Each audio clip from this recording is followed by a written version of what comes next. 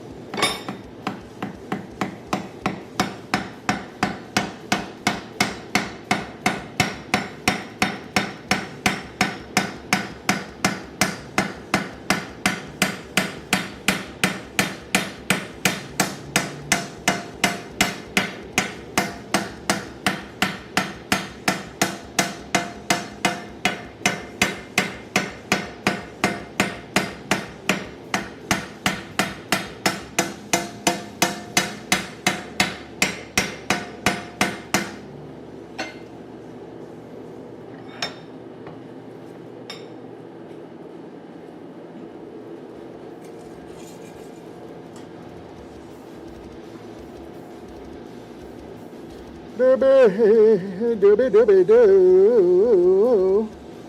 Can you hear me? Can I hear you? No, I cannot. I turned that shit off. It was distracting as a mug. It was not that. It was this. It was this right here. Oh, I gotta go to the page of books. Change the goddamn setting because Facebook is goddamn stupid. I gotta do this, hang on, without burning this piece. Easier said than done for me sometimes. Ain't always paying attention. So I'm gonna go over here and click on this doodad and edit the privacy and make it public. Public. Drunk and public. It is now public, so I can see your chitty chat and all that. I don't know if you can hear me or not. I'm not technically on the right doodad settings for all that right now, but that's okay. We're gonna put this little guy in the vise. We're gonna put this little guy over here and we're gonna hammer on it a little bit.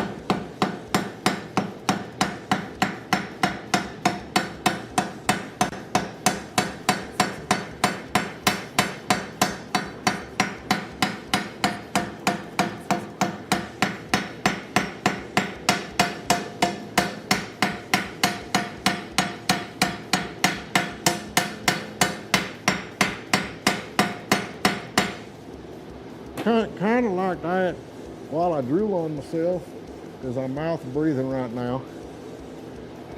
I mean, are you really forging if you ain't mouth breathing? Really? Are you? Really? Okay. Now I got to get this hot so we can open it back up. And if you can hear me, you can't see me, so there is that.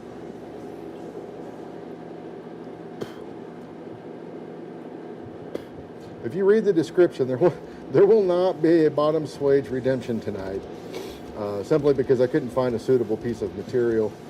And the one I thought I could make work, I did not have a good way of holding it, so yeah, that weren't going to happen. I'm not going to let this starting soon thing run all the way till 8 o'clock. Ain't nobody got time for that. That's hot enough, it should open up. Using a chisel, I can get in there, right here. Like that. There's a trick to opening these up though, with a chisel.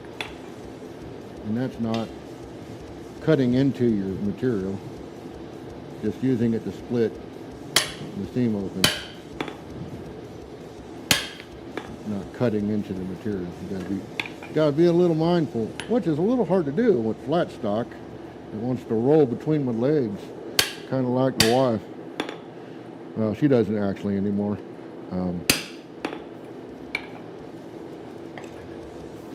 Those days have since gone by. But I can pretend I'm good at that. Y'all watch. I'm gonna get me a puffy shirt one day. I'm gonna pretend too. It's gonna be great. It'll be great. You'll see. You'll see. So how much more time? I'm gonna click this thing off here.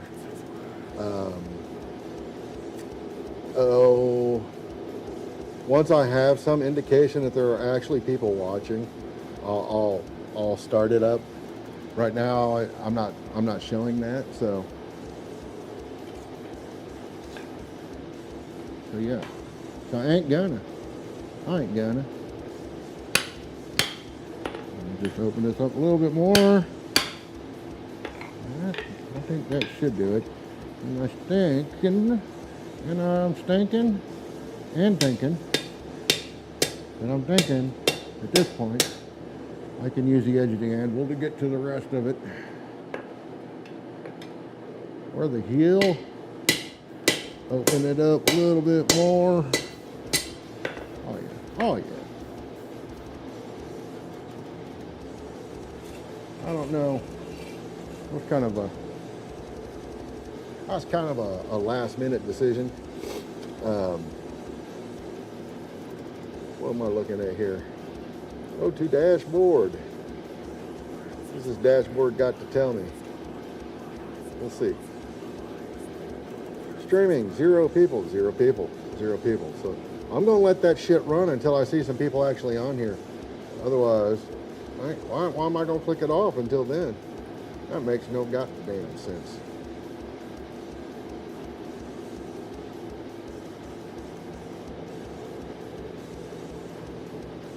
Now I can open this up quite a bit more now.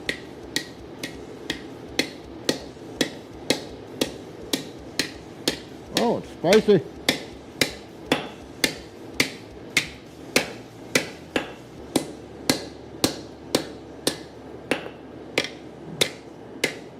This kind of crap is actually kind of fun. So I would like people to see this. So I'm not gonna.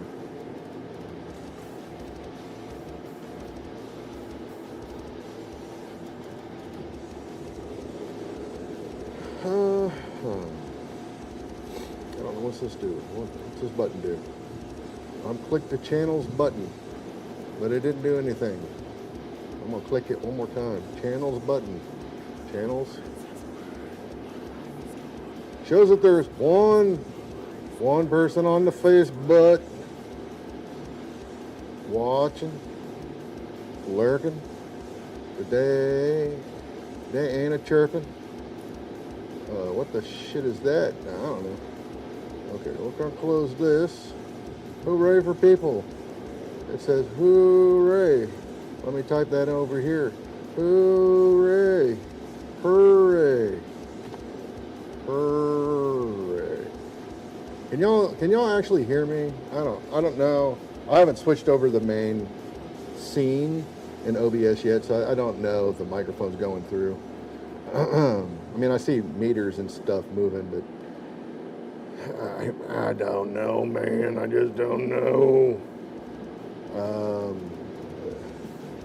Facebook. Why is a Facebook not playing well with others?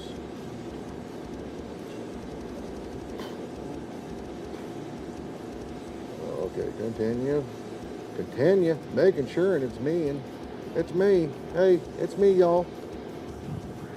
Fill it in, yo. Log me in, sucker. Why? Really? Why? Oh, my shit. Log in. Please try closing and reopening your browser window. I don't want to do that. Something went wrong. For the love of fuck. Facebook, I hate you sometimes, most of the times. To be honest, I hate Facebook. If someone's trying to log in as you, let us know if it's you. Yes, motherfucker, it's me.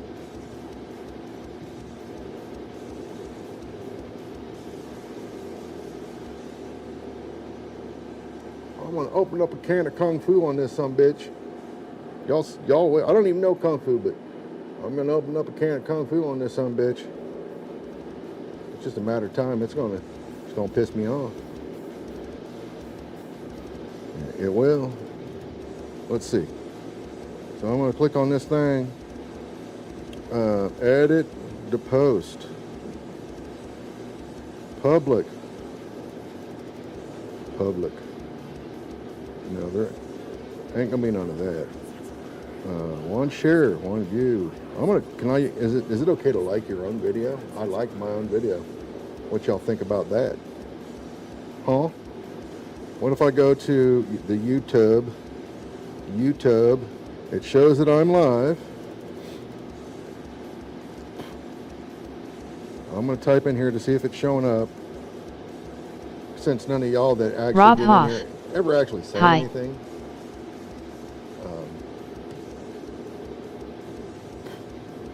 Hell, I don't know. Hell, I don't know.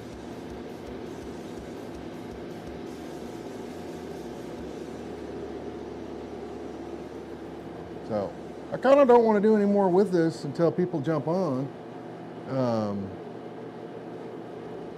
Just playing.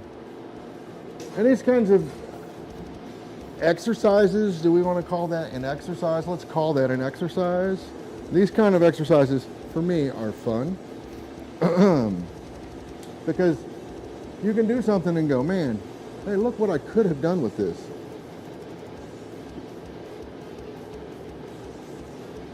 Look at what else. Where can I take this? Where can I take this craziness? I can take it anywhere I want. So it makes it kind of fun. So we got Dos Hombres watching at this point, but because Dos Hombres don't like to say things in the chat and let me know that they're here, makes it a little tricky sometimes. Ah! You know what I forgot was my gate trades. I'm about to go get some here in a bit. So,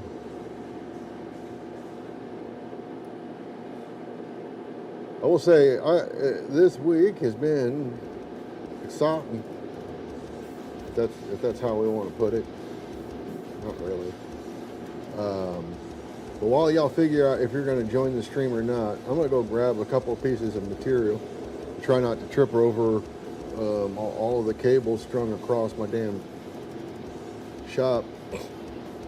That's something else I'm going to have to figure out. I think it's time to invest in like 100-foot cables so I can string these bitches up to the ceiling or something and run drops so that I'm not tripping over this stuff, because, you know, tripping over a bunch of cables is, especially when those cables are connected like $500 or $1,000 cameras, well, that ain't fun. So yeah, I'm gonna go find some material.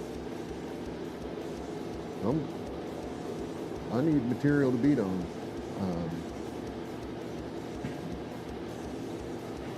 What I don't feel like beating on though is this 3/4 inch. I think it's bigger than 3/4 inch, but really not feeling that tonight.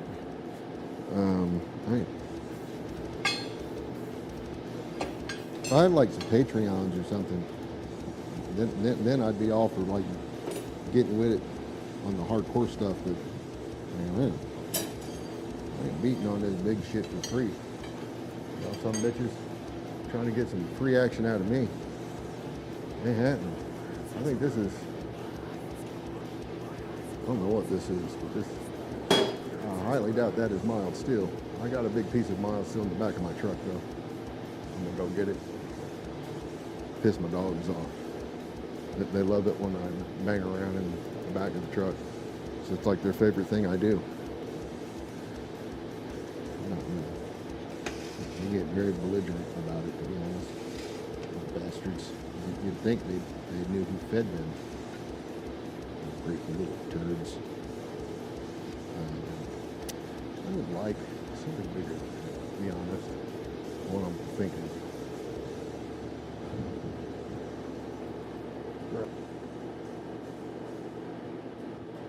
No, let's record you.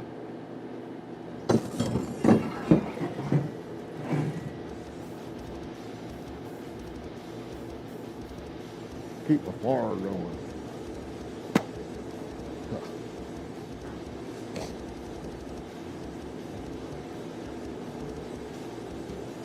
But this piece is a little more robust. I think it's 5/8 mild, somewhere in there. Something locked by it. I'm going to move this up so I don't trip all over it, which I almost did anyhow. I still see that nobody has said a damn thing.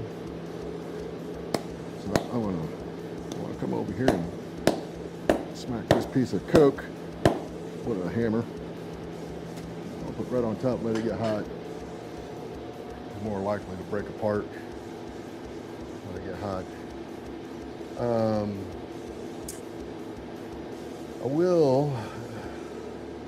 I will be needing some Gatorade. So we got 20 minutes left on the timer. I'm not going to let the timer run out. I don't know if y'all can hear me or not, but I ain't going to make you sit through the 20-minute timer. I will get this going here shortly. But I'm going to go grab some Gatorades. If you haven't guessed it, I drink an epic shit ton. I'm pretty sure I keep me and Paul Kennedy. I think we keep Gatorade in business, right, bastards? I don't know if it's ever actually quenched my thirst. I'm kind of waiting on that still. I'll look at the back of the truck here, see if I've got any available. Not, that means I gotta go behind the porch, which means the dogs will see me, and then they will lose their little freaking collective minds. They're idiots. They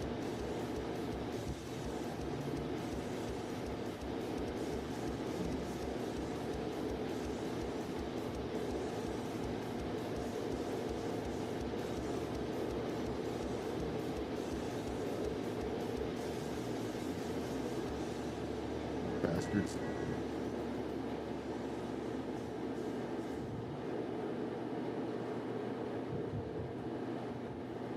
Jesse Losey. What's on the agenda tonight?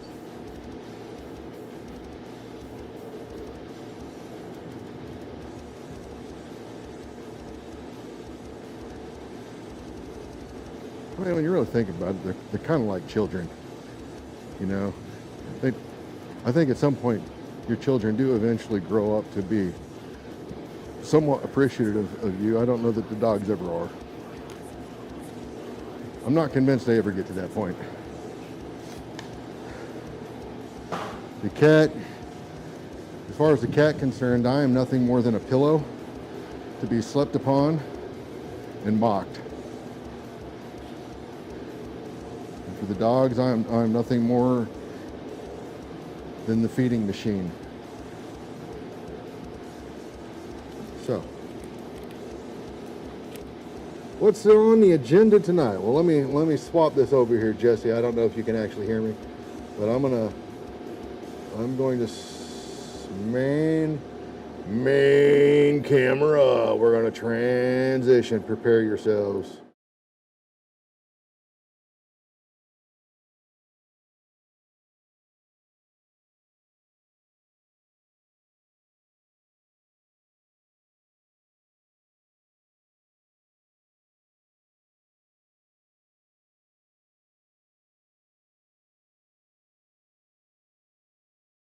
Antonio J. Lane. No sound.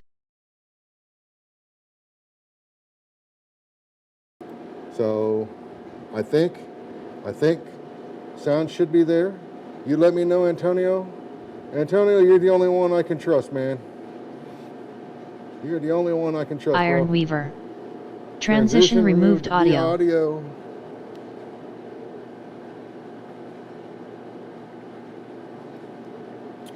I see the meters moving. That's what's confusing.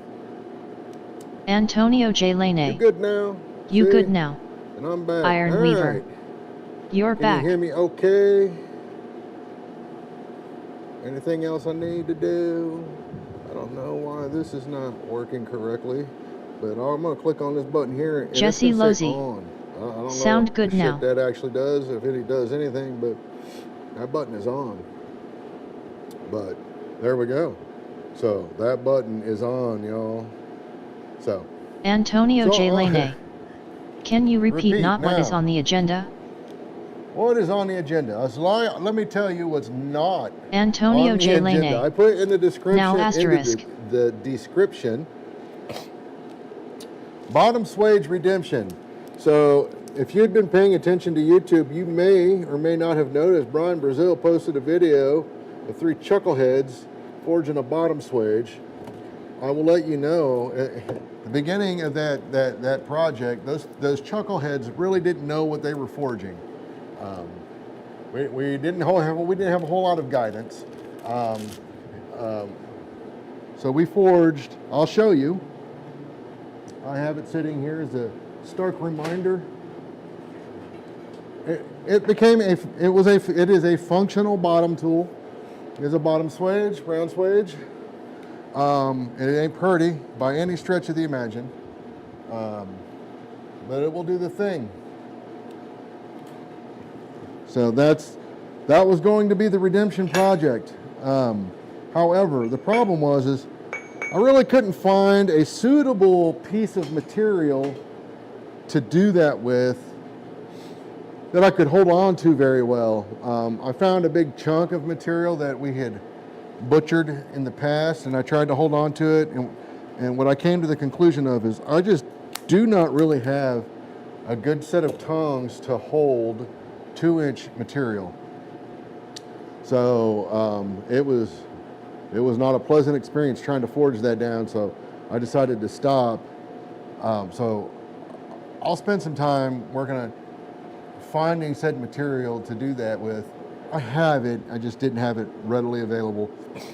So I've decided I'm not gonna do that. The other thing is form folding, and I don't know if you guys are aware of that. I was over at Mr. Bill Corey's place, and one of our upcoming rock stars, Amber, was there, and she was telling me about a recent meeting that she had been at, and then somebody had done some form folding on a leaf and mentioned it, and I was like, oh yeah, I've done that before, but I've done it a little differently. So I thought, I'm going to do that here tonight. So what you do is you forge out your doodad, right? And then you fold it up and then hammer it down along that crease, the center line, and that kind of becomes your vein, your center vein on your leaf. And now when I say I had done it differently, one of the ways I had done it differently was that I did that. But once you fold it and forge in that crease, you get that material hot and you put it in the vise with the fold down, put it up in the vise, clamp it in your vise, and then upset that folded area that's sticking up back down. And it creates kind of a really dramatic, almost more of an actual stem in there. So I'm going to try to recreate that. I haven't done that in a very long time, so I thought, man, that would be cool to do. So that's the main thing. But the other thing is, if I can find laying around, like I'm looking at a piece right now that might could work. So let me start right now and tell you that a 2-inch square piece of material is really not the ideal size to make a bottom tool with a 1-inch hardy stem. That's a hell of a lot of material to forge down. You would actually be much better off with like 1.25 inches to start that type of tool off with, right? I mean, your brain is going to go, but I've already got all the mass there I need. But I mean, you got to ask yourself, how big is that fucking bottom tool that you're trying to make? In most cases, you don't need that much material. You're technically biting off way more than you probably are ready to chew. Like I said, my biggest problem was hanging on to it. It wasn't anything to do with the power capability. A 250-pound power hammer, it don't give a shit. However, your tongs do, and if your tongs aren't really up to task and holding that piece of material very well, it's going to let you know real quick. And there was a couple of moments where I was like, okay, that's a little dumb, Rob. Maybe we should try something else. So that's where we're at with that. I don't know if you guys can see this big ass chunk of coke in my forge. I want to guess it's easily a 3-pound chunk. So I'm whacking it and knocking it into myself with a ball peen hammer, breaking it up. So it's something a little more manageable.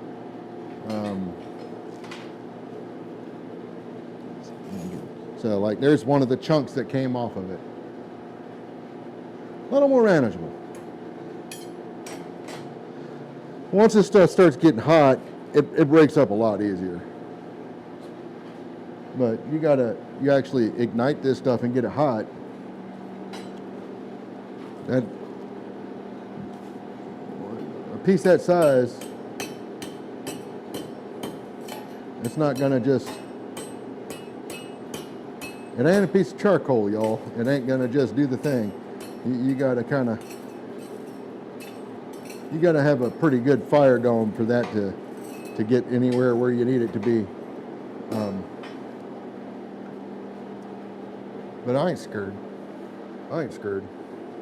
So, yeah, that's what I'm gonna do. I got this piece of, I don't know what this is, 5/8 mild. Then I'm gonna make a leaf out of, forge a leaf from, and then do the form folding thing. Is that the right term for that? Form folding. I think that's what they call it. Hey man, I've had like this very persistent migraine for like the last 2.5 days. Today is the first day I felt human.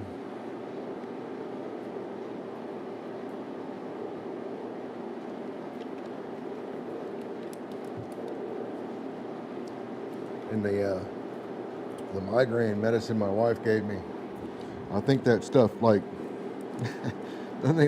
shuts your brain down. Brian Brazial Blacksmith. Hey Rob, you're an hour ahead and we forgot about that. Oh yeah, I am ahead of you guys, Brian. It's only what, 6:51 over there or so? Yeah, y'all need to get your dinner going, I'm sure. So I don't blame you for not hanging out until you got your food in you. Hell, I don't come out here until I get my food in me. I showed my daughter how to make rice, sushi rice, tonight. And like a dumbass, I decided to have a bowl of it, ruining my dinner so I could only eat like half my actual dinner. But damn it, I'm Korean. You can't have a sweet bowl of rice just sitting there in my face. I'm gonna eat that shit.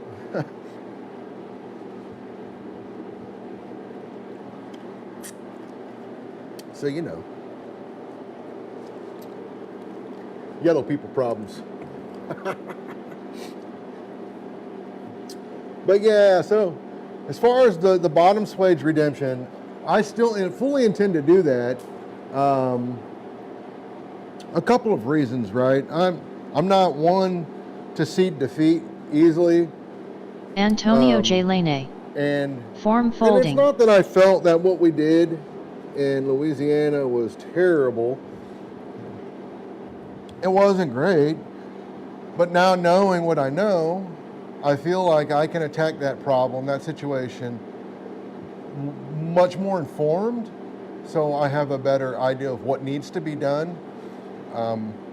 And part of that was my fault, right? I wasn't, the communication breakdown was, I'll take full blame for that. Like, I should have stopped and asked for clarification well before we started off doing what we were doing, but I did not. So lesson learned there. The other thing was the machismo of taking a big piece of steel sticking up this tall down with 3 guys and sledgehammers was kind of irresistible.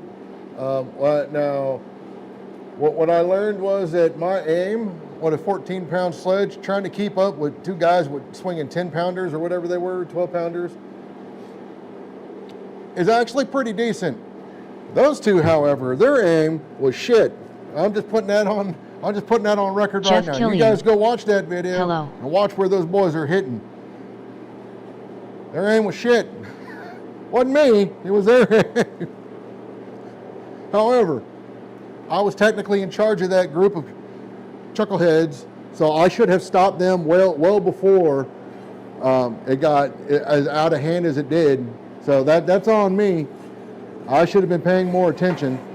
I'll take the blame on that one. However, Corbin, we're gonna have to work on your end, little buddy. That's kind of funny. We've always kind of known that Corbin has a tenacity to do what he was doing. We've experienced that before in a demo a couple of times. Edward Braziel Blacksmith. I think I'm having dinner and watching. They get so gung-ho Thought I had time go. to put on the big screen, but the time difference messed me up. And Brian actually made a valid point. You know, we were going way too fast. You know, what we really should have done, and been a little bit more mindful with our blows and slowed down a bit, it wouldn't have got as out of hand as it did. But if you watch that, so watching that video back, I mean, I learned a lot in the moment, but I also learned a lot just watching that video back. I think I gained a little humility in the process too.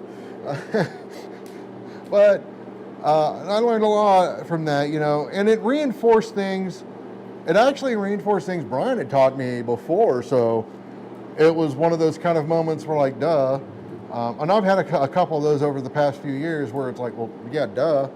And it's like, once you start to do it, and then it's like, oh, duh, yeah. He's told you this before, dummy. But sometimes you don't recognize that until you see it.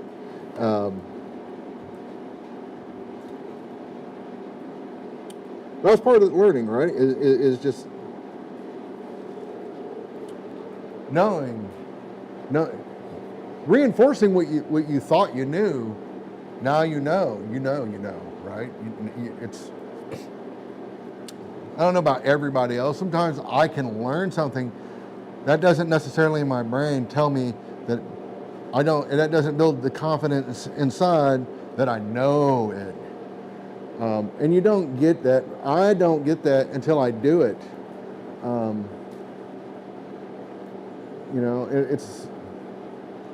That's just the way I work.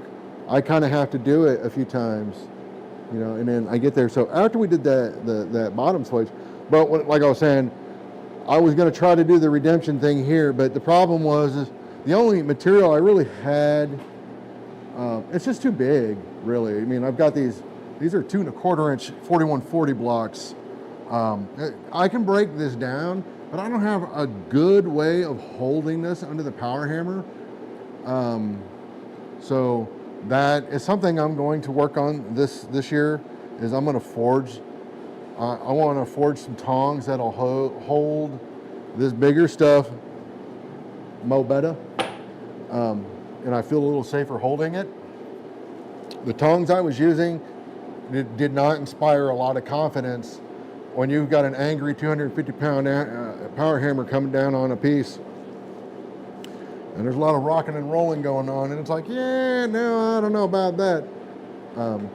But I think 1 1/4 or even 1 1/2 would be 1 1/4, depending on the size of swage that you're going for.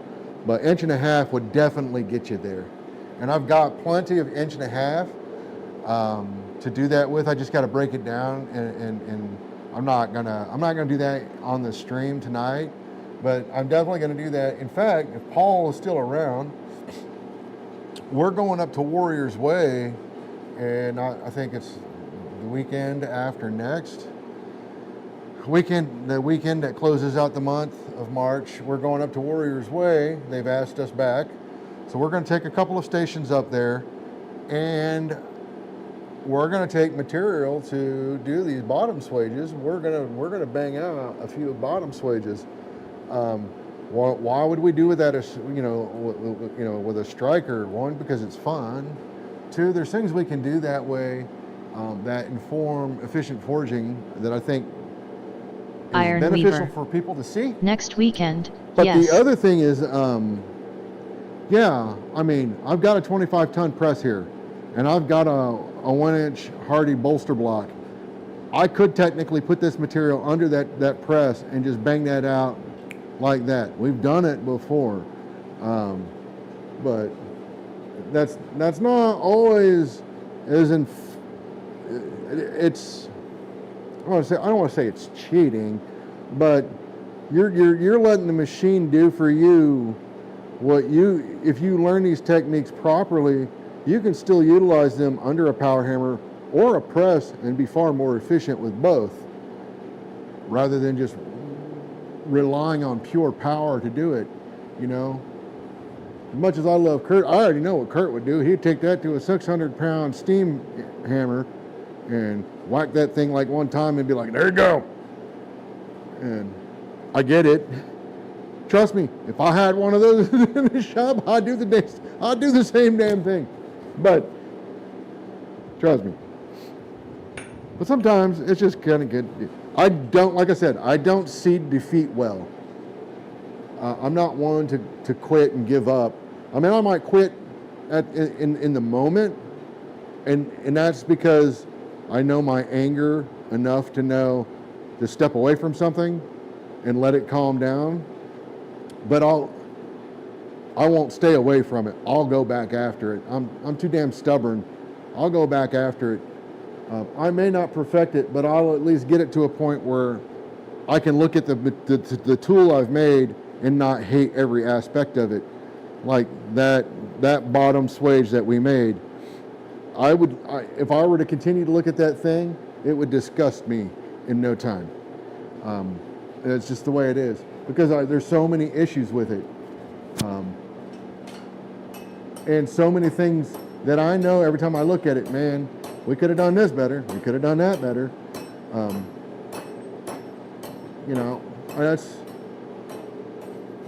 That's just how I operate. I do that in the music world too. It's rare that we've ever recorded a song and I thought, man, nailed it. No, you are your own worst critic thing. Yes, I get that. But I'm a firm believer that you need to be honest in your evaluations and look at something and go, is that the best you can do? Really? Is that the best you could do in the moment? Okay, maybe. But, I've seen some dudes do some work, and they've been at it for a minute, and then you look at it, and it's like, really, that's the best you could do? I know you've been at this long enough that I know you should be able to do way better than that. So to see you flaunting that on Facebook, and to me, I'm just like, whoa, brother, what is that what you want? That's what you're choosing to represent your work with? That thing? Okay.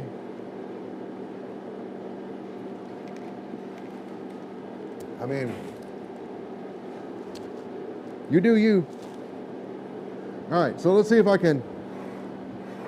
This is not, because this coke, they're big chunks. It's not really. The fire's not where I would prefer it to be right now. So this piece isn't getting nearly as hot as I'd like. I can see myself going out back and grabbing some coke to deal with this situation in a bit. I appreciate the material that Bill Cord gave me. That's for sure. It's fuel line. Greg Swanger. It's fuel Hey, I didn't Rob, have. how so ya there doing? is that, for sure. You know, but it's also not,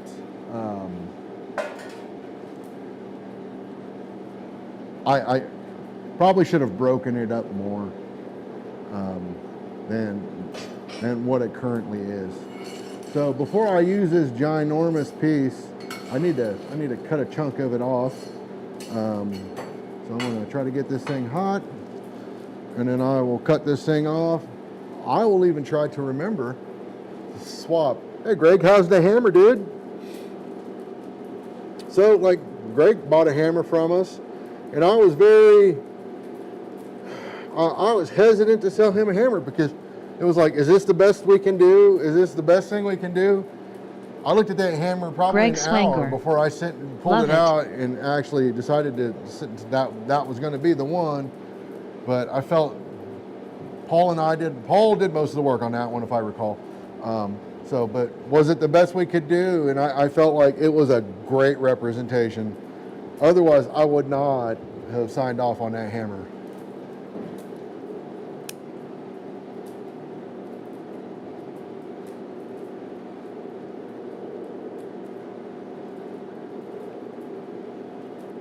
That's another thing, right? You're charging people money for your product, and you're not giving it everything you got.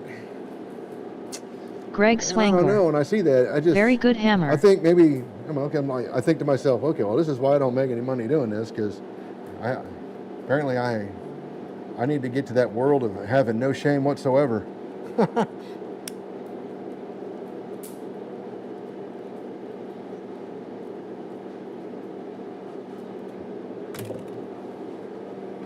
Right. Should be close.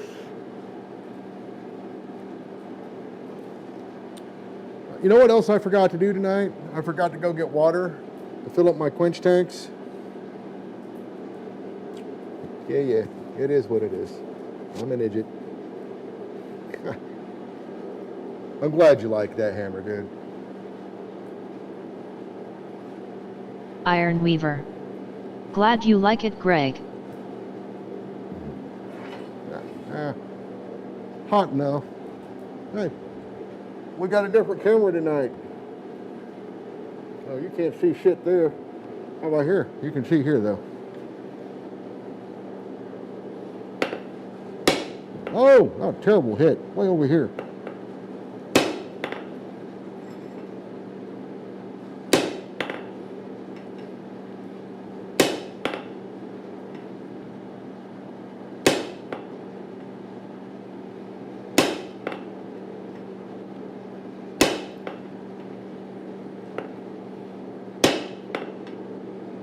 A lot of people ask me why I roll the piece this way. I can see my line, so I can steer down the blade and try to keep it in line. That's why I do it like that. That's how I was taught. Works for me.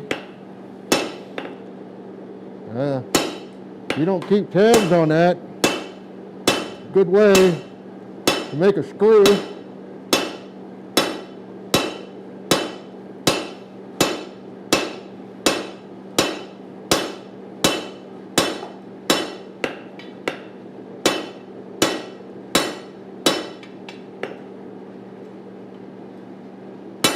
A little cold, so I'm gonna heat that back up. But you can see pretty straight lines. Iron Weaver. Straightest things to get around. Getting in this off. shop. Storm coming You through. know what I mean? Possible tornado.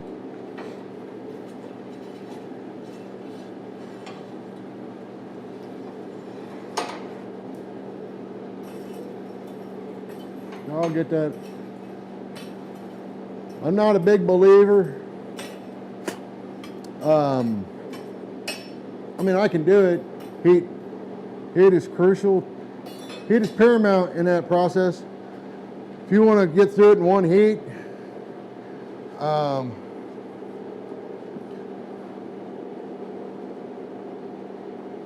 possible tornado. Oh. I know it's supposed to rain here in a little bit, but I haven't seen anything like that here. But yeah, be safe. But as far as cutting a piece of material, There's no need. I'm going to direct this to my little buddy, Corbin. There's no need to plow through it like your life depends on it. You're better to get a good clean cut, a good clean straight cut. Take your time, develop the cut. Get there when you get there. You don't need to wail on it like everything, depends on every blow that you're delivering. If your tool is formed correctly and has a good grind on it, it will do most of the work for you. But once it starts getting cold, stop, get it hot, and continue from there. One nice thing about mild steel, once you're close to getting through, it's going to start to droop, especially something this big. It's going to start to droop over the blade. You'll know you're close at that point. Once it starts to just droop over the blade, you can just wring it off really easily. It's also a fun thing when you're doing coil spring. You can take that down to damn near 1/8 of an inch, and it's going to hold the line. It's going to stand there. It's going to take it. But that can be deceiving. People will continue to beat on it, and then they'll shear that damn thing off, and then slam their hammer into their hot cut, either flattening their hot cut or putting a big old nasty ding in their hammer. I've seen somebody do that recently. It's not cool. So no need to go crazy. No need. You can just, it'll do the thing. You see, I'm barely hitting it really. I'm just bringing it down. It's cutting.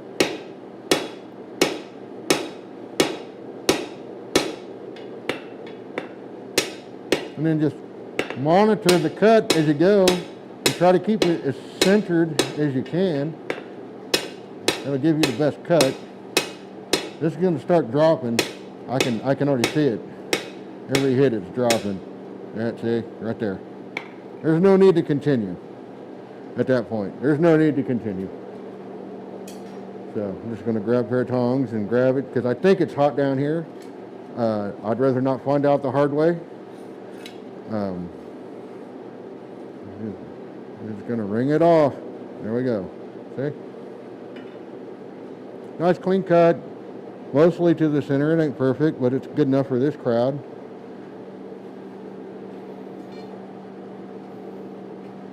So I'm gonna throw that on the ground because I don't need it right there.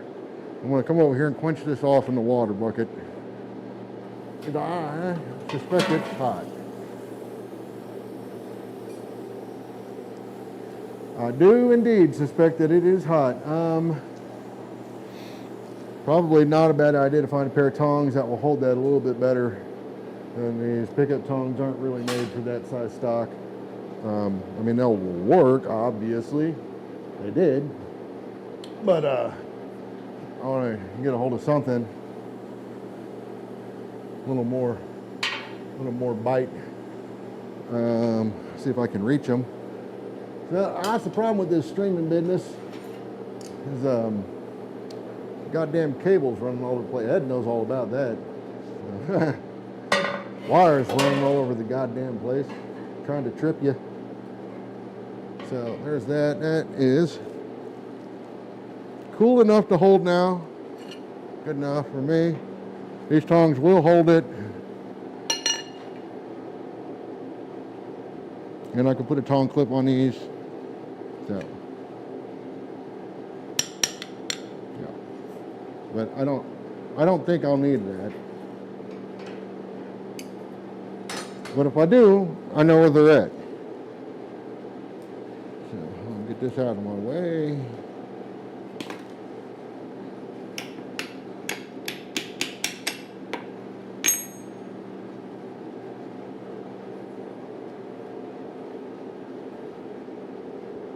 This hot cut I made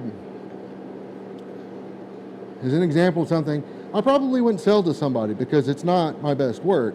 You can see where I chopped into it right in here, and then you can see some marks in there that I'm just not proud of it. It works, it does the thing, but I wouldn't I would not put this on my table to sell in this state. This this to me is like a trade item. This is something I'd put an iron in the hat if I didn't want to hold on to it. But I wouldn't charge somebody for that. I would do another one and not do the things I did to it. You know, I mean, it works clearly. I just cut this piece of material with it. I've cut bigger with it.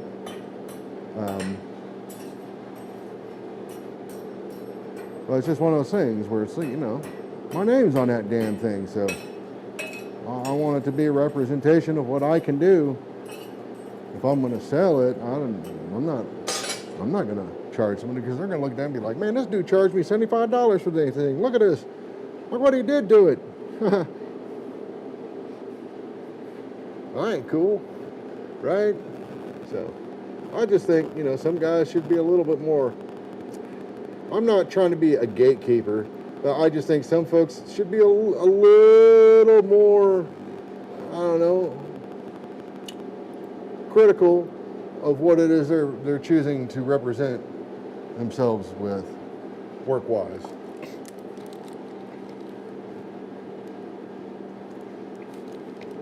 I mean, hell, if you got the means to do the same thing in a quicker, more efficient way, cleaner, more efficient way, then by God, go for it. You know, I mean, people give Derek Melton grief for, you know, cutting out, you know, blanks for his bottle opener, his ice pick bottle openers. It's dumb, but people do. So, I don't know that I remember how to do these things. These leaves are tricky, man. They're tricky. I will tell you, I did a video the other day talking about getting down in your fighting stance. This is where I'm gonna get down in my fighting stance. Man, this piece of material, we're going to war.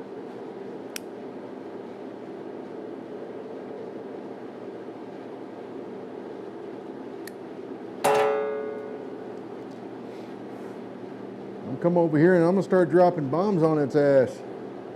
It's gonna do what I want it to do. But it needs to be a little hotter than that.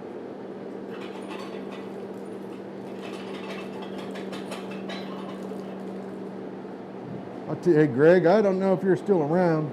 I talked to Bart today. He said something didn't register on the phone. It didn't click in my head right away. It's kind of, I've been kind of chewing on it all day, and I kept thinking to myself, I was like, did he say he got a bag of anthracite coal for me?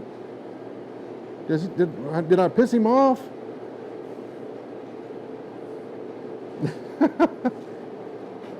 No. I've actually used some anthracite here before. I'll tell you, I was not. I mean, it worked. Clearly, it worked. It will work. If you got an electric blower, in my opinion, that's about the only damn way you can use it. Does not coke up. It creates this funky ash and clinker thing going on. I couldn't quite figure out. And it's kind of funny, the coal that we have is, it kind of acts like anthracite to a degree. It'll coke up, but it creates that same kind of ash, and the clinker is really weird. It just falls apart, like it will not consolidate. And I don't hate that, because it's easy to break up. You can just get in there with a poker and break it up and then keep on trucking. The only thing I don't like about it, though, is because of that, though, you really got to get in there and disturb that fire quite a bit to get that clinker to go down. Otherwise, it'll start sticking to stuff. That's the one thing I don't like about it. But it does create this weird ash. It makes me think it was like right on the border of being anthracite. I don't know how that works. I ain't no miner, but it's a weird coal. It definitely ain't the worst coal I've ever used. That's the crap we got from our friends that share its name. And Nate, you got screwed, buddy. That was terrible coal.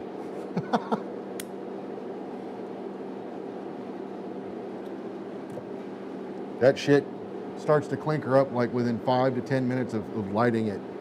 It's crazy. So yeah.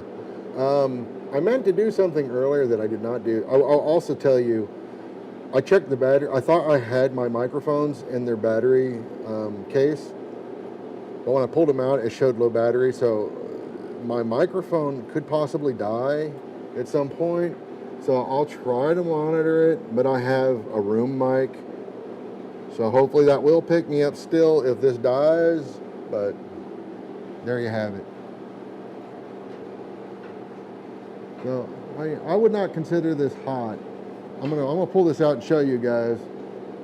I would not consider this hot. This is like an orange. That ain't hot. I don't know why it ain't hot, but it ain't. It's been in this fire a minute.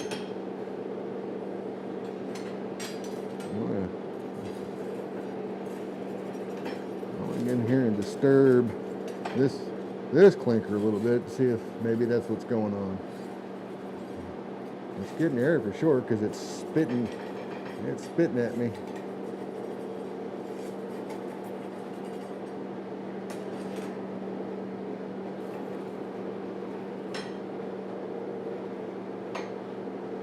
Oh, mama.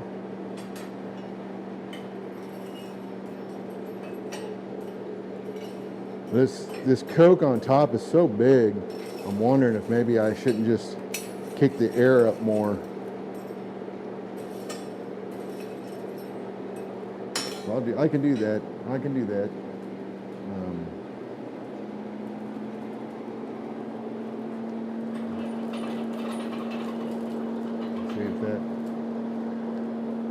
See if that doesn't help that situation. But I'm gonna forge this leaf out of this 5/8. Not really any different than how I would normally forge one out of, say, like 1/2 inch.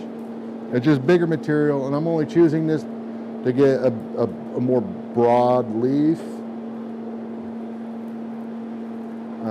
Is the primary reason. So I can fold it and do that. Just kind of playing with that, and then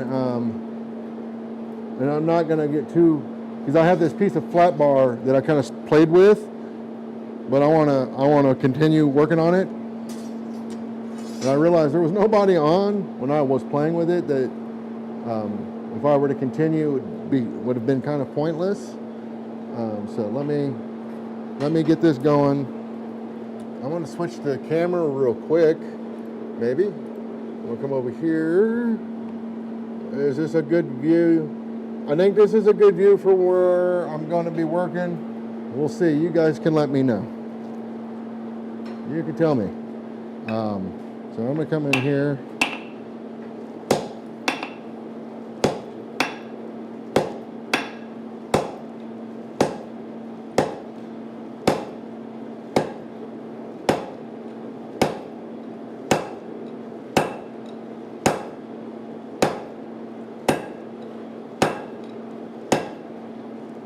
See, I'm kind of throwing my hammer down this way. You can do the same thing with a bigger hammer.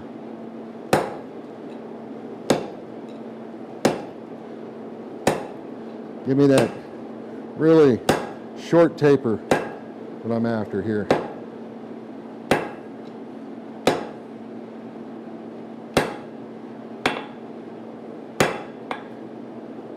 square that up a little bit. I don't want to put too much of a point on there though, because I'm going to heat this up again.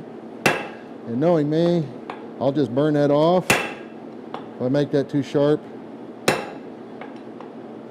Hell, I'll probably burn it off anyways, but I'm going to keep that bigger hammer so you can see where that's at.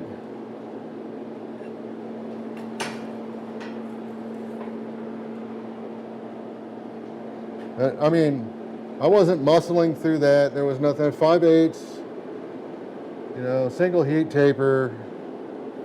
Not muscling my way through that. Letting the hammer do the work for me. You know, getting that battle stance, man. You answer that phone and throw that shit down because you don't want to talk to that sumbitch. Gotta get the head of that hammer up. You ain't gonna do nothing. Touch your belly button with the hammerhead and then hitting your material with it from that height.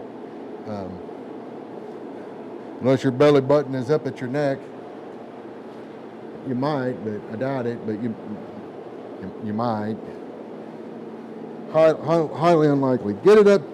Get that hammerhead up to your head. Bring it down. All you got to do is guide it. You don't got to do anything super hard. It ain't that hard.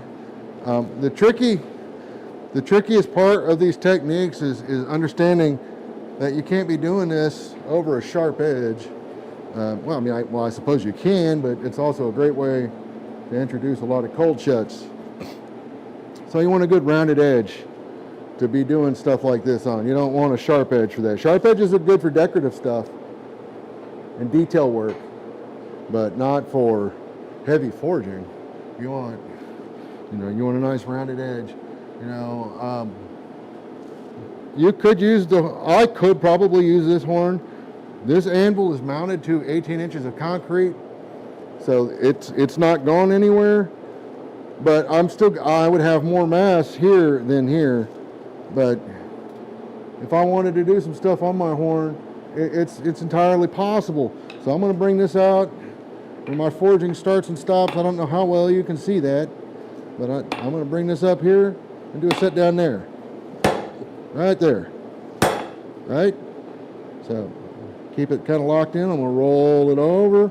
Make sure I can still see it. See, that was not a great hit, but I can feel it.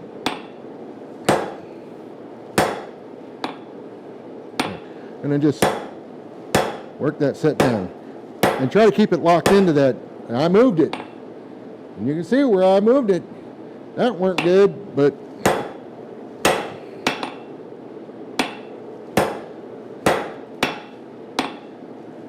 and you know what my biggest problem right now is? Heat. This is not nearly hot enough.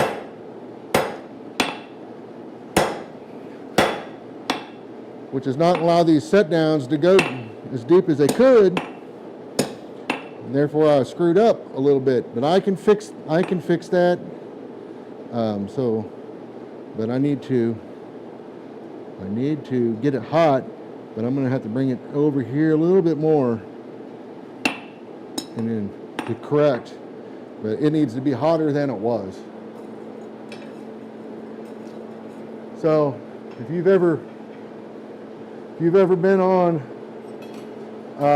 Facebook beginner groups, and there's always that guy that asks me, hey, what am I doing wrong here? Blah, blah, blah, blah, blah. Almost always my response is going to be heat and technique. Heat and technique. Those two things are your killers. I came out what I refer to as a knife maker's heat. That wasn't hot. A bright yellow color, almost throwing sparks, but not throwing sparks. You don't want it that hot, but lemon yellow, as it's described by some, bright yellow color. It will be much easier to do the work that you need to do and you're a lot less likely to get movement on your material when you're trying to do something like that. That's what happened to me, right? It wasn't hot enough, so when I did a thing, it just moved a little bit on me, and I didn't catch it. I was moving too fast. I should have paid more attention. So let's see if I can fix it. So I'm throwing a little sparkage right there. There's that clinker sticking to it that I was talking about. So this one here needs to come down just a little bit more. You know what I'm doing? I'm wasting heat right now. So I'm gonna bump this up and then try to hit that down and get those shoulders squared up together. There we go.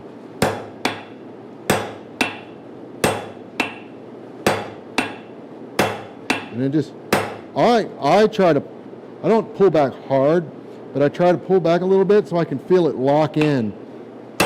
As I turn it, I just give a light pull back. So I know that shoulder's locked in. But too cold right now. I mean, I could continue to beat on it, but why? So I'm gonna heat this back up. And see if I can do it without bringing the clinker. That's a different problem.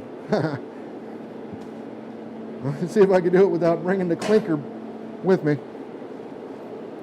I'm gonna put that big old hammer away for now. I don't rumors getting started out there by thinking that's I use a 5.5 pound hammer all the time. I do not. I typically use that hammer when I really want to get a really good set down, or I'm working on much bigger material, 3/4 inch and up. That's when I'll go to that hammer, and then once I've broke it down, I'll switch down to a smaller hammer. But like if you're going to try to break down 1 inch material, that's the hammer to go to. And you want to bring that out hot. So I'm gonna forge this down a little bit more. I feel like this is too small, but hey, it is what it is, right? So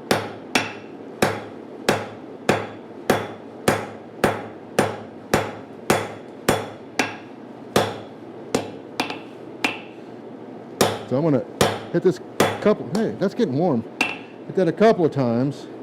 Roll it over. Try to remember to keep your shoulders up, because if it's down, you've created an air gap in there. That ain't good. And honestly, this is one of the things that really helped me understand what's going on here, and I'm going to try to show you. So I'm forging down on the near side. A lot of people, when I say, hey, you know, flat banging ain't going to get you where you think it's going to get you, and they think that's beating flats. It is not, and I'm going to show you why it is not. You can see it. Just bending that down real quick. Right, as I was here, right, and here, and then I came here, and here, and look what it did. You can see it right there. Well, I don't know if you can see it, but I'll point it out. So it's created a peak, right? So you've got a taper coming in, to this peak. So as you're forging it, when you come down and bring this around, you're forging, boom, boom, boom, and you're just working this peak. And if you start moving up, or coming this way and you start moving up, you're not banging flats, you're hitting that peak. You're gonna nail that. You want that peak.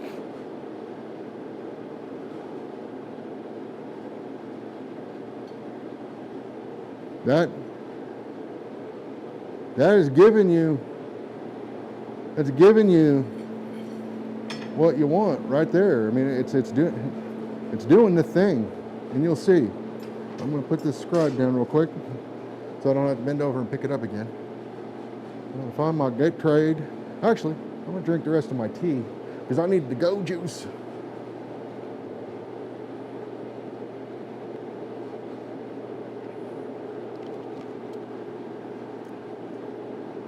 that was just a thing one day I was doing, and I'd done a bunch of leaves in this fashion, and one day I just started noticing that.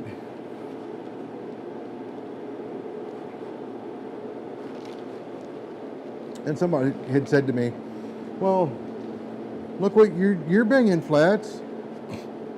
And I was like, whoa, whoa, whoa, whoa, whoa. Let's not get ahead of ourselves. Take a look at what happened. I'm not. Even if I were to square that up, you'll see I do not continue down that path. Let's go. Do I need to switch cameras? I do not. Okay. So we're gonna come down in here. I'm gonna hit that thing, right? That's my target now. I'm coming over here. That's kind of my target, right?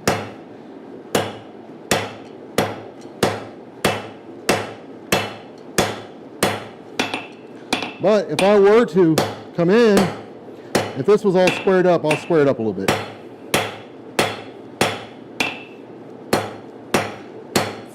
Flatten it, if you will. And I'll show you, even if I do this to flatten it out, you will notice after I get this hot, the way I bring my hammer in, I'm using the flat right now, but I'm just flattening it. But I'll show you, let me get it hot and I'll show you what I'm talking about. Whole damn bar is getting hot. I don't understand that.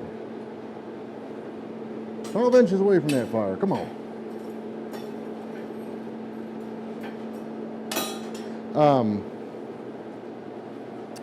I don't necessarily think I'm the greatest explaining this, but I want to show why what looks like to the uninformed looks like flat banging. That's not actually what's happening. The only time you'll see me doing that with the flat face of my hammer was to flatten out that area, quote unquote cleaning for High it up, Forge, Shane. which I don't really do Evening, all that Rob. often, to be honest. I remember one time Brian got after me. He came over, saw me doing that, and he was like, "What the hell are you doing?" And I was like, "Oh, I'm cleaning it up." And he's like, "Well, why are you doing that?" I was like, "Well, it was all lumpy, bumpy." And he said, "Well, how much further you got to go?" Well, I think it was a piece of 3/4 inch or something. And I was like, "I gotta go to here." And he was like, "Well, yeah." He said, "You got a long ways to go, so why are you cleaning it up? Why don't you just keep working it until you get closer?" And I was like, "Oh." That was a hard habit for me to break. It took a long time, a really long time. Hey, Shane. So I think this is probably hot enough. I don't want to burn it, but yeah, that was a habit. It was hard for me to break, the cleanup stage, right? What I do anymore, I don't really clean it up. I kind of straighten it a little bit, just that way it sits in the fire better. But outside of that, that's about it. So I'm going to show you what I do that a lot of people confuse with flat banging, and it's not what's going on. So when I'm going to bring this out, pay attention. Round face. So we're here, right? We're going boom, boom, boom. We're kind of done with that right now. So I'm going to come here. Now, you'll see, now watch, if I'm working this and I'm attacking it, I'm coming in at an angle, essentially. And you can see these bumps, right?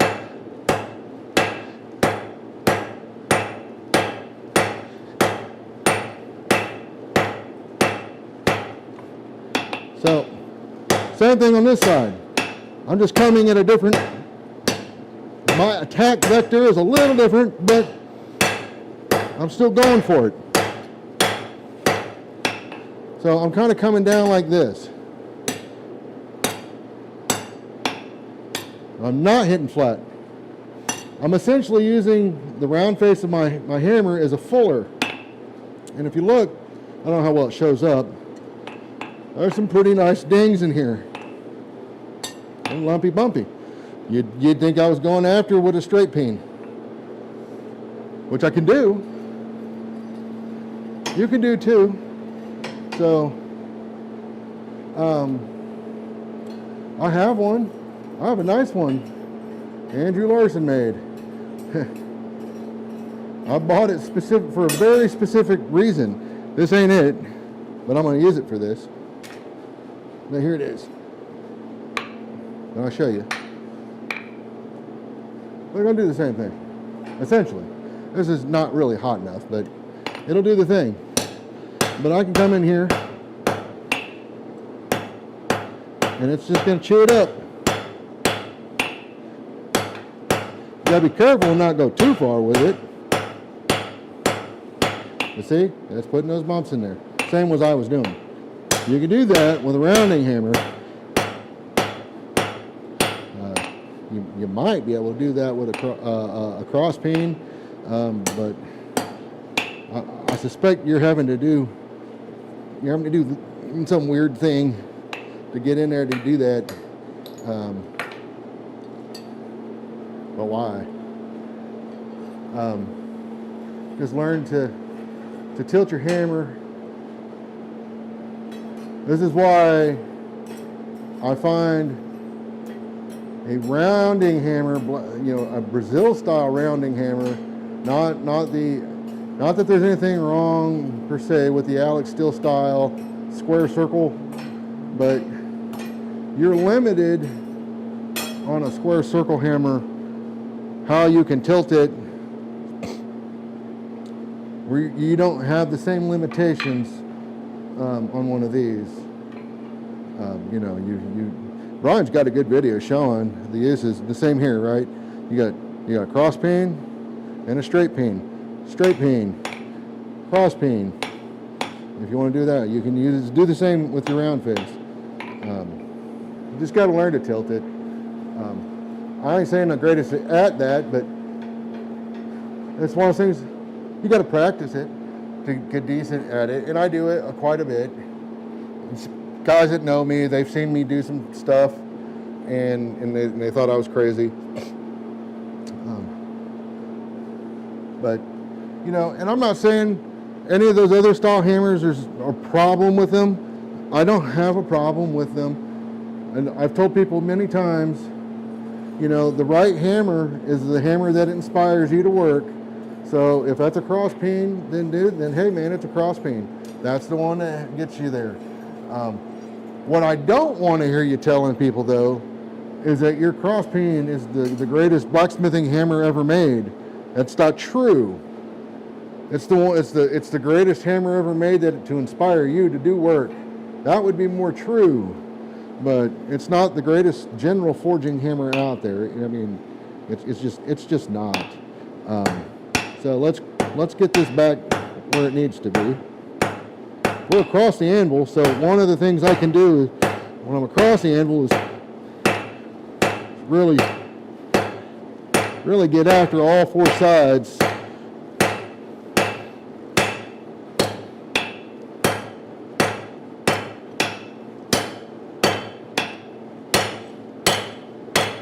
And I'm not convinced that I left myself enough material on the end of this to do what I want it to do. So we'll see. We're gonna make it work. I'm gonna round this up a little bit because I don't think. P.S. This some bitch is hot. I'm gonna quench this thing off. But I'm gonna try to do it. So I'm not going to focus on the rest of it too much, simply because I don't think it's there. And we'll see where I can get with it. And if not, I will leave more on the other side for a bigger leaf. I don't know how that got away. Well, I know how it got away from me, but running my mouth. I let that get away from me. That was way smaller than I really wanted it to be, but that's where it's at. So you get what you get, and you don't. Oh, it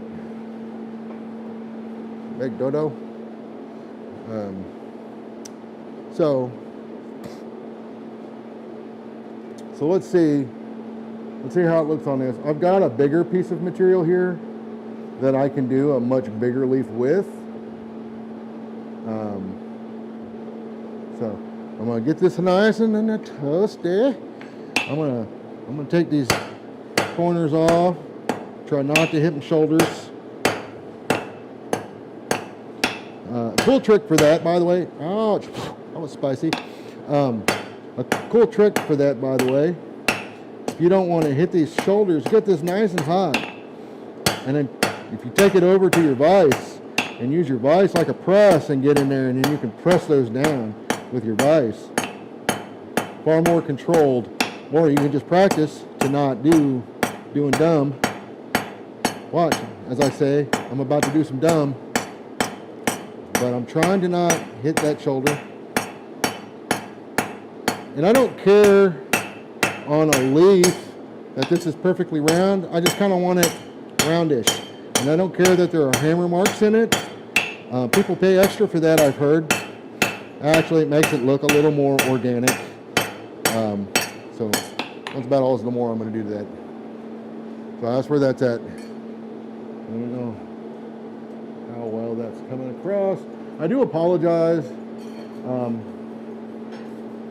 My brain is a little frazzled today from the migraine meds. So when I was setting this camera up, I was struggling to get what I wanted out of it. And I was happy that it was mostly in focus. So I just stopped. But we'll...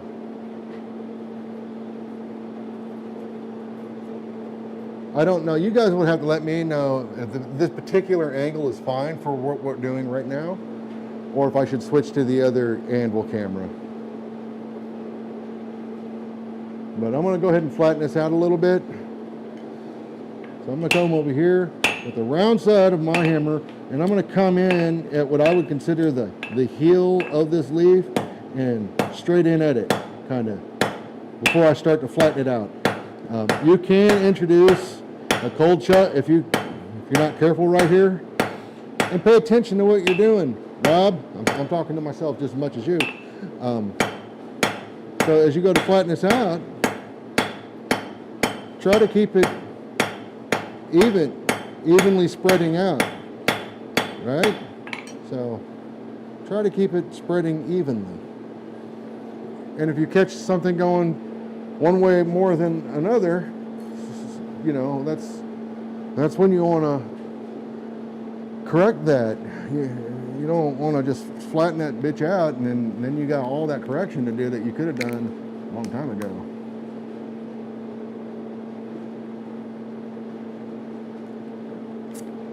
I personally find that very important on smaller leaves, smaller material like 3/8 and 1/2 inch stuff, because it gets harder to correct them as you go versus bigger stuff. Bigger stuff is a little easier for me to correct because you have more opportunity for error in bigger material, in my opinion. So it's a little, like I said, you got a cross peen here, right? So let's use it.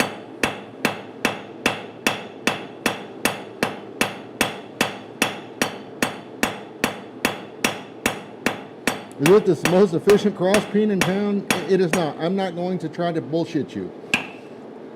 It is not. If I was going to make 200 of these, this is not how I'm going to do it. I can guarantee you that. But if I'm making one at the state fair because a little kid asked me for one, this is how I'm going to do it. Why? Because why switch hammers? Why fumble around looking for the hammer I want when I have it right here? But if I have to make 200 of these, I'm switching to a cross peen that I've probably made specifically to deal with this. But I don't know how well you saw any of that, but that's where we're at with that. I'll try to show it, but it's not going to be very well focused.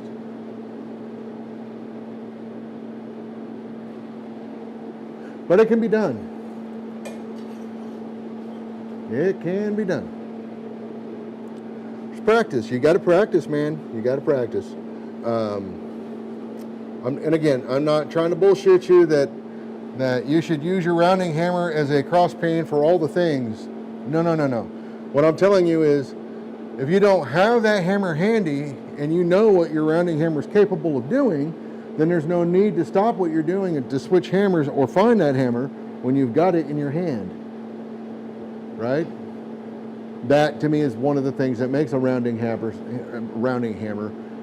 so powerful, such a powerful tool in the arsenal. Yeah, it's nice to have a specialty hammer to do the thing. Don't get me wrong. You know, like I said, if I were doing 200 of these, you know, I'd probably have a special cross peen just to do this with.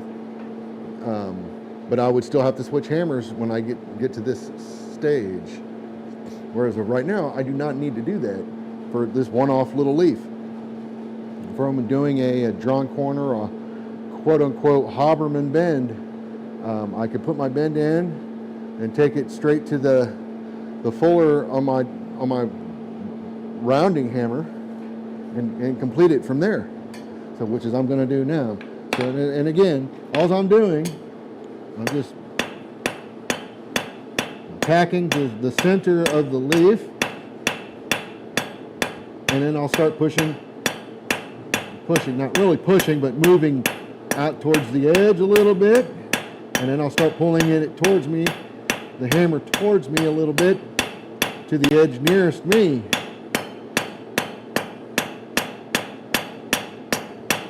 I don't want to work the center the most. Now, I have a cross peen right here that I could use, right? So I'll switch to that. Why not? But I could use that. That's a rather big cross peen for such a small leaf. I'm okay with that though. But I could use it. I'm sure that the you know, the peen on that is way more than this little leaf needs, but it'll work. It'll do the thing. So I'm going to clear off my table a little bit here so I can get to some fuel. Hopefully, because I don't know what's burning right now, but not much, I can tell you that. Let me get some fuel in this thing. A whole lot of clinker in this fire right now, I believe. So I'm going to get this up there.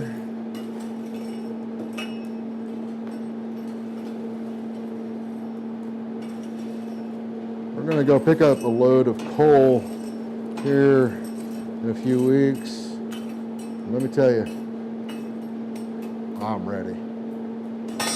I am ready. But again, that's, you know, it's for no more than what I'm doing on this piece, though. That particular cross peen might be a bit much. My smaller one is out in the truck, so I'm not going to go get it. But I'll make that work. Or I'll just switch back to my rounding hammer. I have a smaller rounding hammer I could use as well. So I haven't really used this hammer. Andrew Larson and Corbin forged this for me at Quad State.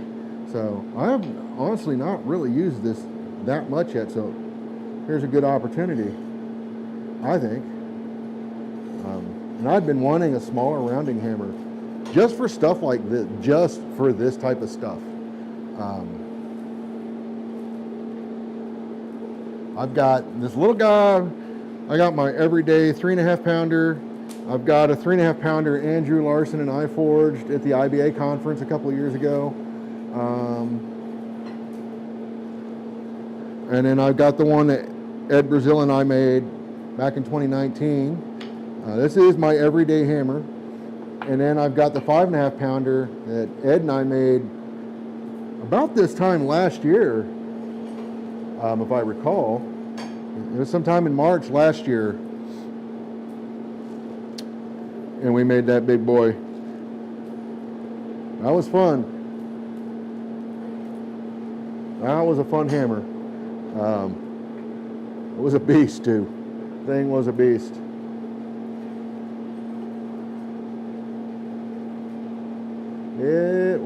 those ibis. It's like I can see flames, but there's no color on my material right now, so try not to burning it off. We'll see how that goes.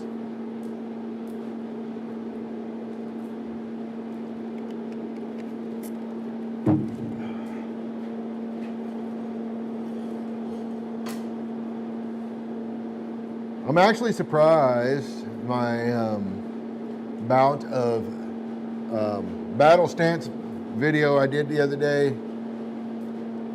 I'm surprised there was not a lot of backlash from that on that.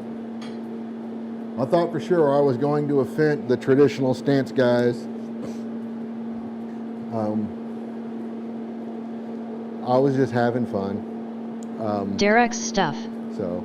Hey there. Yeah. Hey, Derek. So just having fun. So again, this is what would be. I would consider this a traditional stance. Standing at this anvil like this, the horn would typically be on this side. They like to say that the horn should be on your tongue hand side. And again, I go back to that's if you're into doing. If you think about if you're standing here and you're trying to forge on your horn and you want to get to the other side, you've got to walk all the way over here. Well, you just did a Chinese fire drill to do that. And if your horn was pointed that way, you got to walk all the way around. Again, you're doing a Chinese fire drill to get to it. Seems kind of pointless to me, but I stand at the anvil in my battle stance, fight stance, get down, ready to fight, you throw your hammer at somebody, you just smack them right in the mouth with it. You start talking trash, be in your battle stance. And again, and I'll show you quickly why, but I'm going to get that piece out of that fire first. Before I do that, I'm over here clowning on people, and then I'm going to start burning shit up. I got a bottle opener right here. Good example, right? So if I'm forging here, blah, blah, blah, and I want to work on the horn, can you guys see where I'm at? I'm working on the horn. Boom, boom, boom, boom, boom. Now it's just a step and a half, and I can continue working on this horn. I can continue working on the horn. Keep on a trucking. Weren't no Chinese fire drills involved for any of that. I can take my step back. I'm back where I was at. Keep on trucking.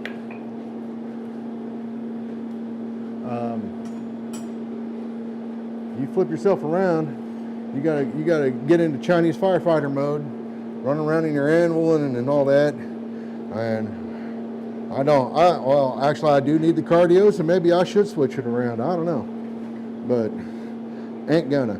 So man, that is not hot Derek's at all. stuff. Are you a teacher? And we're going to use Pee-wee on this one. Are you a teacher? I am not a teacher. Viewer discretion is advised because Rob is Rob and he says things that he shouldn't, and you're likely to see things you wish you hadn't. That is my my disclaimer for all videos. I should just probably put that in the intro. So here we go. I'm going to go back to my cross peen, right? So we're going back to my cross peen. Boom, boom. That one's a little sharper. And I left this sharp on purpose, not for this purpose, but I'm thinking I might want to radius this a little bit more. For what I'm doing right now, it's fine. It's adding texture. Texture. People pay extra for this texture. But yeah.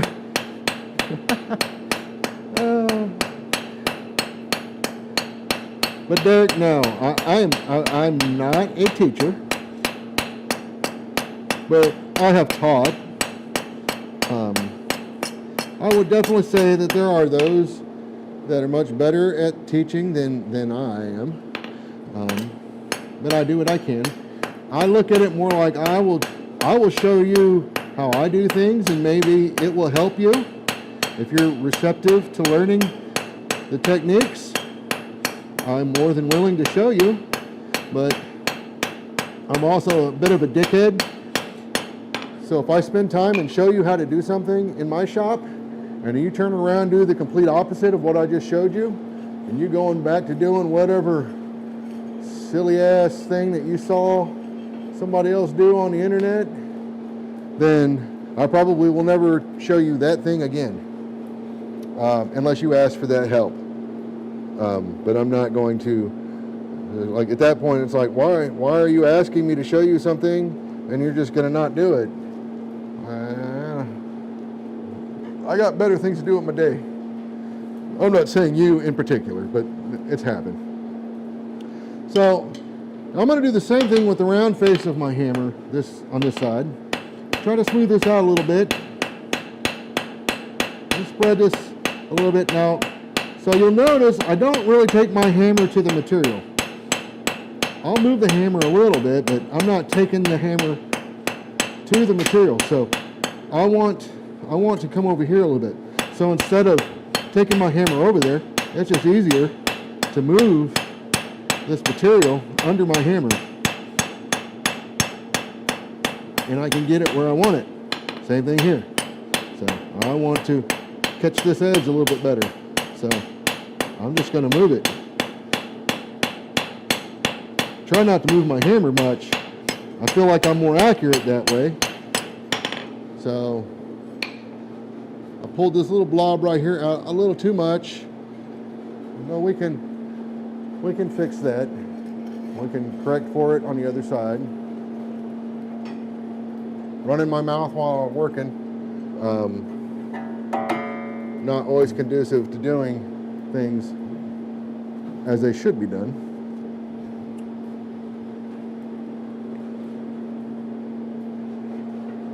So what I need to do is, you see this one? I need to pull that one out a little bit more to match it. So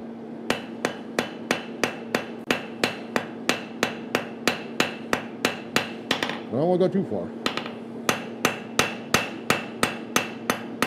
There we go. That's about all I need there. I could go a little further, but...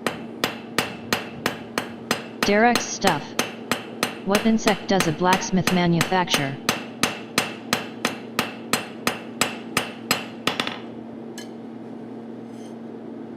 Good enough. So what I'm going to do, it's still plenty thick. I could continue to pull this out. He makes the firefly.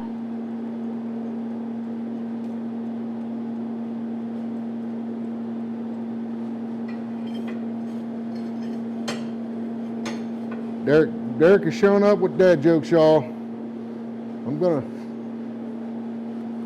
I am not responsible for those dad jokes. You levy your tax at him, not me.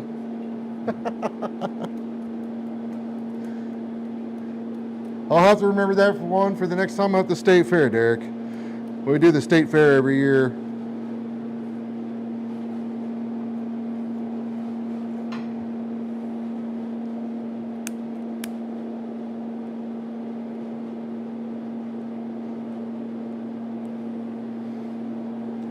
So you got a high rectangle, if that's what you want to call this shape right now. So if I hit it, it's just going to bend, right? See how it bends? So, which is what I want. I want it to bend. Yeah? Now I want it to bend somewhat evenly.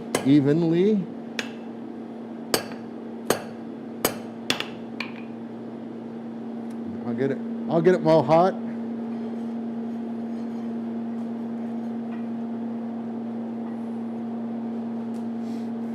Another way to go about that is once you get that bend started, you can get it hot, heat it up, just take it over to your vise, and then put it in the vise and then squeeze it tight, and that will usually give you equalized pressure, and it will bend equally. But you can do it with your hammer too. Sometimes. Sometimes I can do it with my hammer too. You just pay attention to what you're doing. So this side is long right now, so I'll hit it because it's going to move more. And same with this.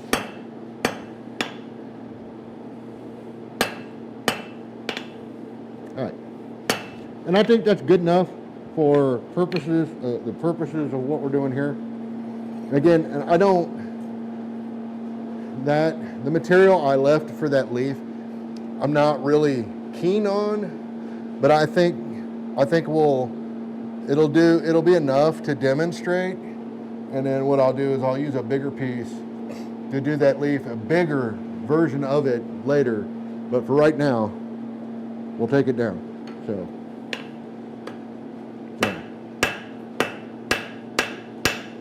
Gonna flatten it out, but I don't want to flatten. Now what I want to do is come in here and forge that center down.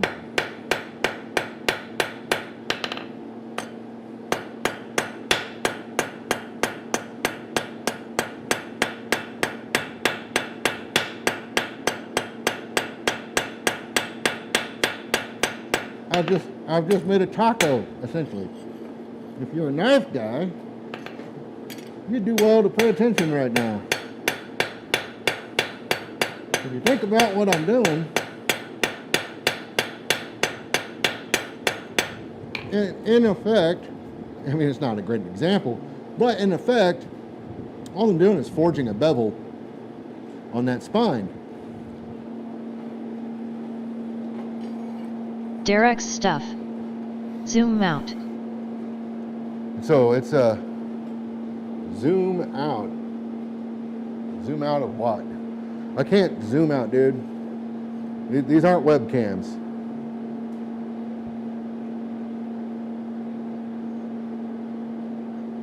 I don't have any kind of ability to control them remotely, other than switch cameras.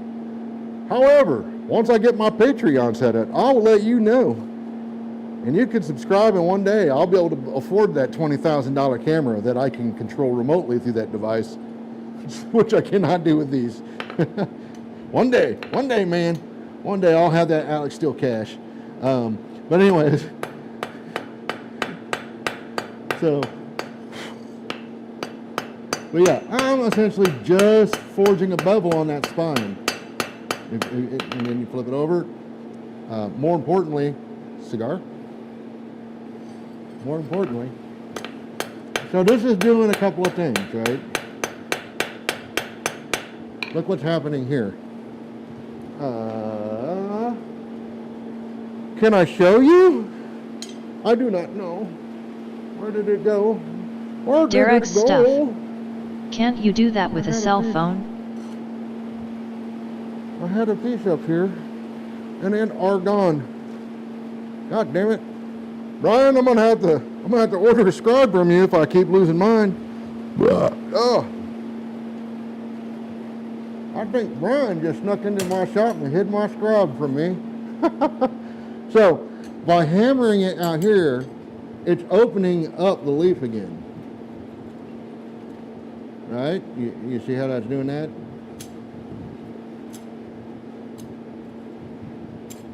So what we'll do is get it hot and then continue to open that up. Yeah, dude, I wish being able to zoom in, I wonder if I can get a remote for these cameras. I don't know that I can, but I'll definitely look into it, because being able to zoom in and out, that would be pretty sweet. You can do that with a cell phone. I can't do what I'm doing right now with a cell phone. I mean, I could. You get potato quality images. Cell phones don't do well with what I'm doing right now. I've already killed one. So I'm going to put my hot cut up for this. And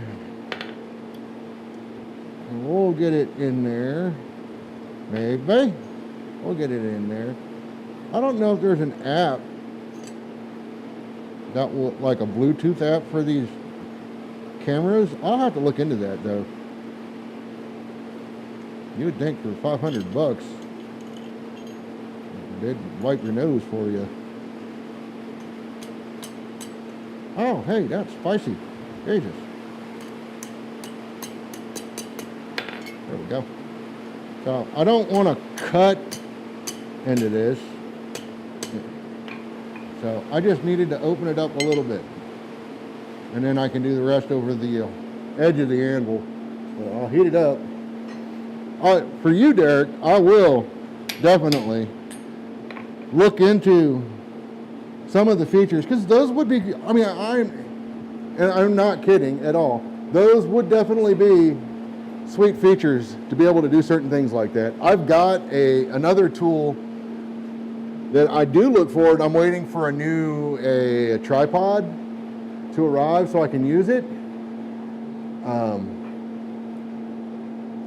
But it's like a track, and you can put your camera on it, and it will, you set a focus point, and as it moves down the track, so it'll move this way, but it'll maintain its focus point as it goes down the track. So it'll give me some cool shots going forward. But my current tripods won't support that weight.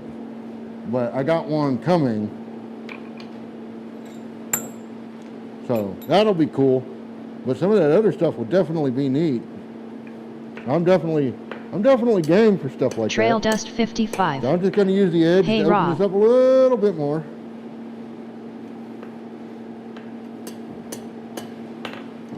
And then I'll come in here, and this would be better to do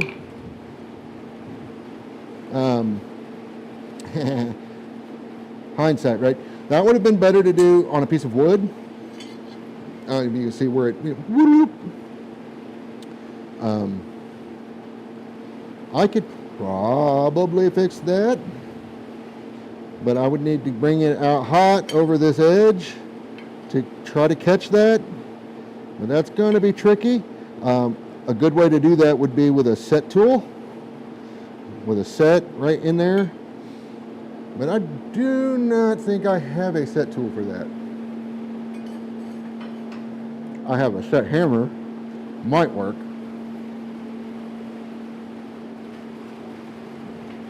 We will see. So there's a set hammer. That's a fuller. I grabbed the wrong one. There it is. There's a set hammer. So that might work. We'll see. Hey, Kevin. Yeah, man, though, like doing some cooler shots are things that I'm interested in doing. To be quite honest, the thing, videography, is that how you say that word? Cinematography, cinematics, the thing that I'm really looking forward to focusing on, I'm not there yet. I'm still trying to learn how. I mean, I'm a fucking Neanderthal, dude. So one of the things I'm really looking to really hone in on is getting good shots of at the anvil and the material as it moves. So I want to straighten that a little bit. So what I'm going to do, I'm going to come over here and put my set hammer, maybe, right in here. I don't think that's going to work the way I want it to, but we're going, because it's hot every time I touch it. Ah, it's so hot. All right, that ain't going to work. I'll try it down here.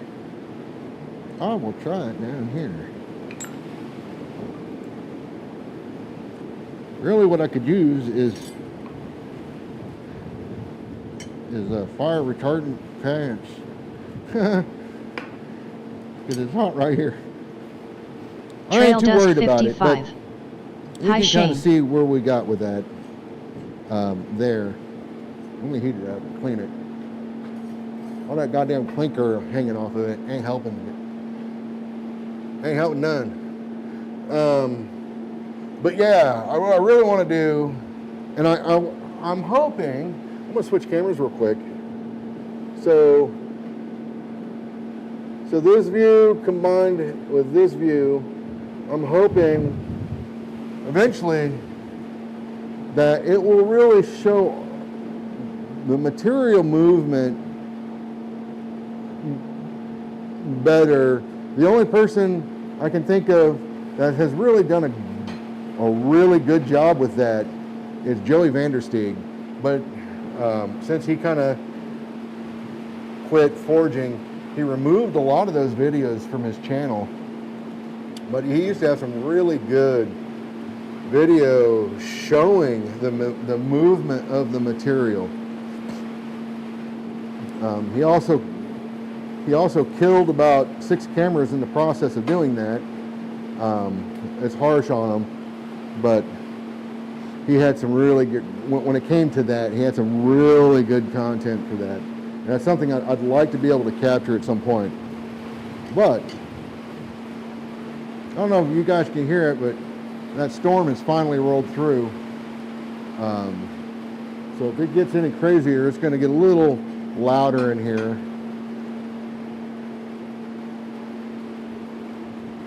Meanwhile, I'm going to go find my brush. It just happens to be exactly where it's supposed to be. Who knew?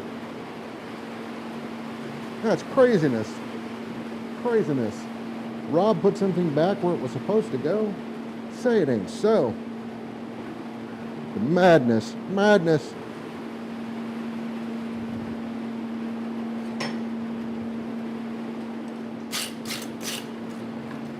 That ain't hot enough to do nothing.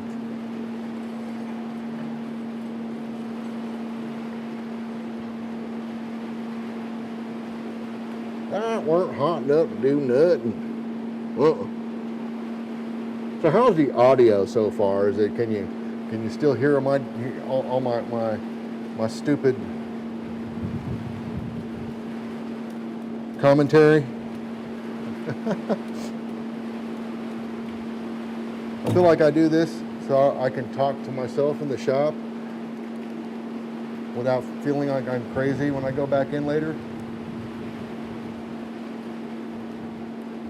I mean, have no doubt. I'm crazy. I just don't need the constant reminder.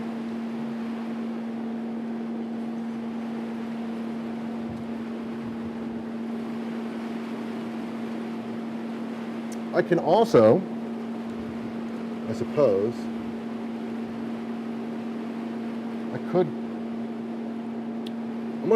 I'm gonna turn on, I think I'm gonna turn on some lights to see if that helps.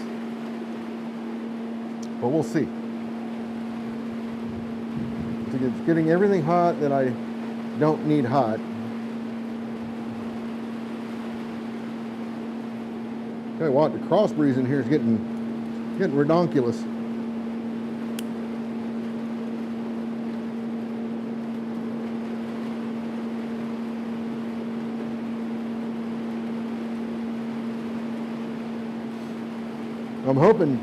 I'm hoping Ed and Brian have had their dinner. They can come back and make fun of me. Okay.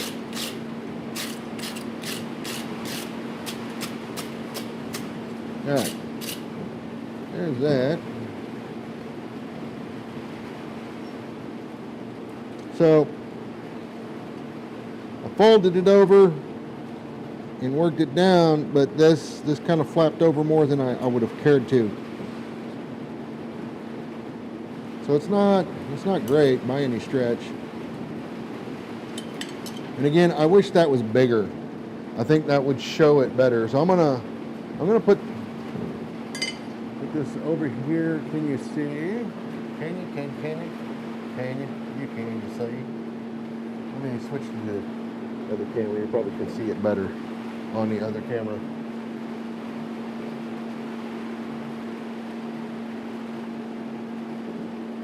So you can, if you don't, butcher it like I just did.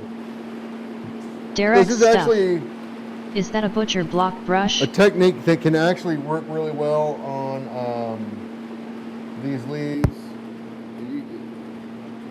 It is I guess they refer to it as a butcher block brush, yes. You can usually go to blacksmithing events and they will have them for sale about $20, $25 depending on the vendor. But yeah, but a calla lily you can do something very similar with. It looks pretty cool. Another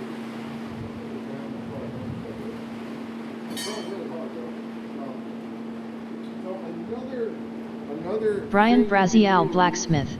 um, We're still here, it's almost popcorn time now. here's a piece of flat bar. I kind of did something else with, right? Similar thing. I put this in the vise and I upset this part right here down. I don't like using this kind of flat bar for this.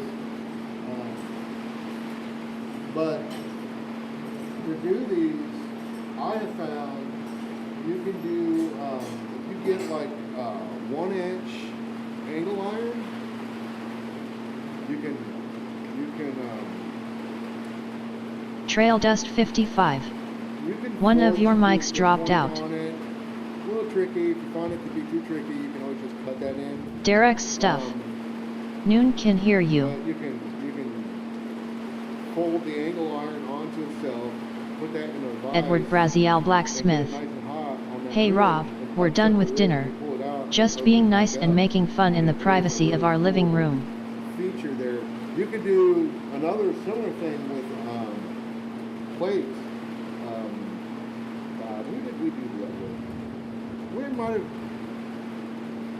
done that in a class, a Roy Adams class. I don't remember. But what you could do is you take a piece of plate, like, 2-inch plate, or 2-inch square, 1/8 inch, and then you can fold over onto itself, and then hammer along where that fold is, fold it back, and then fold it again. You can kind of create like a crosshatch pattern on it. Makes for a cool looking, like, handle cup holder type thing.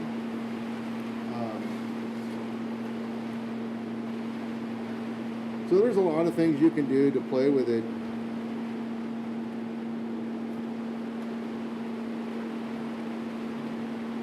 Wait. Hey Rob, we're done with dinner. Just Derek's being nice stuff. and making fun of the privacy No one hears you. of our living room. No one hears you. Yeah, dude. There ain't no fun in that, guys. There ain't no fun in that. How much grief did you receive from us every time your TV tray fell apart on a quad state? Come on now.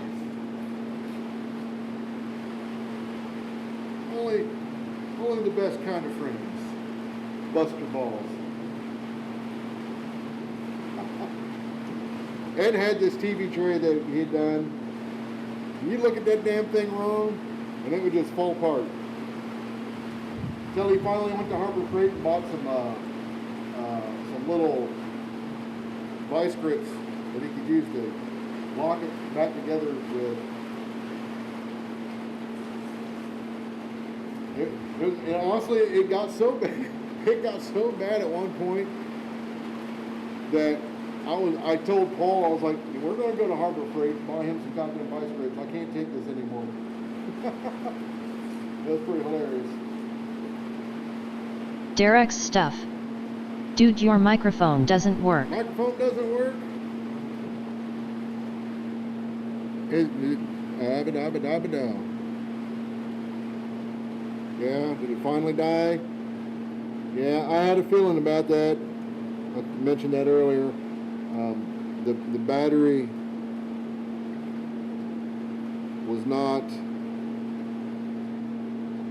giving me the best of hopes. But hopefully this microphone is still working. Lav mic is not working though. It does not appear to be when I tap on it. I get nothing when I tap on it. So the best I can really do at this point is boost up the room mic, and we can take it from there and see how much better that is, if it's any better at all. I don't know, but that's the best I can do at this point. Unfortunately, I got a caddy that's supposed to charge these mics, and it didn't for whatever reason. I think maybe its batteries were dead. So it's kind of a bummer. And that's the one thing with these streams, man. I swear to God, it's one fucking thing after another. But hey, at least I got the power supply for the other camera. There's that. Yeah. So.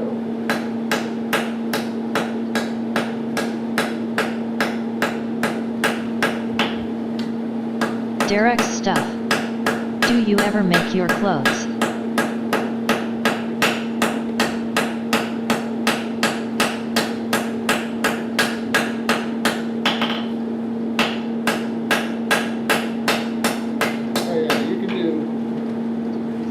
That kind of ridge.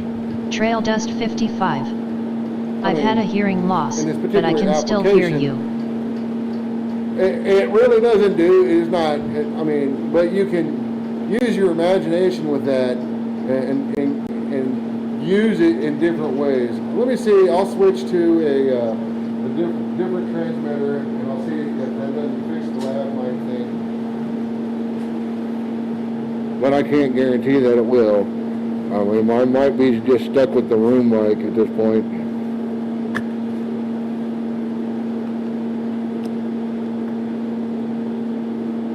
Turn this one off.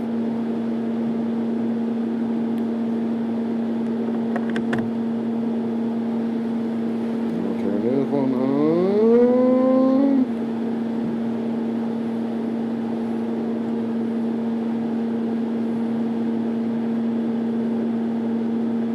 Nope.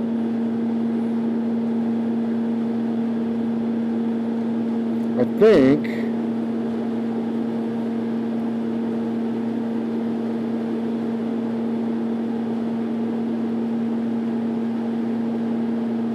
do I ever make my clothes? I make the money that buys my clothes.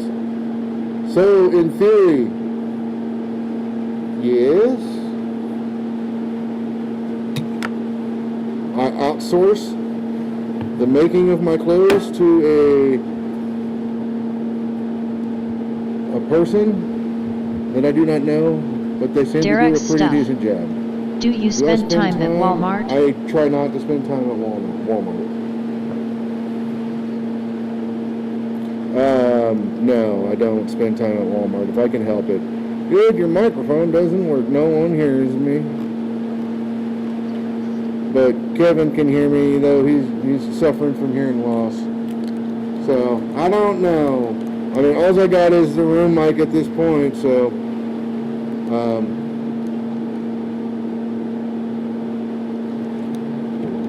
you know what? I don't know. I'd be curious. Let me see. We've established that the lav mics are without life at this point. So I'm going to put them back in their box. But can I plug in the microphone into this? Line in. Does that help any at all? Let me see. Can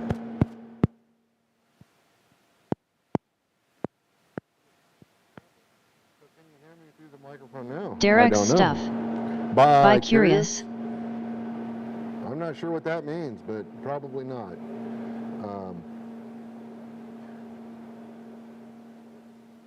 I can't keep up with all those things anymore.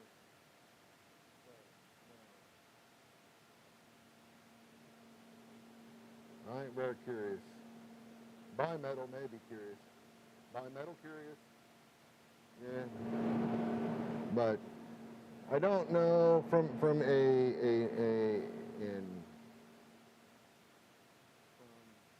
Trail Dust 55. Sounds louder. BC 65925 Bill Corey. Even N. Currently.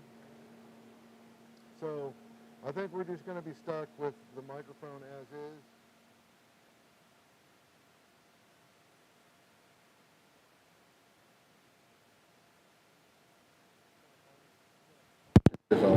So I feel like with the lav mic, there's not going to be a no-go. Hey, Bill.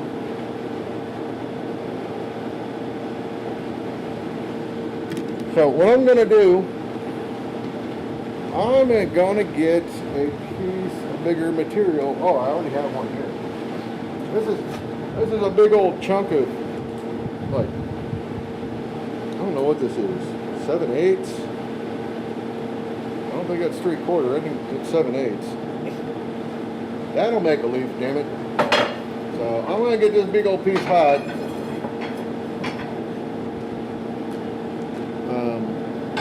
And I'm gonna try that leaf again. Oh, you know what would really look cool? Let's see if we can do it with a piece of wrought iron. How about that? Derek's stuff. There's like a 3-minute delay between the comment and your lady friend reading it. Big old chunk of wrought iron. Let's do this.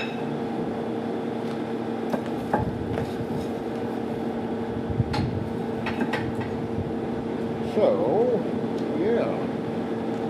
Let me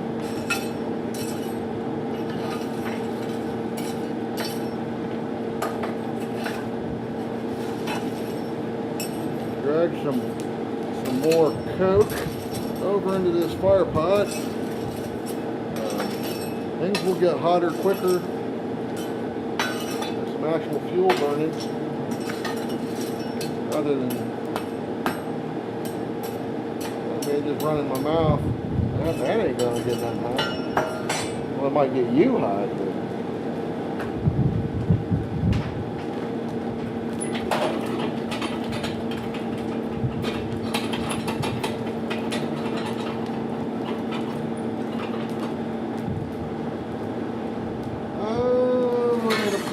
Pokey. Oh, Pokey, where you at? It's not the Pokey. There it is. We'll get this down in here. Try to break some of that clinker up a little bit. This stuff does not consolidate very well. Otherwise, I would just try to get it out of there. But every time I've tried that, all it does is it just falls apart. Creates a giant mess. I have found typically I've had better luck just disturbing it.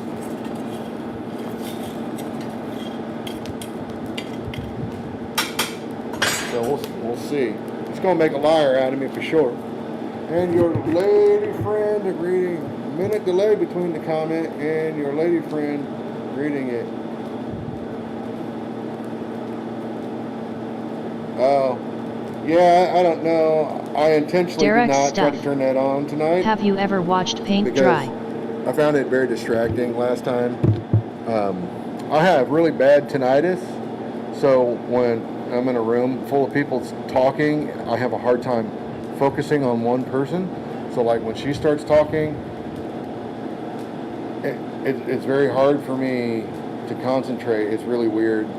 So I just turn that shit off. So you guys still might hear it, but I don't hear it.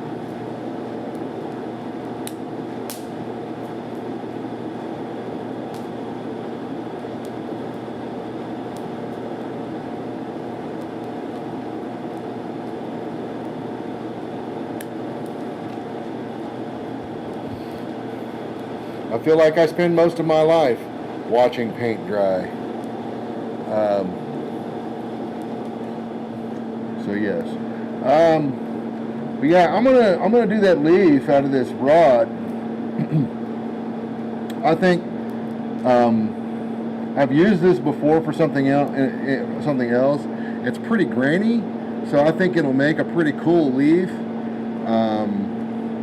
What I don't know though is how well I can keep it together before losing it.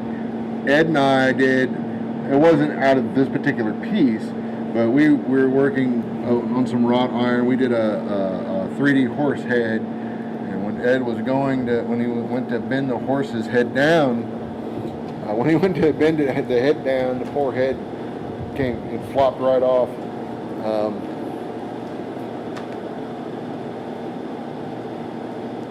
It was pretty entertaining. So this is not that material. But this I like this piece because you can see the grain pattern from this when we forged this. I don't know how well it shows up in the camera, but is there a kilowatt? Let me see about illuminating this situation. Oh, I'll plug it back in. I ain't illuminating shit without plugging it in.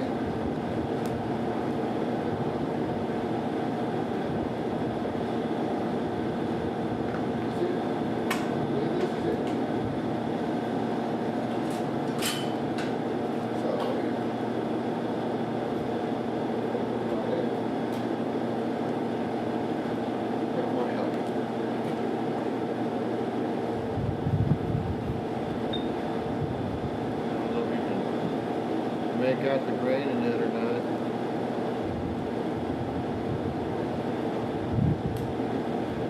That's pretty good.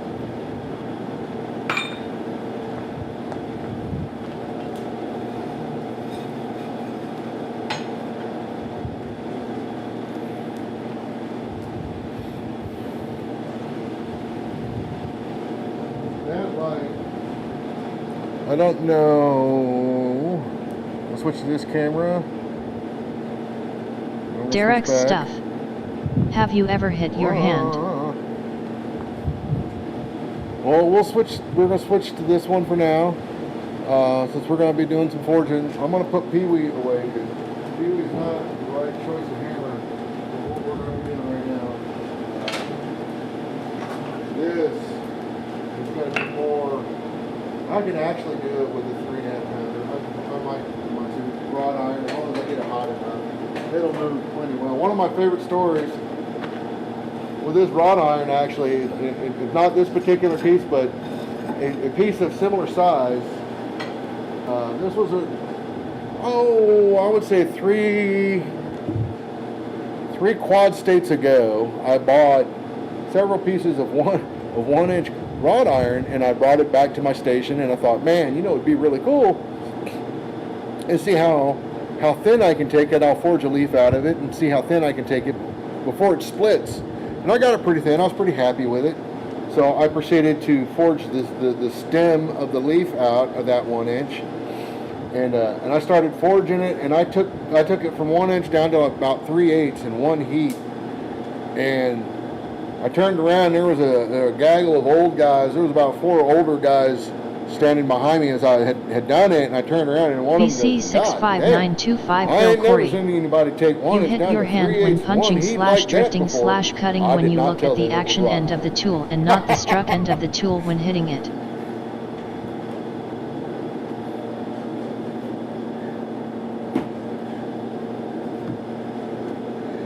You hit your hand when punching, drifting, cutting when you look at the action end of the tool and not the struck end of the tool when hitting it. All right. Have you ever hit your hand? Have I ever hit my hand?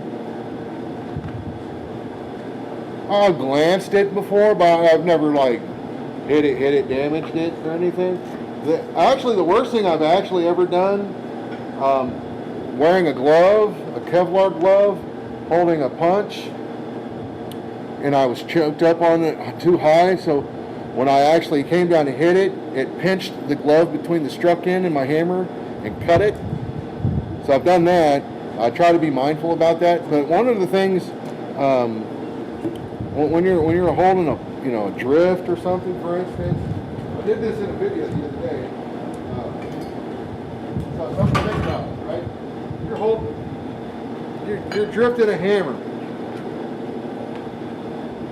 It's late at night. You can't see what the hell's going on. You got this in that billet. You got this down in that billet. And you're hitting it, right? No big deal. Why it's not a big deal? Because I'm aiming at the center of my hand. I'm not looking at that. I'm looking at the center of my hand. I know that this is in there.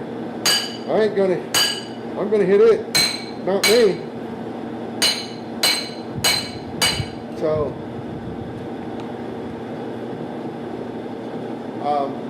just kind of. I try. I don't look at it when I'm hitting, kind of a thing. But I know where it's at in relation to my hand, typically. You just get a feel for that. Derek's stuff. No one can see you. Yeah, I know. But you're just aiming for you're holding it. You're holding it. You're just aiming for your hand. You know, the tool is in your hand. I know where the center of my hand is, so I know where that tool is. But yeah, I've skipped off of a tool and glanced my hand before, but it didn't do any damage or anything. So.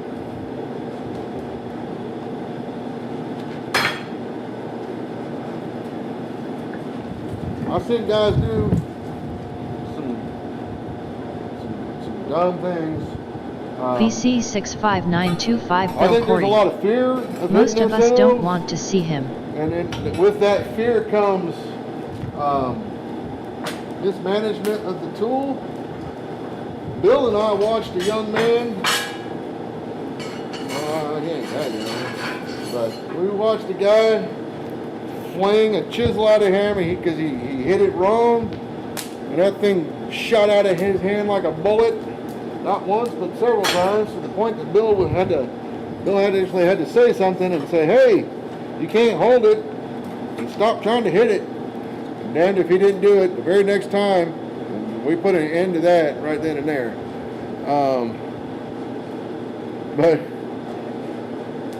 So coming up at some point, I've got a pair of hammer eye tongs in process right now. I need to finish these up. They're not right yet. They're almost there, but one's a little bit bigger than the other, so I need to finish forging this out a little bit, even these up, clean them up a little bit, but they're getting close. Derek's stuff. And then that's even better. His beard is out of control. I'm going to try to do a video. It's not going to be a how-to video. But I haven't made a pair of hammer eye tongs in so long that I realized that I needed to kind of do it again.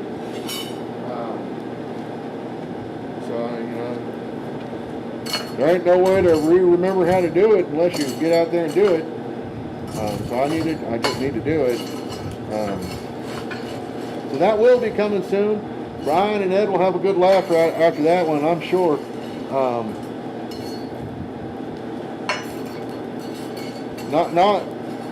It won't be as, I promise, it won't be nearly as comical as like Chris and Josh. I don't drink that much, so maybe I could make it as comical though if I did. There were a couple times in that video I was like, whoa, boys might have had a bit to drink. Their ichrometers aren't working so good. But no, I it's hitting your hand. I mean, it happens, I guess. Try not to do that. Pay attention to what you're doing. I talked about this in another video recently. There was a person, he was advocating for short handles because you might do this. And my thought to that is well, fucking pay attention to what you're doing, right? You got a handle sticking out. Why would you do that? I'm working here. I'm working here. The other thing, short handle's fine, but you can choke up on your hammer handle if you need to do that. If you have a short handle, what you can't do is you can't extend your throw on a short handle like I can. And Brian would probably consider this a short handle, but I like this size. A little longer is fine. I don't like them too long enough. I actually find that sometimes if they're too long, I like to hold it here, and as long as I can bend my arm still, then I know that for me the handle's good. If I can't do that, not so much. Another good test is just Derek's drop stuff. your handle down your leg. Are you drunk? If things match up, then you're good. I'm Korean. That doesn't work for me, so I gotta go do it. All right.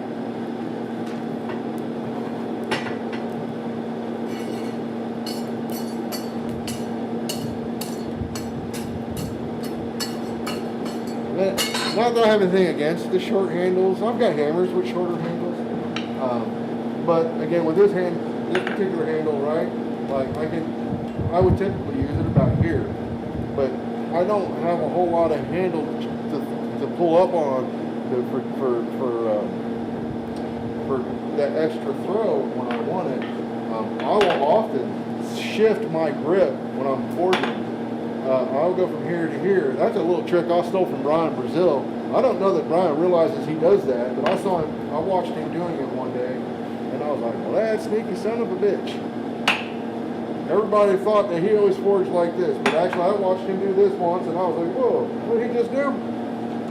And I stole that. I yoinked that shit. Whoop! Thank you. And I've been doing it ever since.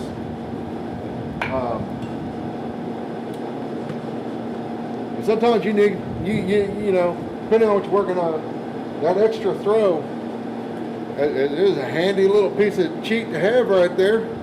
Be able to, when you come up, bring that down. So when you come up, and when you bring that up, you can slide down as you throw it down.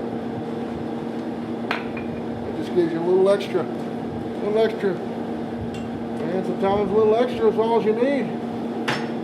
Oh, a little dab will do you, as the kids say, right? A little dab will do you. I see some of these guys. I was watching a video the other day of, I think it was, what was that? Levi Trinka?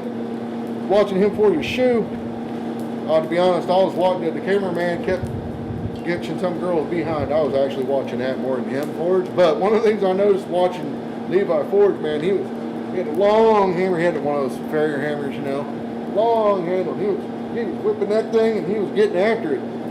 That dude could swing that thing. I'll tell you what.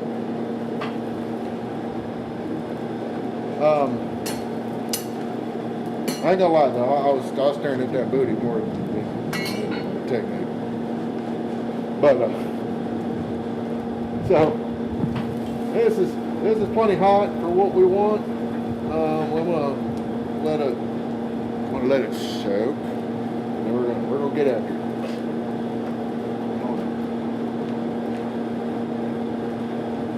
Let's look down over here in my cigar ashtray. All right, here we go. I hope you can see. I'm gonna switch to this camera so you can see.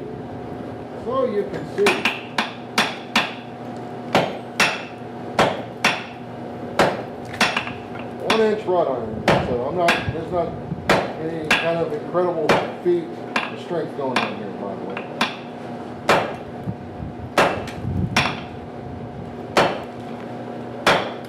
You could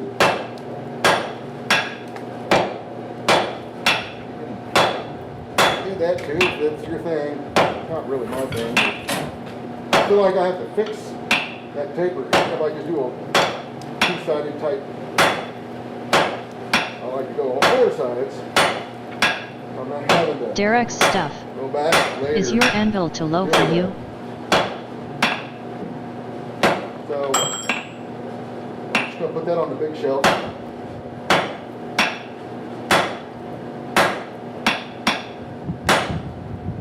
I'm not going to take this too pointy because I know I'll burn it. I will clean this up a little bit.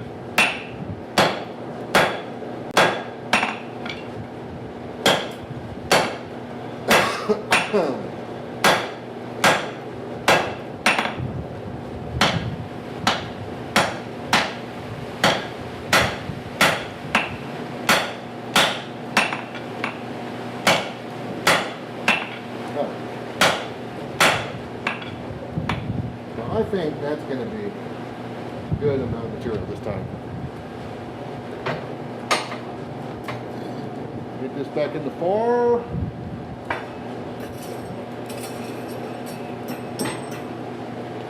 Well, I guess I could have left that on the big cam so you could enjoy my beautiful battle stance. Is my anvil too low for me? No?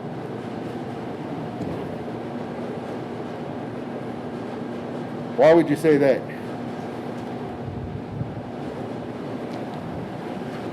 That's a good height. If I'm working material, I come out, put this on my anvil, and I want to hold this between my legs. Look at that. That sits pretty good. I don't have to be on my tippy toes. I'll hold that this way. That's how I judge the height of my anvil. Am I drunk? I am not drunk yet. I don't drink, actually. Well, I do, but I don't drink much.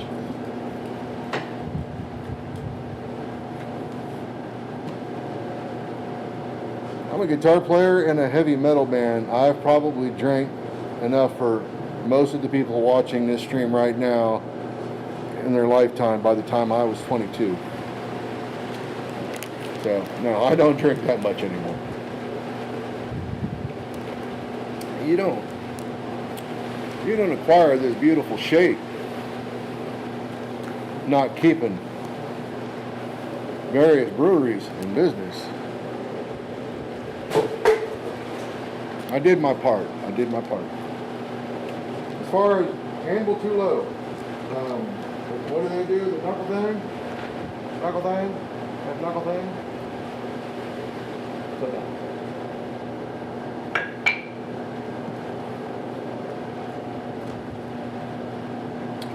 I don't put a lot of credence in the knuckle thing. I would prefer to be able to take a piece of material that I would normally use and put it between my legs and do stuff with it here if I needed to, without having to be up on my tiptoes. Derek's stuff. To work Pear is a shape. Or having to stoop way down to work it. So for me, this is a comfortable height.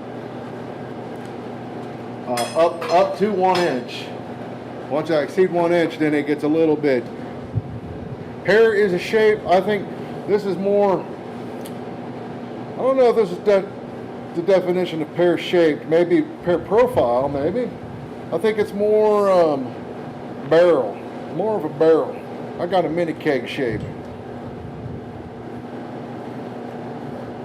Got to maintain insulation for this northeastern Indiana weather, you know.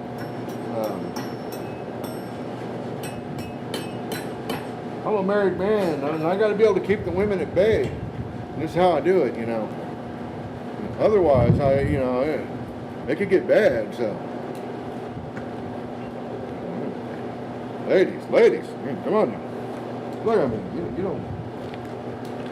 You don't want no part of that.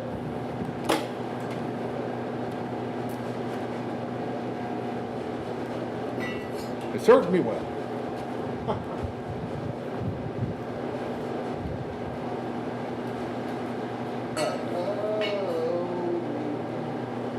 There's 100 tools on this forge table, getting into that next to impossible. That's okay. This has gotten a little toasty. Alright, so we're going to switch back to the big hammer because I want those big set hammers right out of the gate. I don't want to have to work on it, so. Derek's stuff. To a 5.5 pound hammer. But don't you spend more time doing regular forging versus using your lowers to forge? I'm going to give myself a little more room this time.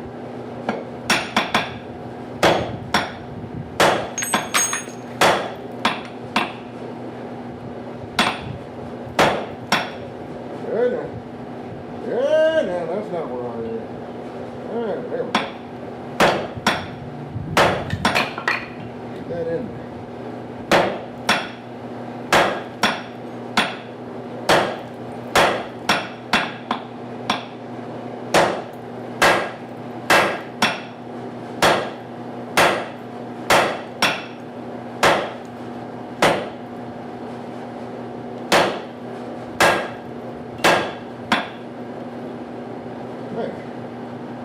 That shoulder. That can be a little bit deeper, but we can develop that as we go. Versus using your lowers.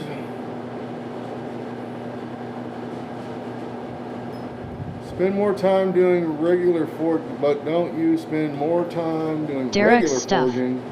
Aren't you supposed to have your arm at rest, then hang your fist onto the anvil to set the height? Hang your fist onto the anvil to set the height.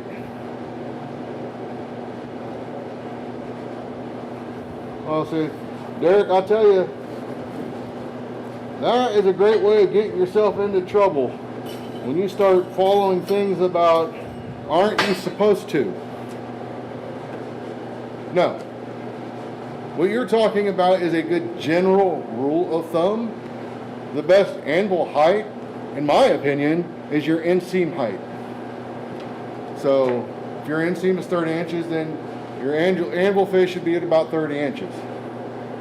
If you're 32, then your anvil will be at 32. However, like I said, I like to be able to hold a piece of material between my legs. If my anvil is sitting way up here, all I'm ever really going to get is what I get here, right? That's all I'm ever going to get. If you watch how I forge, I tend to throw myself into it. That's why I get in my fighting stance. I've talked about this before in a video recently. You'll see guys doing this. You may very well be one of them. Please understand, I am not making fun of you directly. Well, that ain't true, I am. But I'm not. Brian Braziel Blacksmith. This is what I refer Derek, to as the lower the anvil, the more toward throw. traditional stance. When you stand at your anvil like this, this horn would typically be on your tongue hand side. Traditional stance. Here's why I do not forge this way. Because I'm forging like this. So if you watch my body mechanics, what's happening? I am forging across myself. I'm forging across myself. If you know anything about martial arts, and any kind of martial art, they ain't got to be Eastern. Boxing, it could be Muay Thai, it could be karate, Taekwondo, any kind of Kenjutsu, any of that stuff. The first thing they're going to teach you is legs apart, hips square with your shoulders. Why? Because when you open up, it opens up the power that you can generate from your hips. So I will often rock my body into my hammer throws. It depends on what I'm doing. But I don't always do it. But I can. And I can do that. But I don't feel constrained crossing over myself. I'm also able, standing in my fighting stance at the anvil, I can sight down the edges of my anvil, where the most efficient use of the anvil is going to be are your edges, not the horn. The horn is the least effective way to move material. It's an easy way to do it, but not an effective way to do it.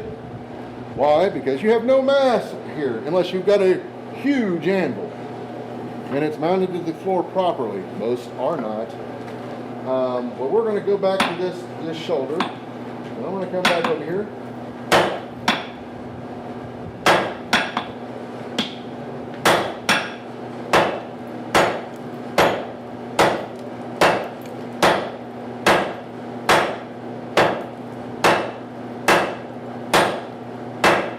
Brian Braziel Blacksmith. Your throw. I'm pretty happy with that shoulder. I'll show it to the camera here real quick. So I'm pretty happy with that shoulder. Fairly even cross. I'm going to get hot again. And I'll leave the big hammer out for now as I catch the near side shoulder with that.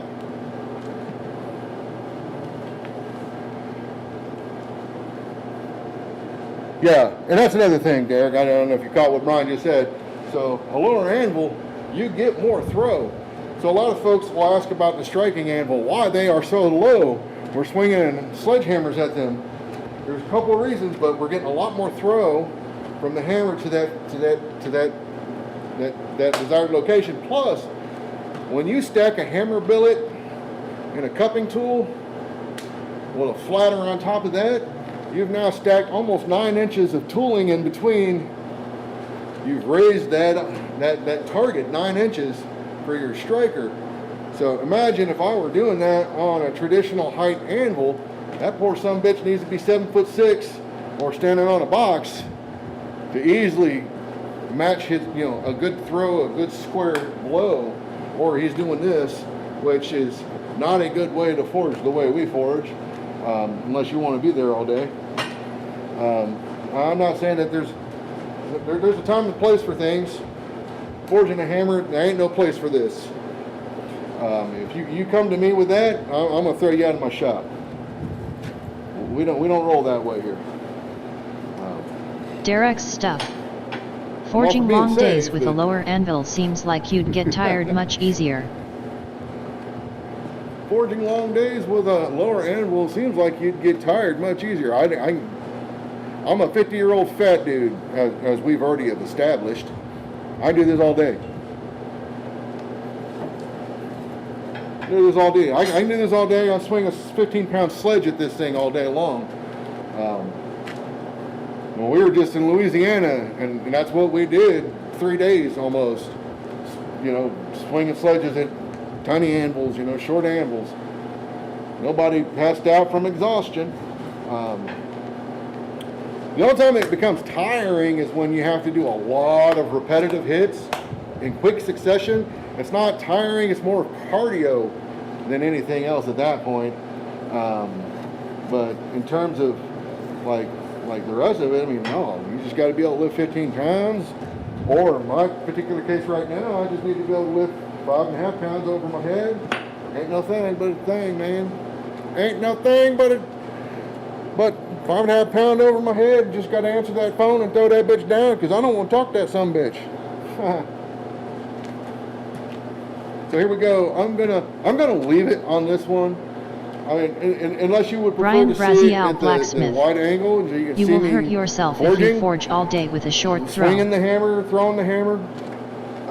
If that what you would rather see, or if you would rather see the material moving. You guys let me know. I got time. It ain't quite hot yet, so we're getting there though. Let's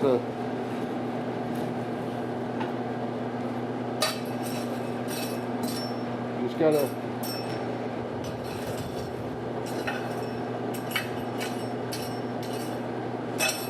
I suppose a lot of that depends on how you swing. I don't prescribe to a right or wrong way. It's whatever works for you. I see the way the farriers do it. I've tried it. That does not work for me. So I do not abide by that personally. If you do, that's sweet. You go for it. You can swing a 2-pound hammer as fast as you want. I'd rather swing a 4-pound hammer and only have to swing it about, 45% less speed and match the same amount of kinetic energy. I'm cool with that. And if I want to swing it really fast, I can, but I don't really want to. In fact, what I've noticed is when people swing crazy fast like that, that's when big mistakes happen. I think you get more done with more heat and very deliberate hits where you want them. I think that gets more work done in a certain amount of time. Now, there's something to be said, for moving quickly too. Obviously, you don't want to just sit around and pussyfoot about, but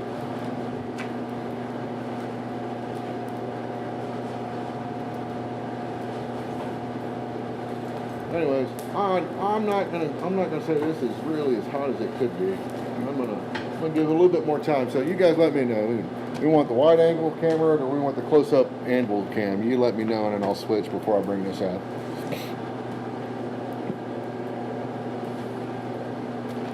Meanwhile, I'm gonna try to light my cigar.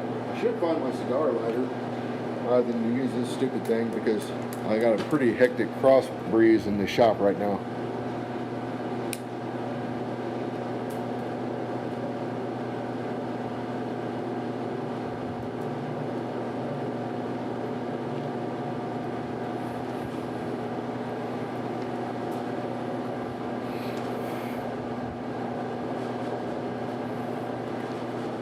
But I'm a firm believer in doing the thing that works for you. You know, I will never try to change somebody and how they do things unless they come to me and ask for advice.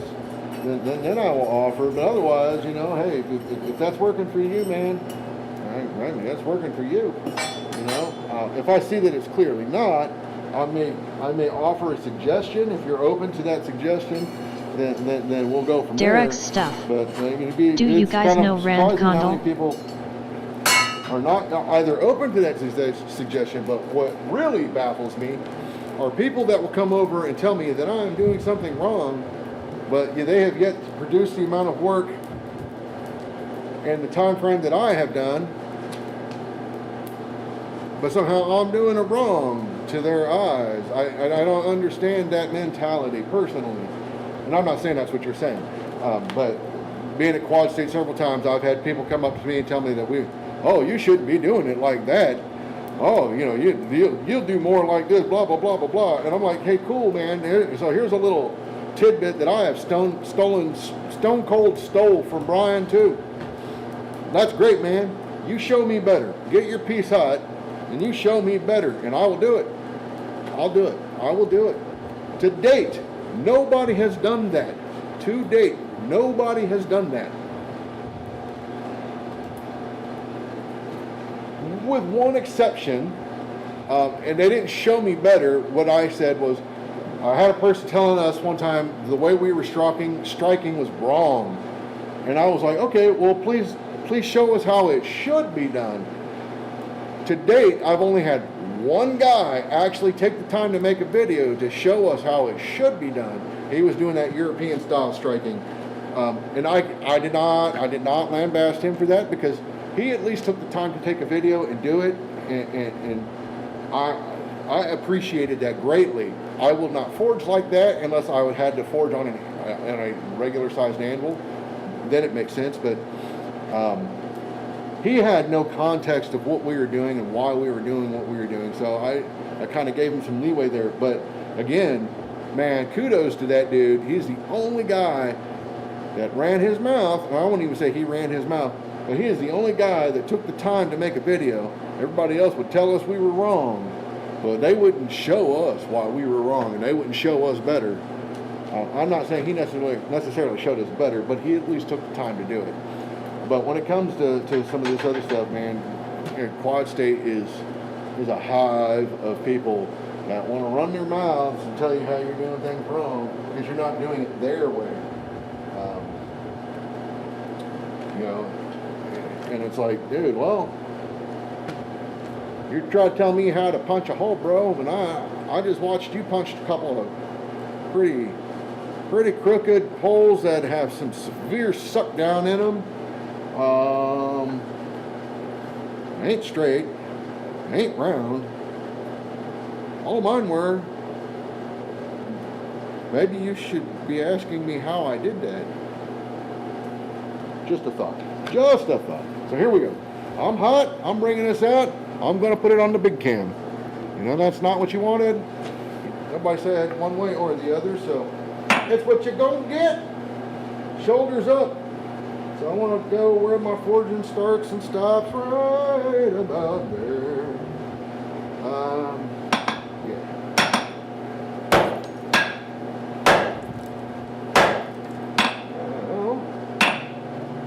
Tell you what, this bars, it's spicy. Woo!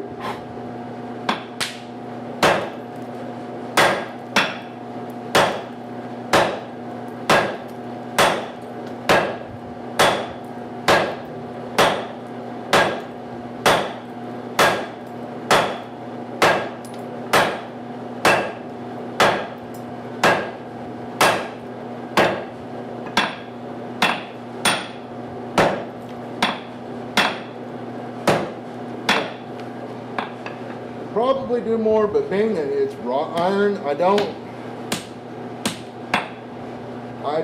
necessarily want to try to work this cold. I've seen this stuff just break right off, so I would rather just get it hot again. Because Because I think it's going to be a cool looking leaf based off of this grain structure. Rand Condell. The name sounds familiar, but I do not know that person. I do not. The name rings a bell, but I'm not placing it at the moment.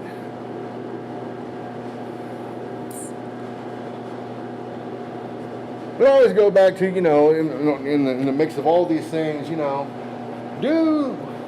try different things and find something that works for you and do that. Do that. And if you find that it's causing pain somewhere, or it's producing results that you're not overly happy with, then I would say, okay, then reevaluate what you're doing and look into, is there another way to do that, and try that and see if maybe some other approach might work for you.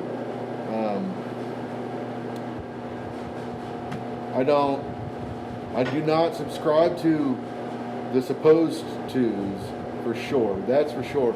Anytime I hear somebody, well, you're supposed to do this and you're supposed to do that. Well, okay, I'll tell you what.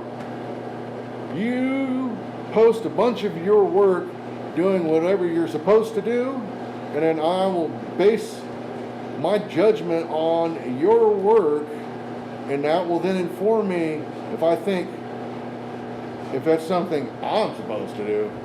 Because I've seen a lot of guys forge downright shit telling me that I'm supposed to do something, and I look at that and I think to myself, well, if I'm supposed to produce shit, I'd prefer not to.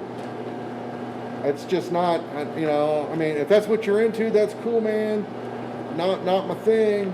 And again, not saying that that's what you do. I'm just saying that has been my experience at Quad State with a lot of folks that will do stuff like that. And it's like, okay, well, you show me your work, bro.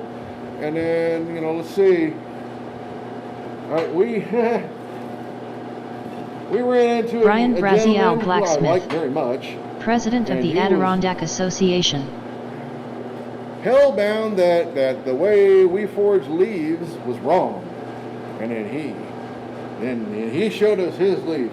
Compare his leaf to the way we do it, and my first thought was, that looks like shit. But I guess it's a leaf, versus the way we do it, that looked like shit. Brian Braziel Blacksmith. I did a Google search. For making us watch that. We did, but my first thought was, well, if that's the end result, I'm just going to stick to the way I'm doing it, because mine don't look like that.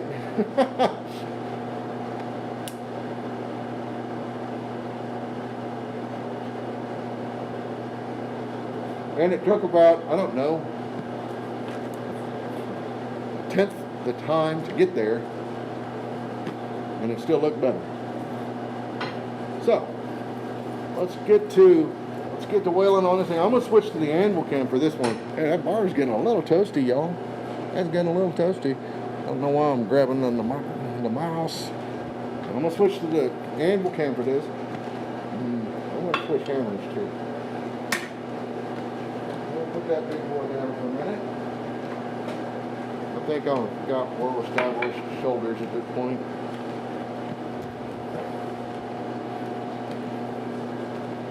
You did a Google search.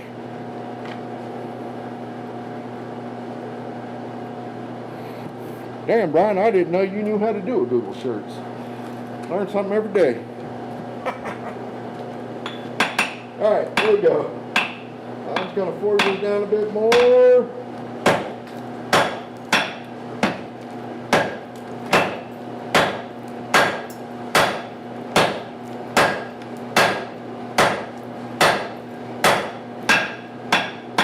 So, I don't know if you can, I know you can't see exactly what I'm doing, but I'm essentially throwing my hammer at this material.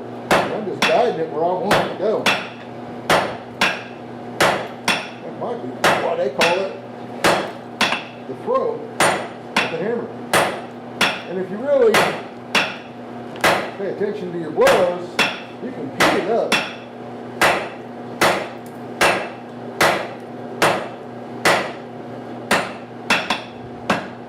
Not that I'm doing that right now. But what you really need to do, I'm going to do it for one of my streams. There's some clips of Joe Rogan doing commentary in a UFC fight. He loses his shit when something really cool happens. I'm going to do it as a sound bite. And when I line the piece up, I'm going to have Joe Rogan going off in my head. He's going to be losing it because I'm lighting it up and he's going to be like, ah! It'll be awesome. Yeah, if you get to a certain point, you can keep that material hot. You just keep it going. Keep hitting it squarely. You don't even have to hit it fast, to be honest. Brian Braziel You Blacksmith. can light it up. Good vibes. I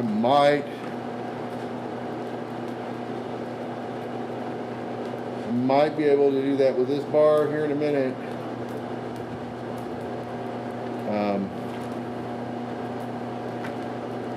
We'll see. I ain't making no promises.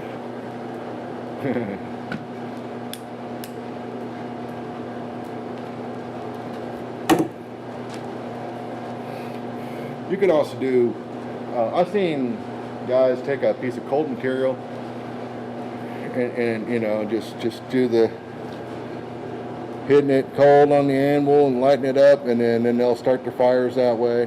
That's a cool trick. It's, you know, you can do the same thing on a power hammer. You keep it lit up.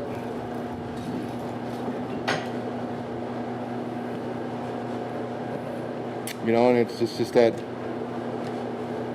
PSI, you know, that kinetic energy going into that bar, you know, that it's just creating that friction inside there, and it just, boom. It's fun to do on a power hammer. I mean, hell, it's fun to do with your hammer too. I ain't gonna lie. I got that little Joe Rogan in my head. He goes off when I do it, and I'm like, woo. It's funny. I've done a couple of drawing out competitions, and I saw it. I was getting it, and then as soon as I lost that, I knew I was out of that competition because it was like one bad hit. It was just one bad hit. I lost that, and at that point, I knew I was pretty much done. And that's been true almost every time. Anytime I've screwed that up, done. It's amazing. Just one bad hit, man, take you out of that. But I'm not really big into the whole drawing out competition thing anymore.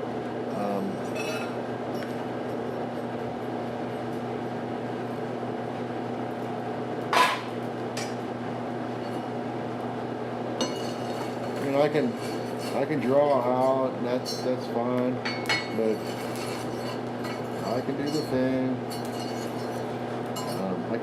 I can't keep up with Mark Lane. I'm 22 years old. I'm 50. That's my excuse, and I'm sticking to it.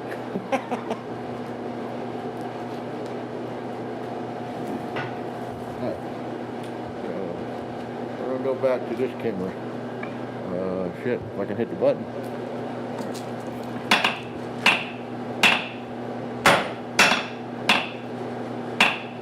Bars getting hot, y'all.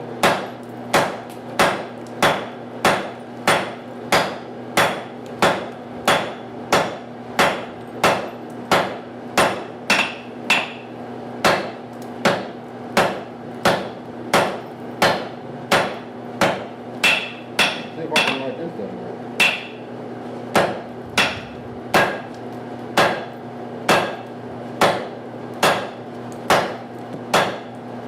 These people are hot.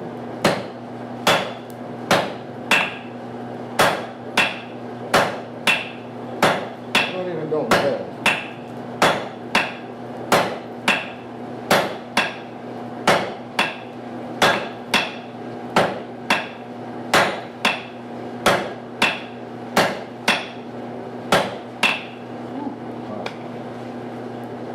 have to turn it when it's hot.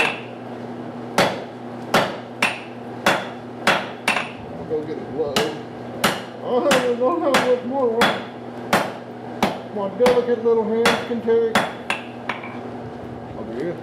I'll be the rod block.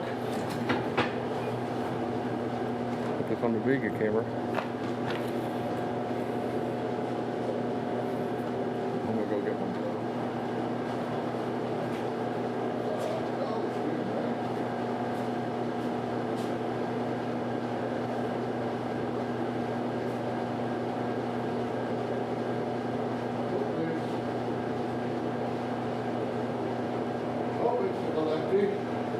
Yes. All right. Usually the Kevlar glove that I find first is always a righty. Make sure there's no holes in this thing. Kevlar glove. I do not advocate for welding gloves. By the time that welding glove gets hot, it's too late. You're gonna have to slap that sucker off. I'm not suggesting you do this, but I have picked up red hot billets with these before.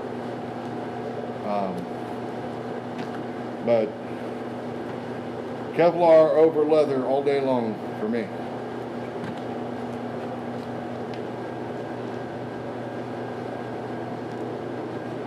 My material of choice. Kevlar over leather all day long.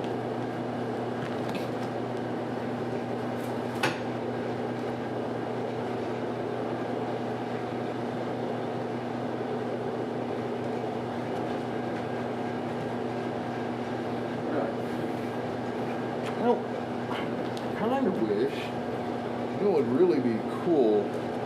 I might hold on to a piece of this. Doing this with a striker could be really cool.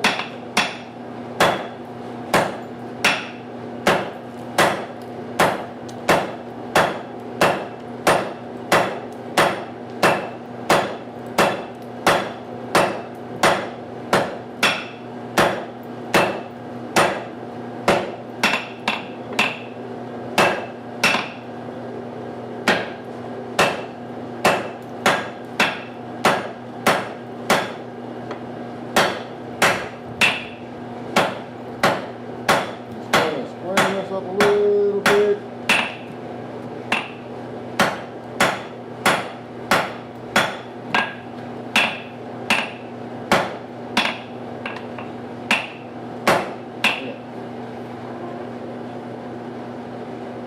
Okay.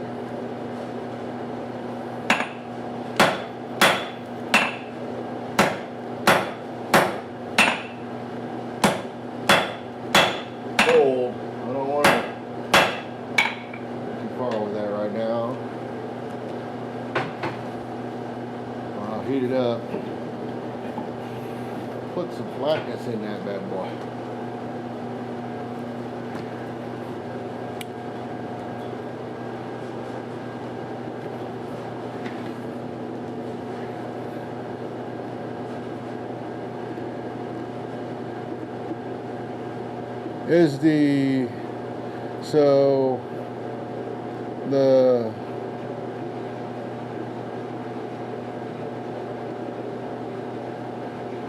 The guy, the president of the Adirondack Association, is that a blacksmithing club, or do they just make chairs?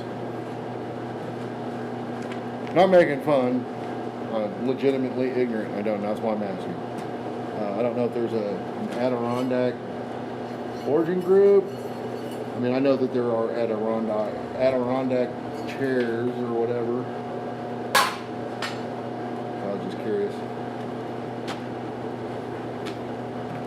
So, I'm going to bring this back out. I'm going to continue to put that on.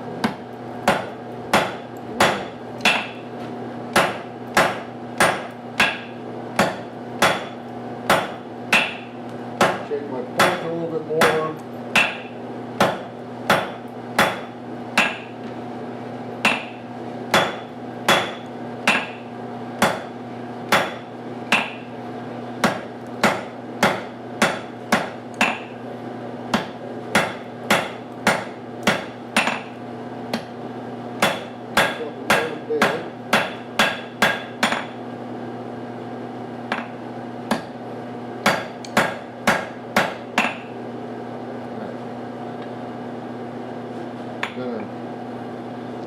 this section up a little bit and start rounding that out a little bit.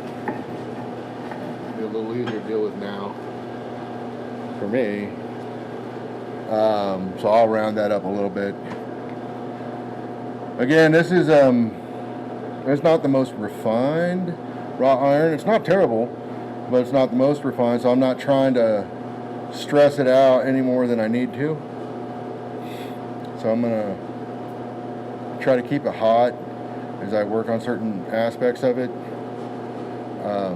One of the things I do really like about working with wrought iron though is, I mean, it's at temp, man, it moves so easily. Hey, it's my best friend. Gotta love it when the air compressor decides it needs to be heard.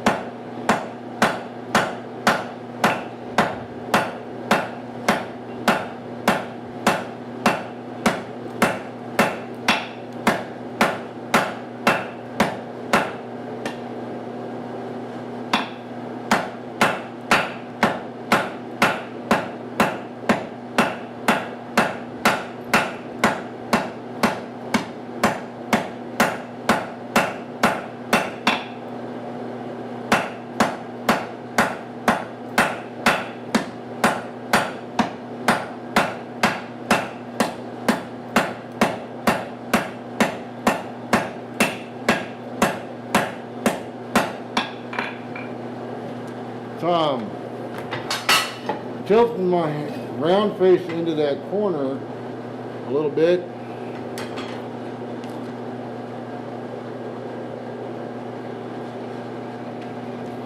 Help round it out a little bit. Had to get my cigar lighter out.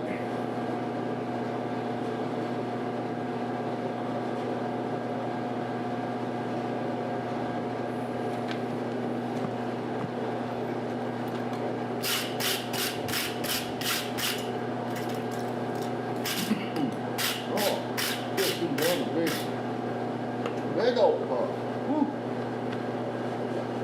I'm gonna feel that in a minute. It'll be like, whoa. Handy little tool,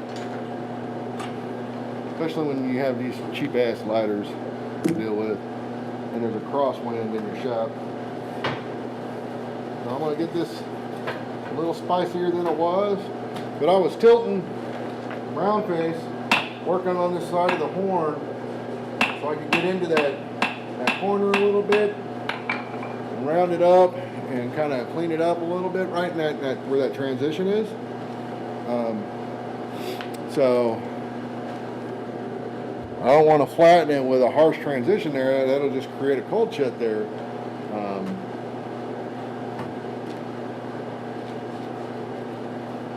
So I'm gonna don't know if you can see that, but that's all I was doing. So I'm caulking it in here.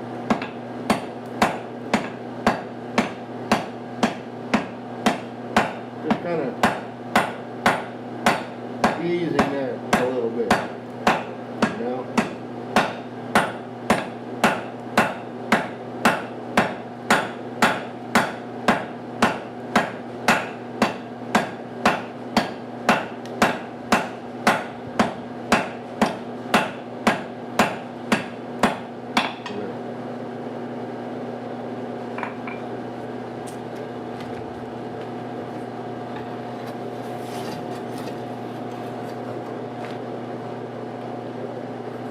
That's all. I was really just trying to clean those transitions up right in there, just a little bit. I mean, I'm not going for perfection or anything like that. I mean, you could, well, hell, I guess you could do that all day if you wanted to. But no, I'm not. But I am gonna work down that bar, the what would be the stem, a little bit more and round it up a little bit more, only because right now, if I were to hit those shoulders now, it's easier to deal with now. I can quote unquote clean that up now. But if I go to flatten that out, and then you have the bottom lobes of the leaf, and you're trying to clean that up, and you hit those, then that's kind of a pain in the ass to try to fix.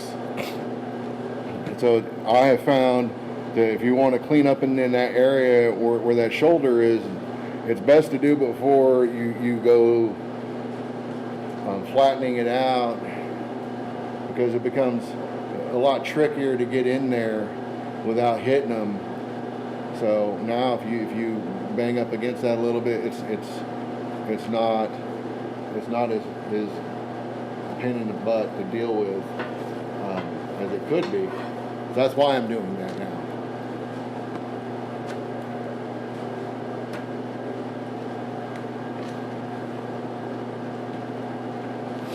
And stuff like this, it's good, in my opinion, it's really good for, I don't know, I want to call it hammer control, but yeah, let's call it hammer control. To kind of develop that hammer control a little bit, you know, to try to get in there and start matching those things, you know, and know where you need to be and where you don't want to hit. Get it in there, just sneak it in without dinging up your shoulders really bad, because that will come out when you go to flatten it. But now I'm going to start rounding this up a little bit. Bar is definitely working with a bent bar is not fun, by the way, especially when it's hot. Feels like it's wanting to fight you the whole way. But damn it.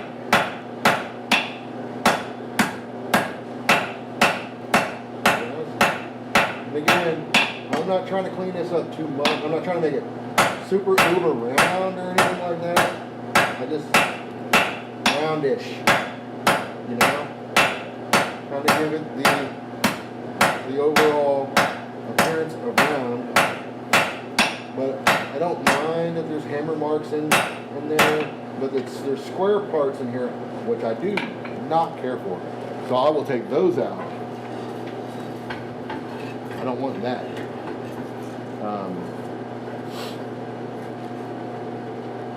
But roundish is what I'm shooting for, you know. I'm not looking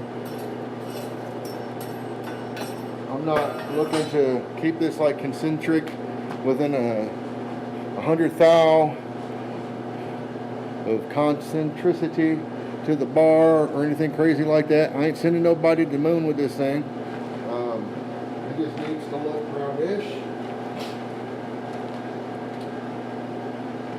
and give the appearance of a stem, which I suspect we will achieve. but not with those squared up areas. That's no bueno. So we're gonna fix that.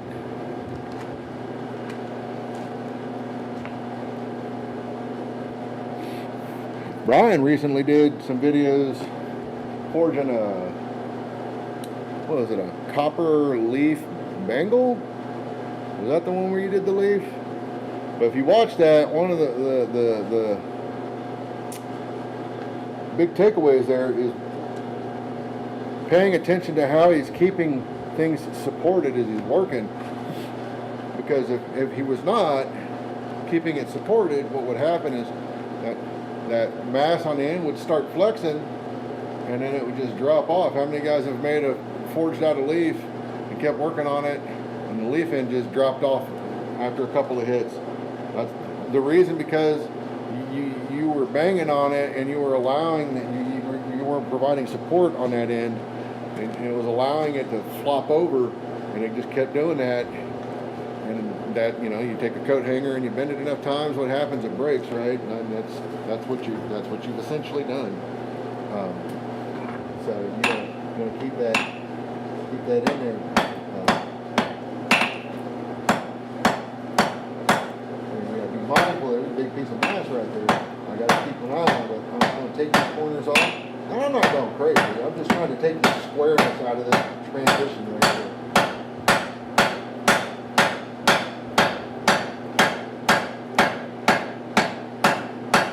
We'll get to more of this later, but not right now. I just want to get the square aspect mostly gone out of that. Being wrought iron, it's already going to give me a lot of what I want anyhow, just off from the grain structure of that. Right, so as I come over here, I'm going to keep this as supported as I can, but I'm not wailing on it right now. Essentially planishing.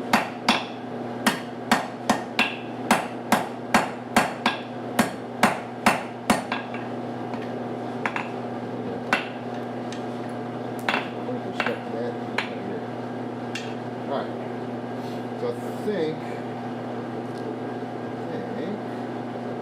set this up.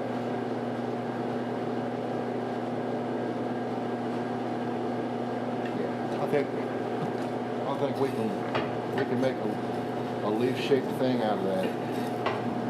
Get it hot though. So I'm about to, with wrought iron. Anytime you set about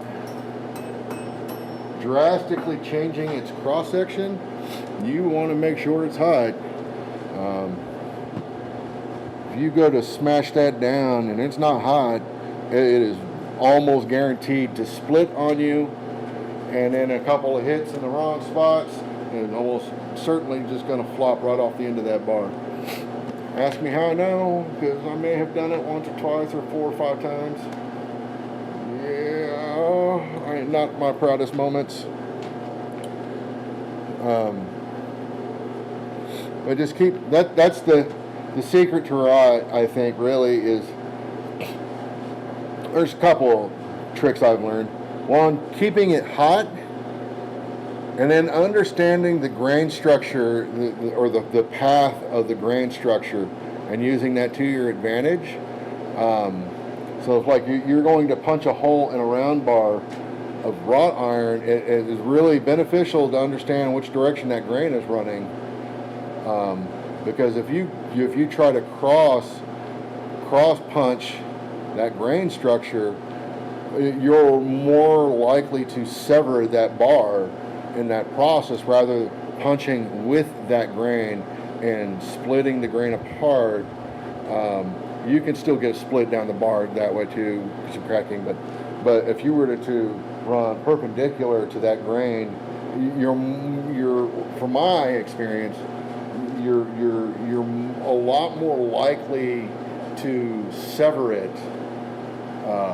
So it's like you're severing the grains in a piece of wood, right? And it's just gonna give.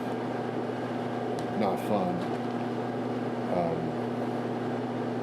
It's like if you were to do like a hammer billet out of rot, you definitely want to keep that in mind.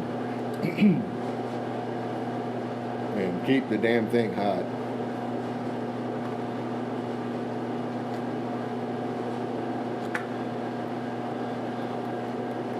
I don't have any raw iron that big. I'd like to get a hold of some to do some hammers with. Ed has done a few raw iron hammers with 1045 faces. I think it was 1045. I mean, he might have used 4140. I don't remember, but 1045 faces on them, and they're cool.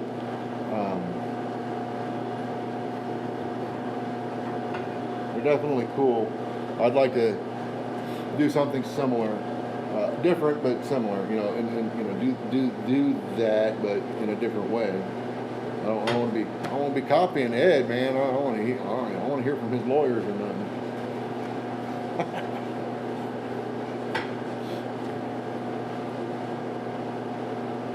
But I think that could be fun. All right. So, hawkish.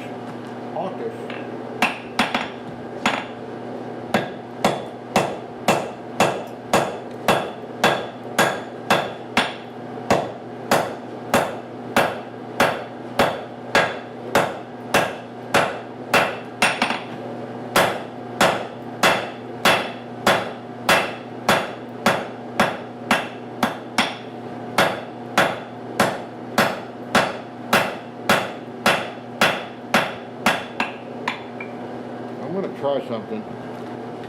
I just don't know how it's going to work out. But we're going to see.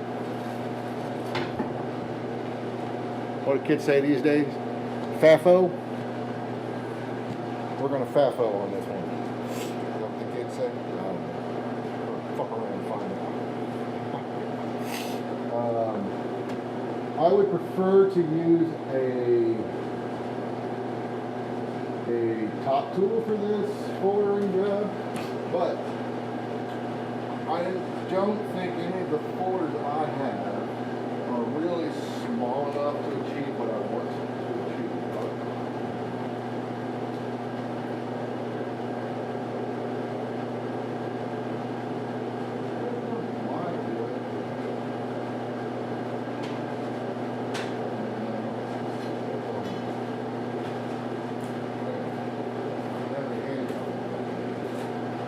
I have a handheld one I think I can use. Let me do what I think I want to do.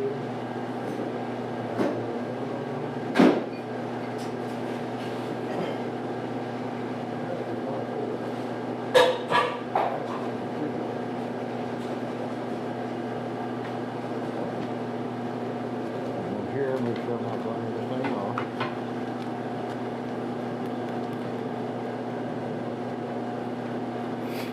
Smoke down for a moment, doll. Oh, sit over here. Pretty sure.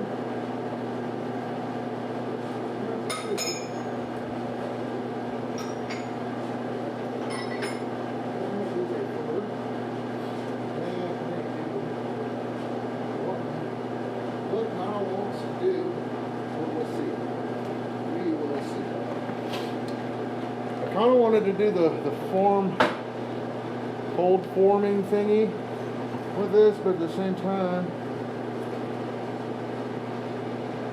I don't know. I don't know.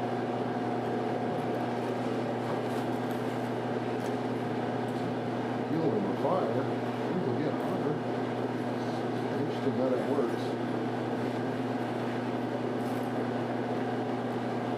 I have a fuller here.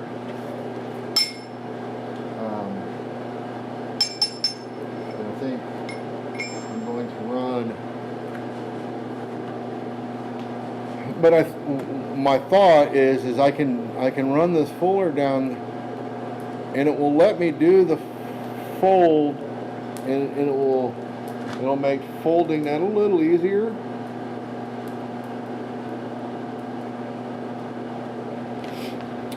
Where I want it.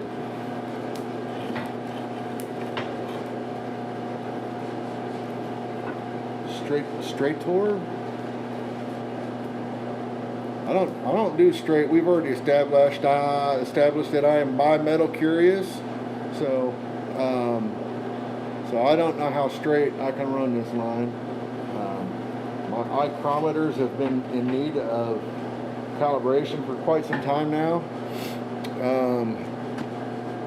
I have the phone number to a place I can go and get my micrometers calibrated, so I think I'm gonna line that up.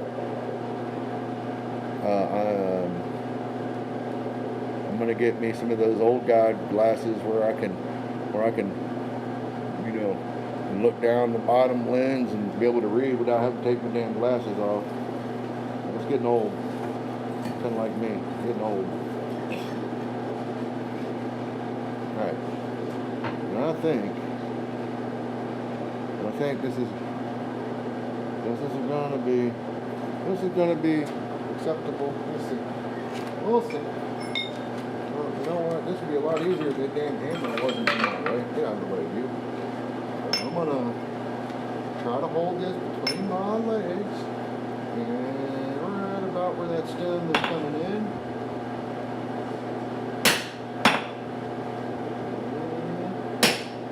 Try to keep it straight-ish. Not very straight. The bar is twisting in my legs. I'm gonna do my kegels. I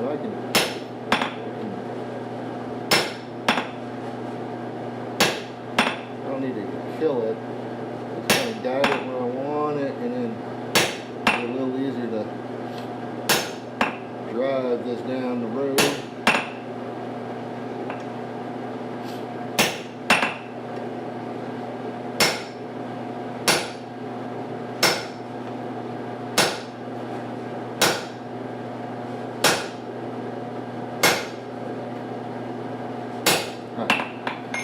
It's a decent mark. Straight-ish. It'll be a lot easier when it's hotter. So let's see what we can do.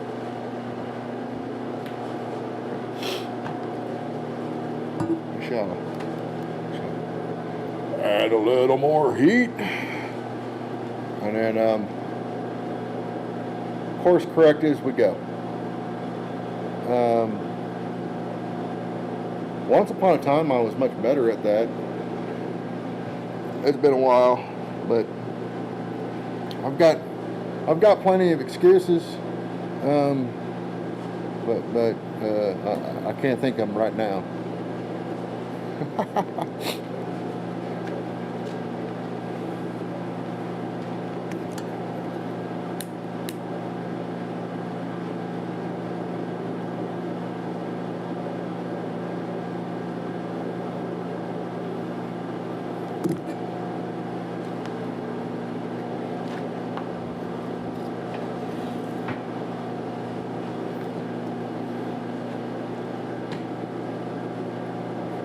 I'd like to bring that out much hotter than it was. It's got a pretty decent mark in it. So following that'll be a lot easier at a higher heat. And I'll be able to drive it much deeper at a higher heat. Ideally without risking splitting it. We shall see. You'll get to partake in my mistakes. Brian's probably throwing his shoes at the TV right now, watching me do this. I know anytime I watch some guys, I get that way. I love Black Bear Forge, but man, sometimes that dude will do some stuff makes me want to throw my boots at my TV. What the hell are you doing, John? Why? Why are you doing that? Jesus Christ, you got a power hammer.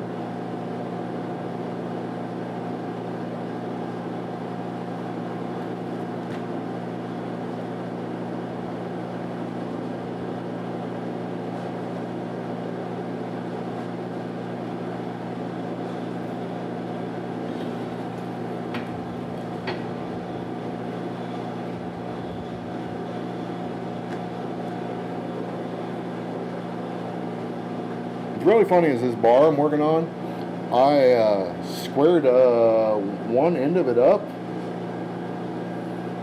and I can't remember why.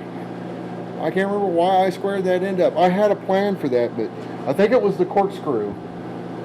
But it escapes me right now. I think in my brain, the corkscrew, the handle for the corkscrew would look really cool as wrought iron. It still might, but I completely forgot about that. Right. I'm going to brush this crud off of here. Why? I wanted to knock that cool down, so I had to come over here and pick it up. Got that wire. That's why. This is not. Really? I'm not even getting hot because it ain't hot no more.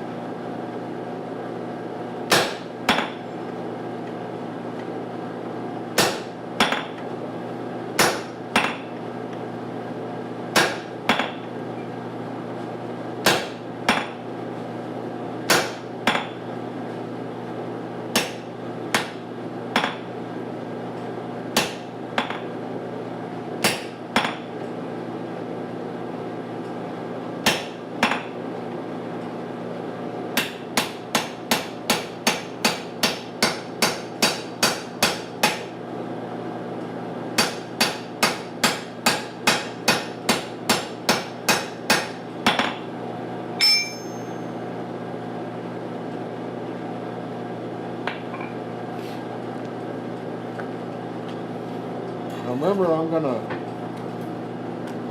fold this here in a minute.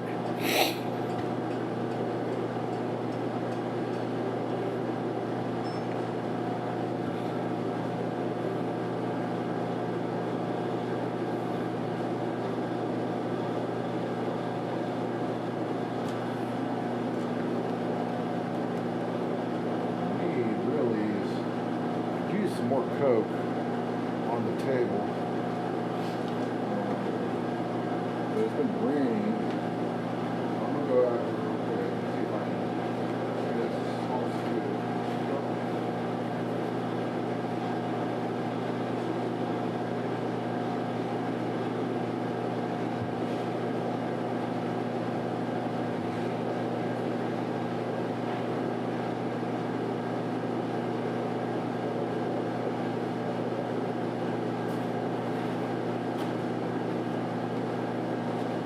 Hey, that came complete with some kindling.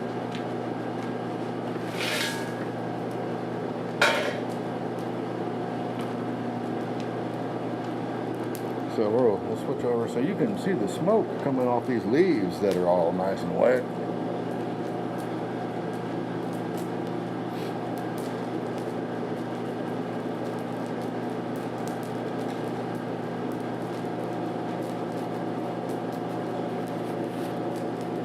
So, getting close. I want to run that fuller down that center line one more time. Just kind of establish a little bit more. If I can see the shine line on the other side, then I will have felt I've got where I want to be.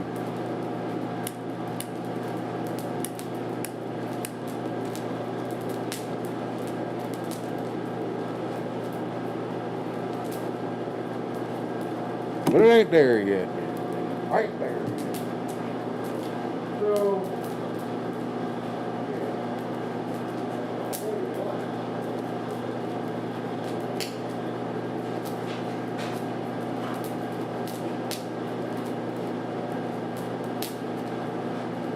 I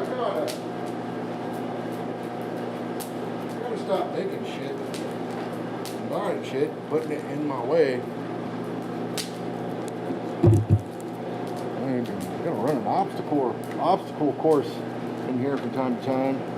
Figure that out. What is this bar? Is it actually an inch? Yeah, it's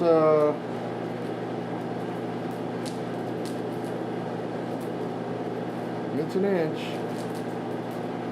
It is an inch. Actually, just slightly over.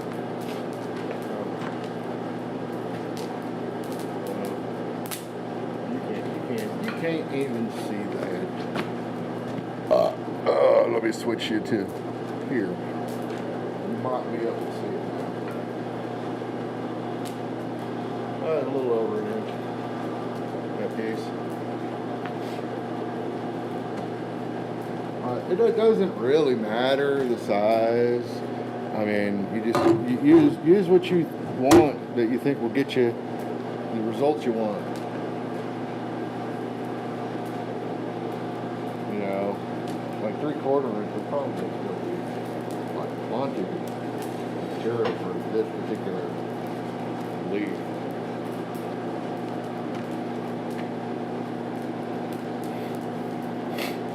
Real question is, I mean, like, what am I gonna do with this thing when I'm done with it? I don't know. I might make it a hook. I might make it a really heavy keychain thing that you can, like, self-defense tool. You can whip it out and smack somebody across the head with it. And they'll leave you alone. If they don't, well, we're gonna have a nice dent in their head.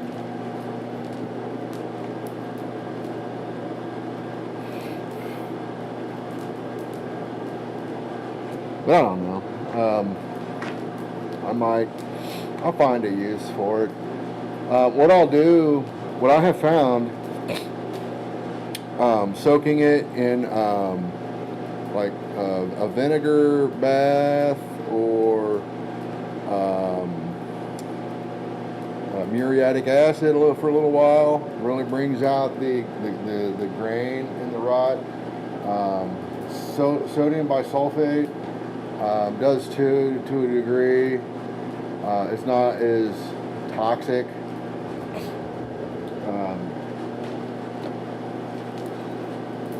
But it will eat it up, that's for sure. So let's take another pass at this with the fuller.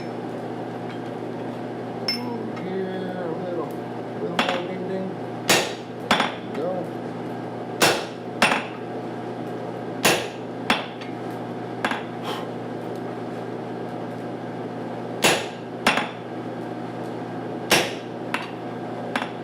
Now, I want to be careful out here on the edge. I don't want to take that too far. And I want to keep it somewhat centralized, which currently is not very centralized. And what I don't know, I'm going to work this back.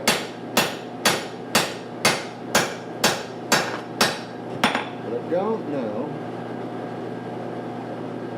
is if I were to forge in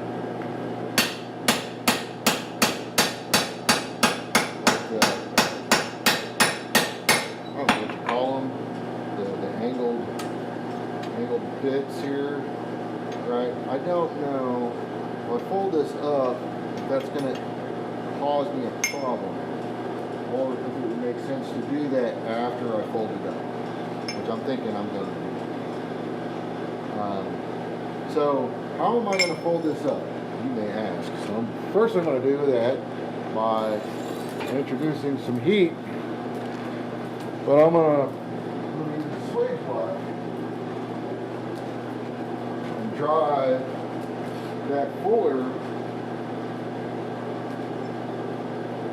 with that piece in a V-swage, which will help fold it up. The real question is, what did I do with it? I have this swage block here. It has these. What? No, I don't think that's what I want to use.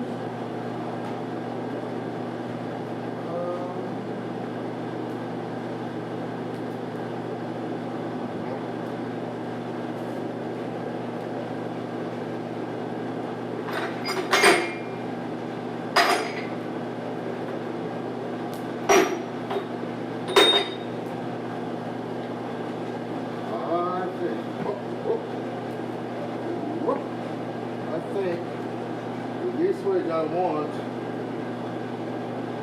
got my job box outside, which will be exciting to find. So I'm gonna lift this out of the fire and leave it on top so I don't burn it while I'm off on safari looking for that damn thing. Stream Elements. Thanks for subscribing, Brian Brazial Blacksmith. Well, thanks for subscribing, Brian. I'm gonna go out and grab that heat light.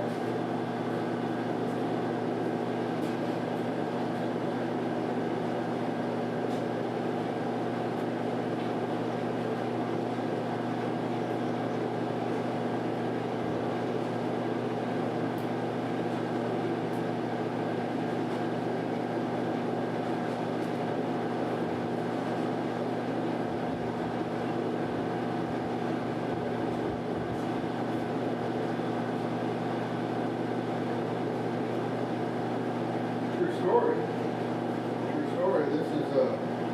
This is a 60-degree V-swage that Brian forged for me a couple years back, and he gave me some grief about not making a hardy stem for it, and I started to do so. And then I had an idea that we're going to drift this hole open. Will provide us a little swellage. We're going to drift it open rather than drill it open. I thought about drilling it more, and I don't want to do that really. I would rather drift it. I think it would look cool. So Paul and I might do that next weekend. So I'm going to use that. I'm going to set my leaf in there with the fuller and drive it down into this particular swage here. Should be big enough. I have a 72-degree V-swage, and honestly, that was the one I was originally thinking of using. The reason I'm not using it is because it's in my job box, and I don't have a light out there, so I would be out there for 20 minutes trying to find a damn thing. This was big enough that I could just reach in and grab it, and I knew where it was at. So this should work. This should work. And I have a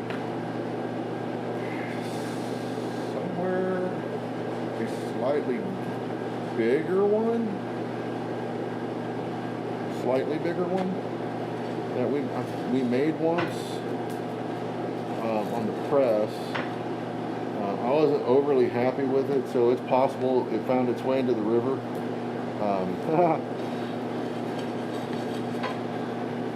But I do have a bigger one somewhere. I don't think I need a bigger one for this. I really just needed to get it started. And I could do that at the vise too, you know, but it might mar up the sides more, and it's real. I'm just trying to avoid that. That's all. What I will do, get this a little more heat on this bad boy. While I take a drink out of my Gatorade here, I'll take a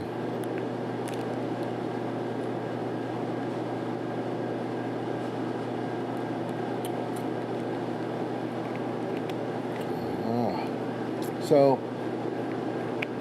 I'm going to, there was a video posted by somebody recently called The Only Technique You Need to Know. Brian like Brazial Blacksmith. And it's I'll trade you mine for yours. It's a respectable video. He got some things okay.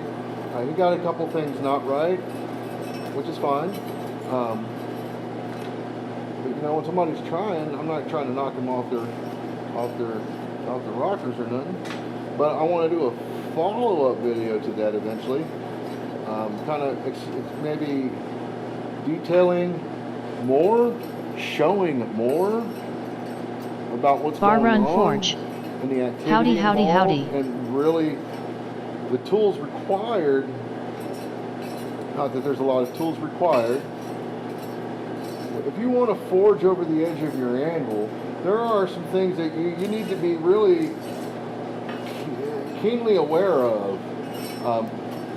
Because if you're not, it can it can become a very frustrating technique to try to learn if you're not doing it correctly on a correctly dressed anvil, you know. So he had forged a bunch of cold shuts into the material he was working on. It's because his anvil wasn't very well dressed. So I think those are things important to know. Hey Troy, trade what? I like my B-swage. I got one of those super sweet John Taylor 72 degree B-swages I can't wait to use. Actually, you know what's really nice about that swage is I've been wanting to make one of those for a while because there's some tongs. Mark Krause has got a document on forging some quote-unquote industrial tongs, and it calls out the use of one of those. And I was like, man, you know, that'd be handy to have that. And John gave me one at Quad State last year, bless his heart. And he just ran over and brought it to me. And I love that dude. But I was like, it's almost like he read my mind. I'm like, how did you know? But that's something I want to, that's an endeavor I wish to embark on soon, is making those tongs. And I am in desperate need of good, quote unquote, industrial tongs for holding bigger material, especially like 2-inch square, 2 1/4 inch square. I just don't have tongs that hold that stock size very well. Boy, was it a rock and roll show on the 250 with the ones I have. I mean, they'll hold it, but they just don't hold it well. And it tends to hold it in a weird angle, and so you kind of adjust for that. And if you don't, Murray will let you know. Old Clifton, he'll let you know. So if anybody's wondering, when I say Clifton, I'm talking about my 250-pound Murray power hammer. I dubbed it Clifton because it used to be owned by Clifton Ralph. So I call it Clifton.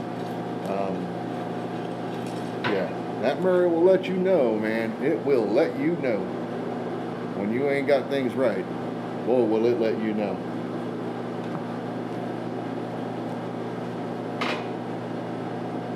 Tower hammer will zing, it'll zing you for sure, but 250-pound hammer, it's going to do a little bit more than zing you. It's going to do a little bit more than zing you.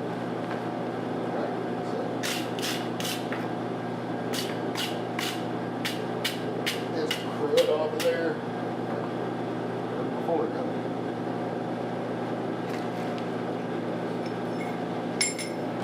So you guys can kind of see what's going on here. So all I'm going to do is try to centerize this mark over the swage here, and I'm hoping that driving that in will help it want to fold where I want it to, and it seems to be, but not entirely, which is fine. A little more controlled than what I was just shooting for earlier.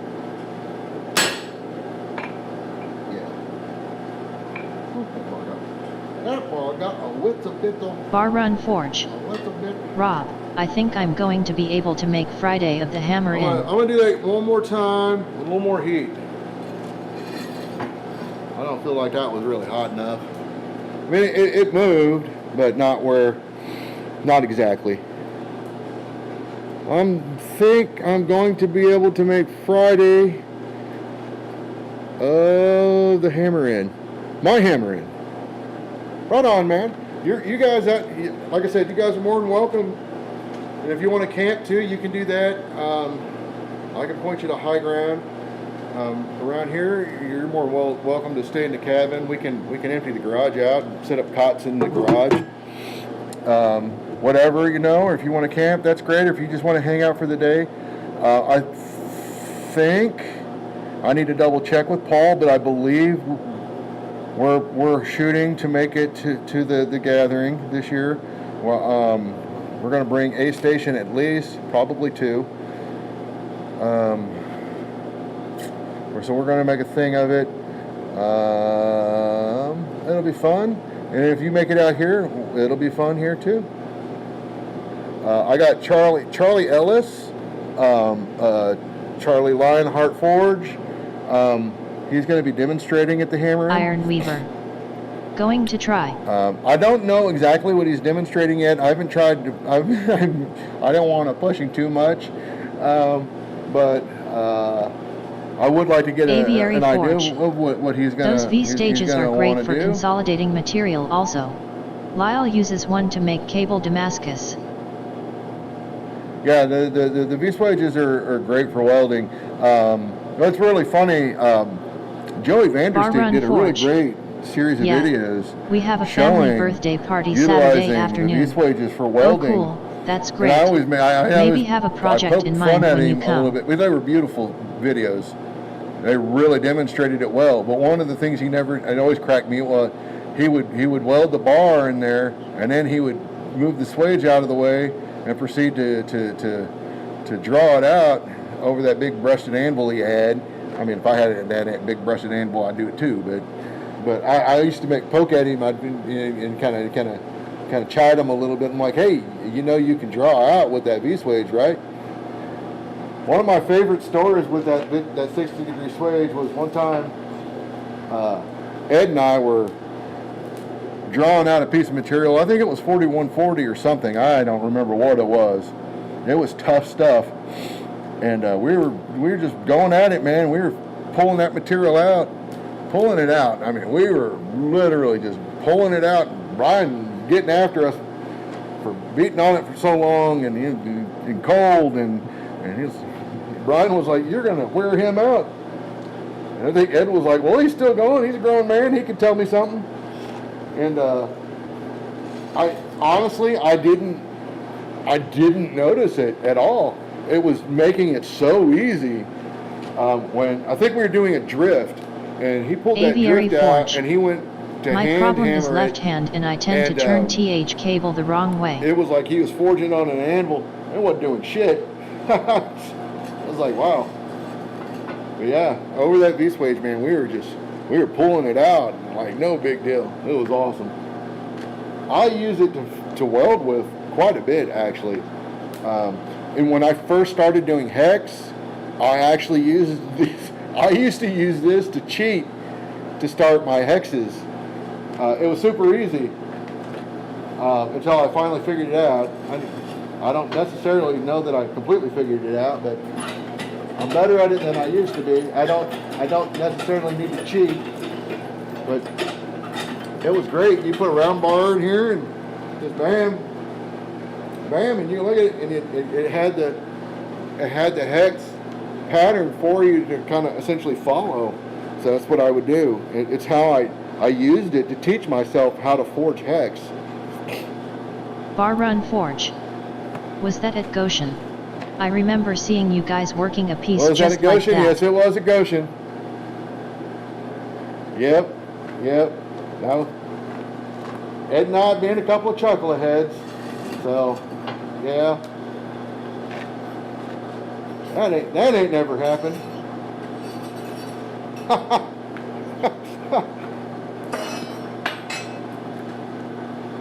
Hey man, you know what I love about Ed? You catch him at the right time, you can talk him into doing just about any kind of crazy forging.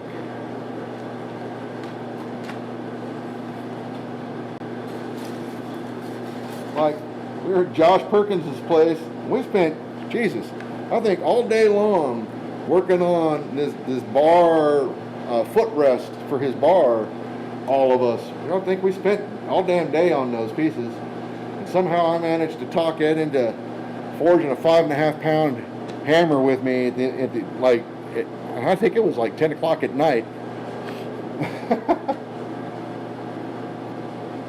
I almost regretted it at one point when we started upsetting that damn thing. Whew, that was a workout. I said I was going to get more heat into this piece, and every time I pull it out and look at it, there ain't no more heat in it. Come on, farm. I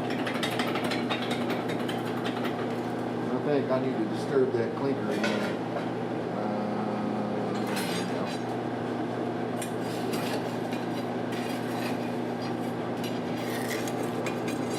Paul is the same way, to be honest.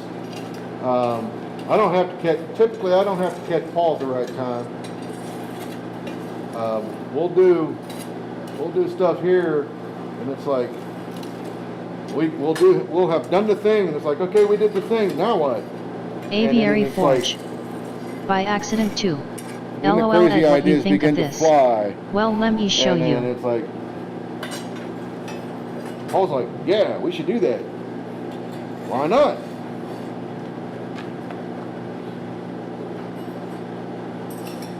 We still got 2 hours before it's 6 a.m. Yes, we should do that.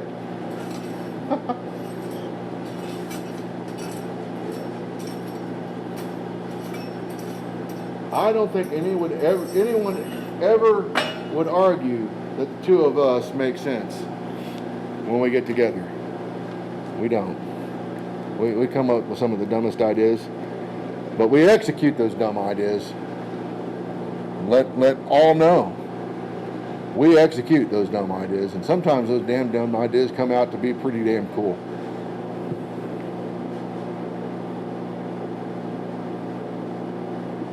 Yeah, hey Jot, by the way, you and that damn boudin, I brought some home and ate it, and I swear to God, I smelled like boudin for a week. It's like I started sweating boudin smell. Like, Jesus Christ. Everything I ate reminded me of boudin. Let me tell you, pro tip by the way, if anybody's wondering, do not mix boudin and Thai red curry.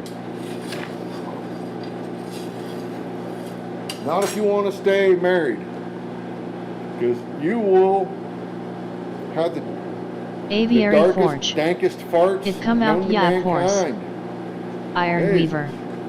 Yet, maybe be dumb, however, we make it fun. Yeah, it comes out your port, man. I think it came out more than that. I'm convinced my pee smelled like boudin.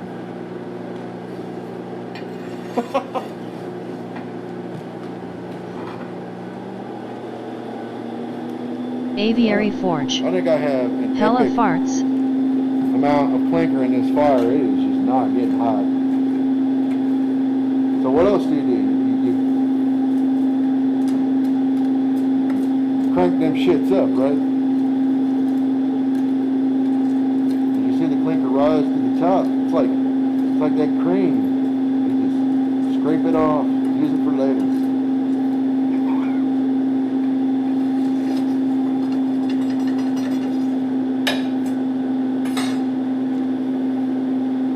I might have to take this damn thing over to the induction forge. Hella farts, dude. Yeah, red Aviary curry Forge. boudin. If Woo! the Let me garlic tell you, man, that keeps shit the will make your mosquitoes eyes away. water. Like, damn. I had a migraine for like 3 days, and I was in bed and let one rip under the covers, and I moved my leg, so the bedspread thing, you know, it went up, and it came down, and it just washed a wave of stank across my face, man, and I almost cried. It was that bad. It was brutal. It was brutal. What the hell was that? Hey, there went my hammer. Bar Run Forge. Brutal. But it is tasty. Alright, I think I'm just going to have to come to terms with the fact that I believe that this fire is toast. So I'm going to go take this over to the induction forge real quick. I don't think I'm going to get what I want. Welcome to Redneckistan. You gave yourself a Dutch oven.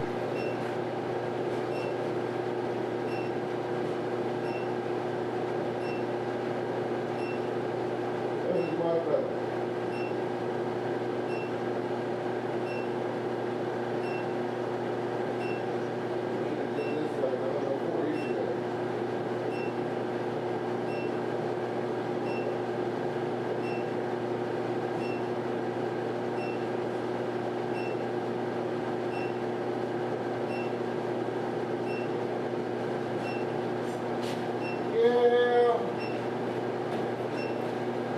should have done that like, I don't know, 4 heats ago. How'd that puller run off too this time? I heard all kinds of things falling over here. What the hell? There it is. There it is.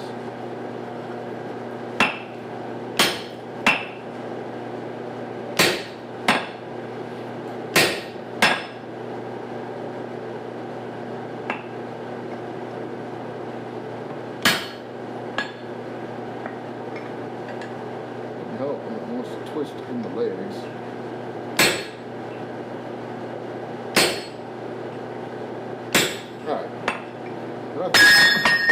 Hey, you! Trying to get me? I saw that. I saw it. Alright. That will Welcome to fold over now Redneckistan. once I get hot This again. sounds like a hospital but with more tetanus. Yeah, I love it. Love that thing, dude. Reminds me of the Roadrunner. Like I said, it reminds me of the Roadrunner. Alright, but I think I got enough of a start here. With that fuller line, that will allow this to bend over where I want it to bend over. Like I said, I'm bi-metal curves, so it's not even. So I need to fix that. But I think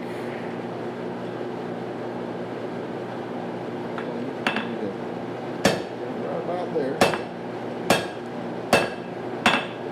Do it. That'll do it. I think at this point I should be able to take it to the vise. Sounds like a hospital.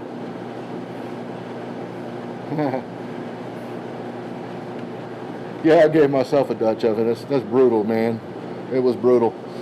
So, I'm going to take, first thing I'm going to do, I'm going to move this wire out of my way.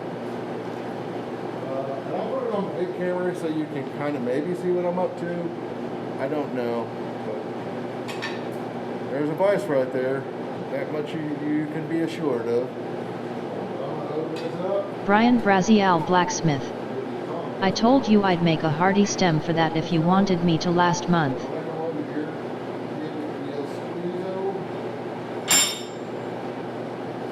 Back to the induction board real quick.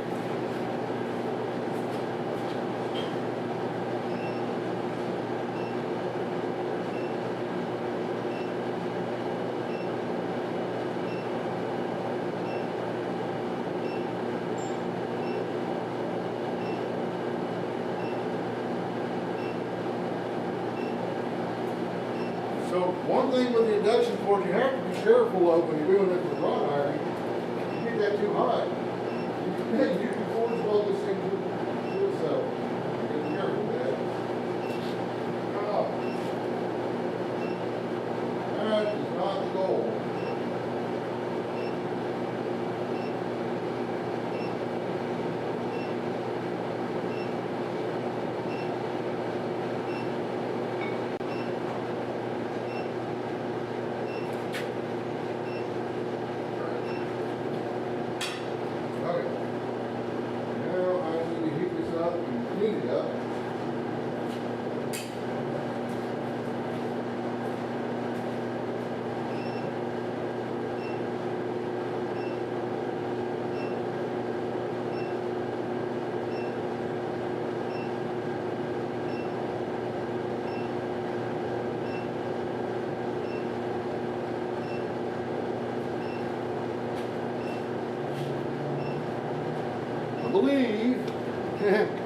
I believe my execution here was a little lacking. but let's see if we can't sneak in here and open this back up. Might see if I can try not to step on my brush while I'm here. See if I can use this folder to get in there. It's not.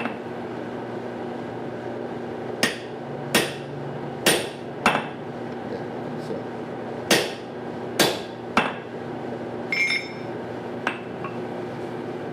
Yeah. I don't think so. I got a little mangled. No, Brian, I hear you. We're gonna drift that hole, and then I got a piece for it to do the stem, but I want to drift that hole first.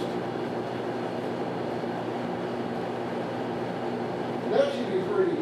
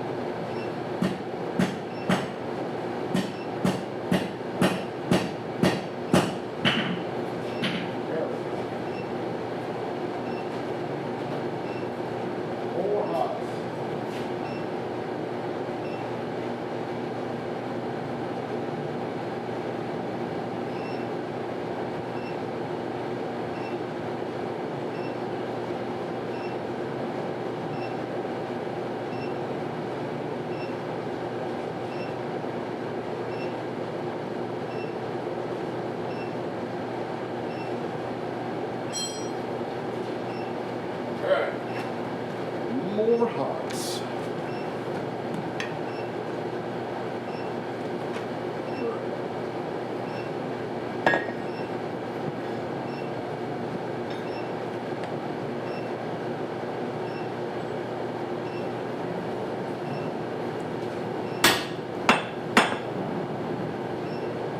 Wind is getting a little feisty out there.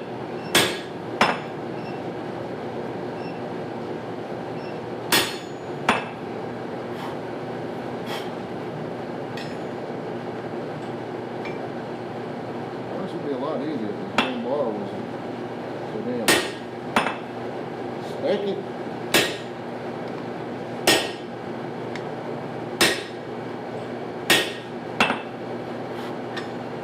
I like that. And I think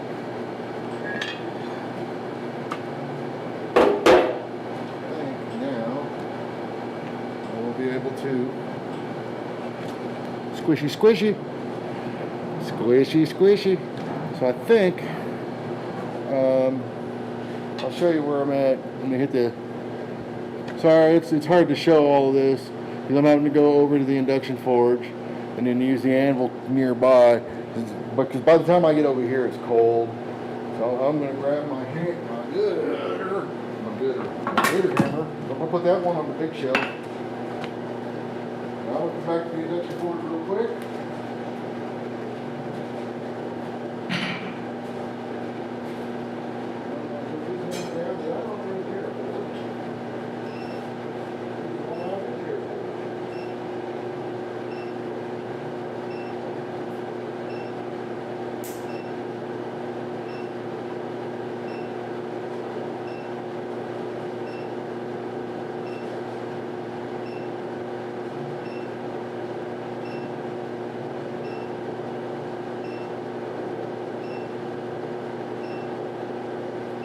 I think this will be pretty interesting.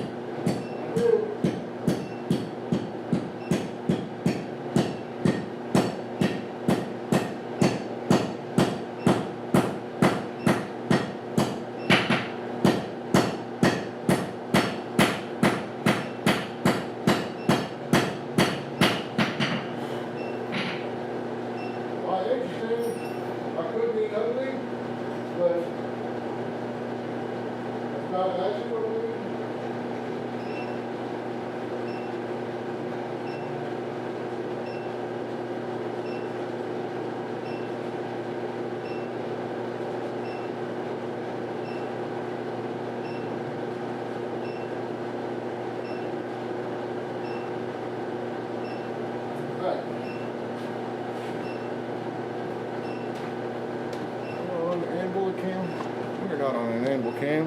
Why don't you fix that though? Boom! How about that? All right.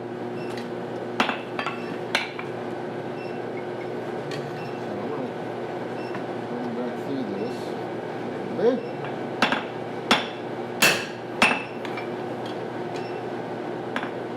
The biggest problem I'm having is I put this between the legs, and then bar is wanting to twist out because it's not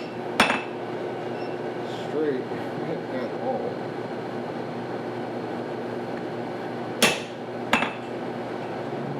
I want this.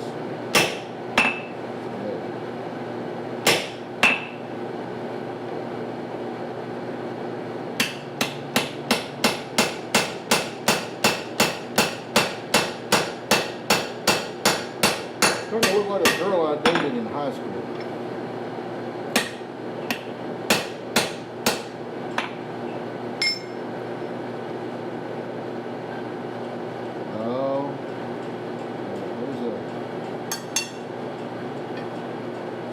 There's definitely crap running down there.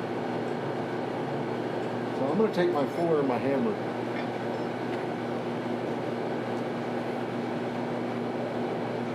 Over there, and I'll turn the camera that way, so at least you guys can see it. Remember, you're not at the same time up to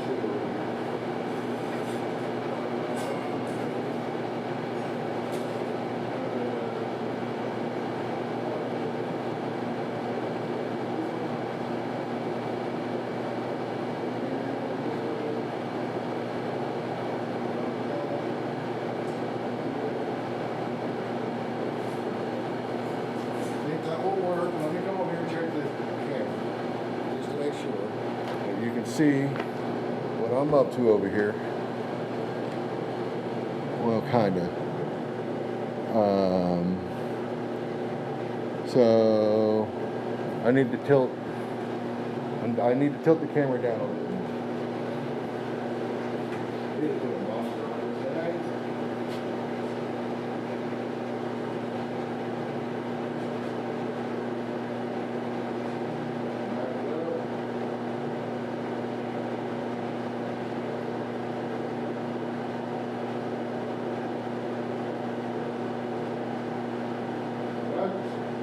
Honestly, about the best you don't get.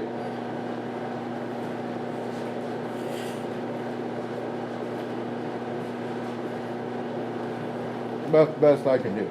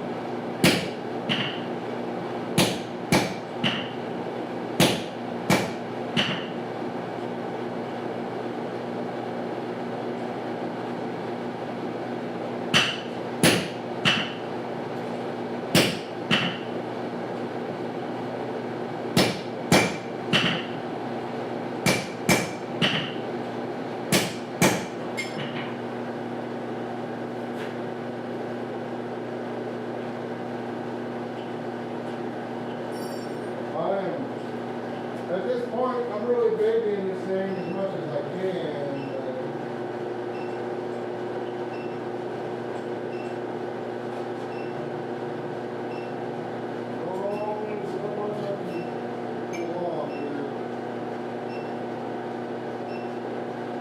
Six were made a long time ago. Definitely not that.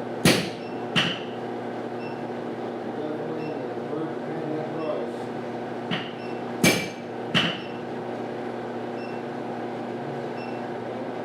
These are the point that I can come out hot and hit them without having to find them.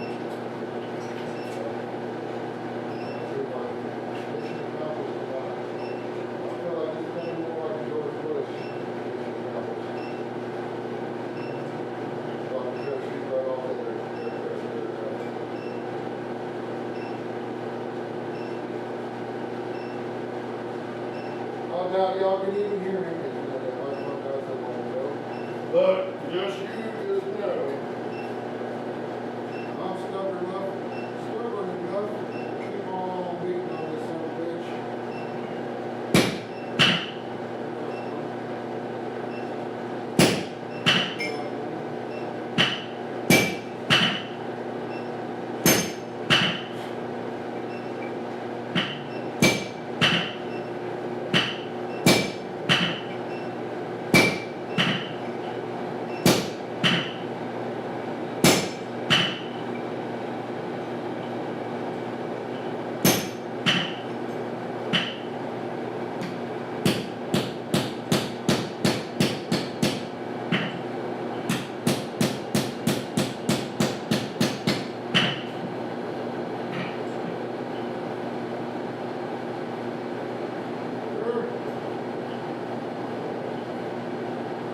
I'm pushing my luck so that I can see a crack right here.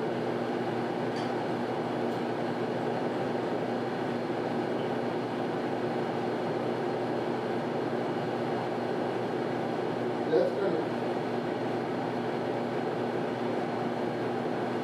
gonna add to the charm.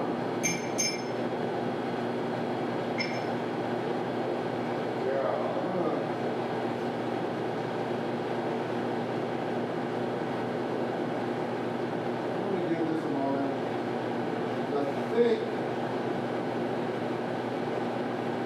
I need to switch the coils to something smaller.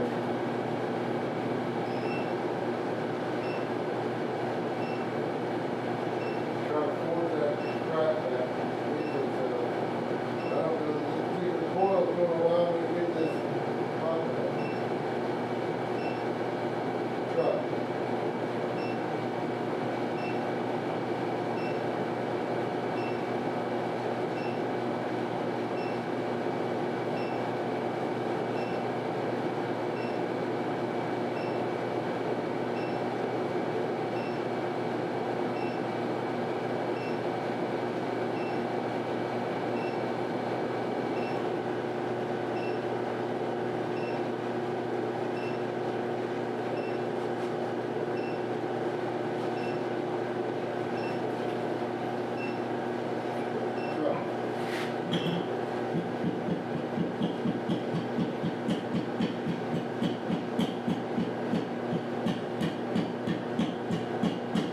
Brian Braziel Blacksmith. Rob, what does that whole induction setup cost? We are seriously thinking about getting one. Seemingly does not make it worse.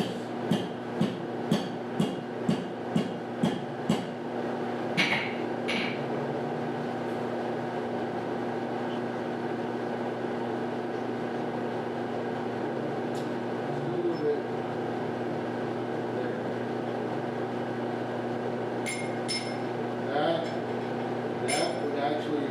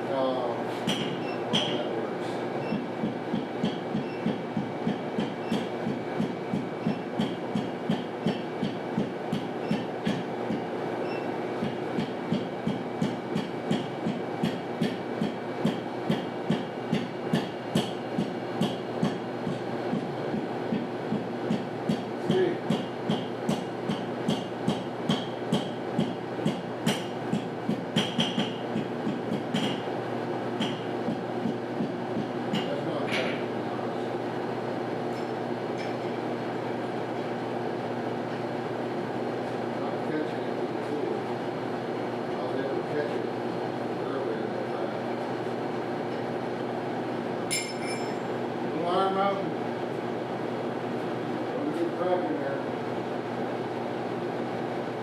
Got it out of there. I loaded it back into the cell. And then ironed out the shavings in there. Kind of filled in that void a little bit. That was the gas leak. But I think it's salvageable. So it's going to take some work. But I'm not gonna do that right now. I'll work on it tomorrow. One of the things I want to do tomorrow as well is I want to straighten the car. I want to do this again. I want to do a leaf, not the same style that I did. I want to do a better leaf out of the bar. But it would be much easier if everything was straight. When I put it through the leg, it was rolling on me. It was straight now. I knew that, but I thought I didn't come back there.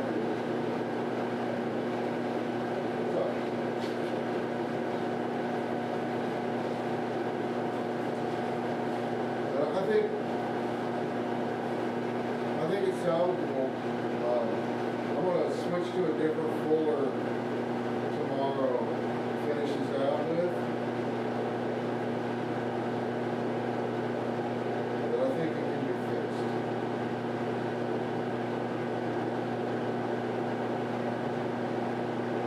But when I attempted, I think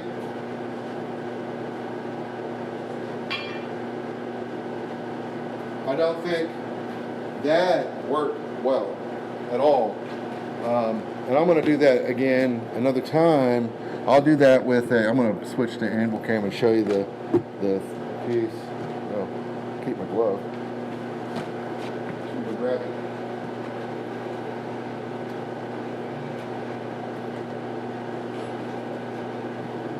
So I think it can be salvaged. It's going to take some work, but there was a crack had formed up here, and I used Iron Mountain, got this really hot, and forge welded back into itself. So that is gone. I was able to catch it with the tool earlier, and I can't catch it anymore. So I forged that out. So this part can be salvaged. I'm going to use a different fuller tomorrow. I'm going to work on it. A more rounded fuller than what I've got now. And then I think that will help. I need to get this really screaming hot to come back through this where that crack is. Probably put some Iron Mountain in there where there's a, I don't know if you can see it in here, but there is a crack running down here. You can kind of see it on the backside a little bit.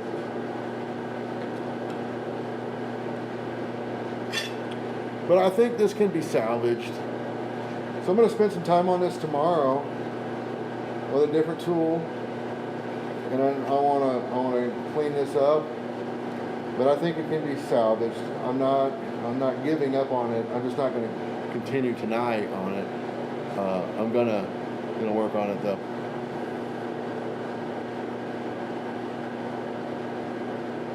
What does the whole induction setup cost? Brian, I want to say it was around, it kind of depends. It depends on the route you go. So if you get one through coal iron, I believe it was right around $3,500, maybe a little bit more than that. And that's the 15 kilowatt.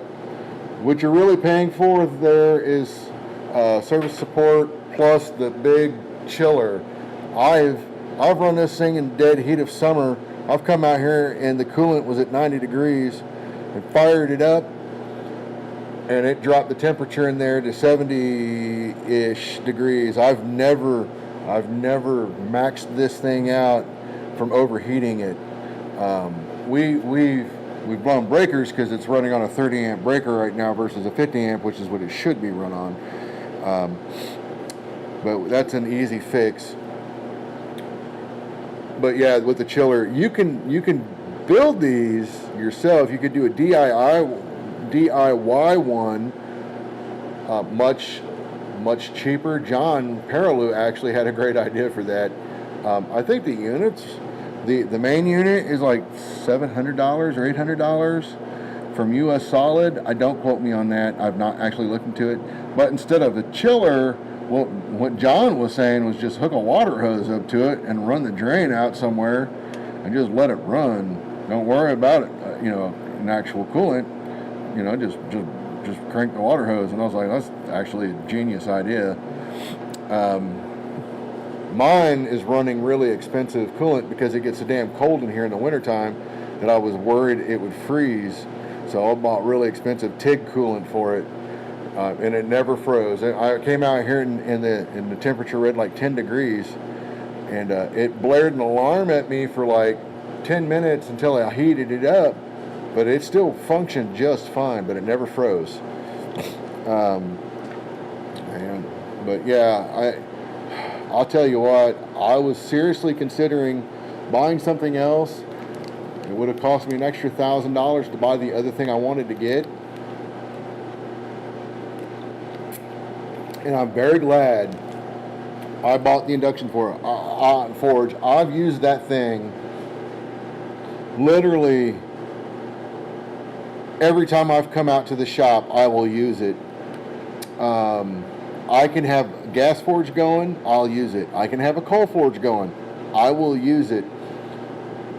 I could have neither one running, and I'll run out here at lunchtime and forge things, because I can heat up a piece of material. I can heat up 1-inch round in that thing within 45 seconds, forging hot. And I've done that before. I've come out here and made tools before at lunch, because I limited time for lunch, but I can run out here and do that. I tell you what, Derek Melton.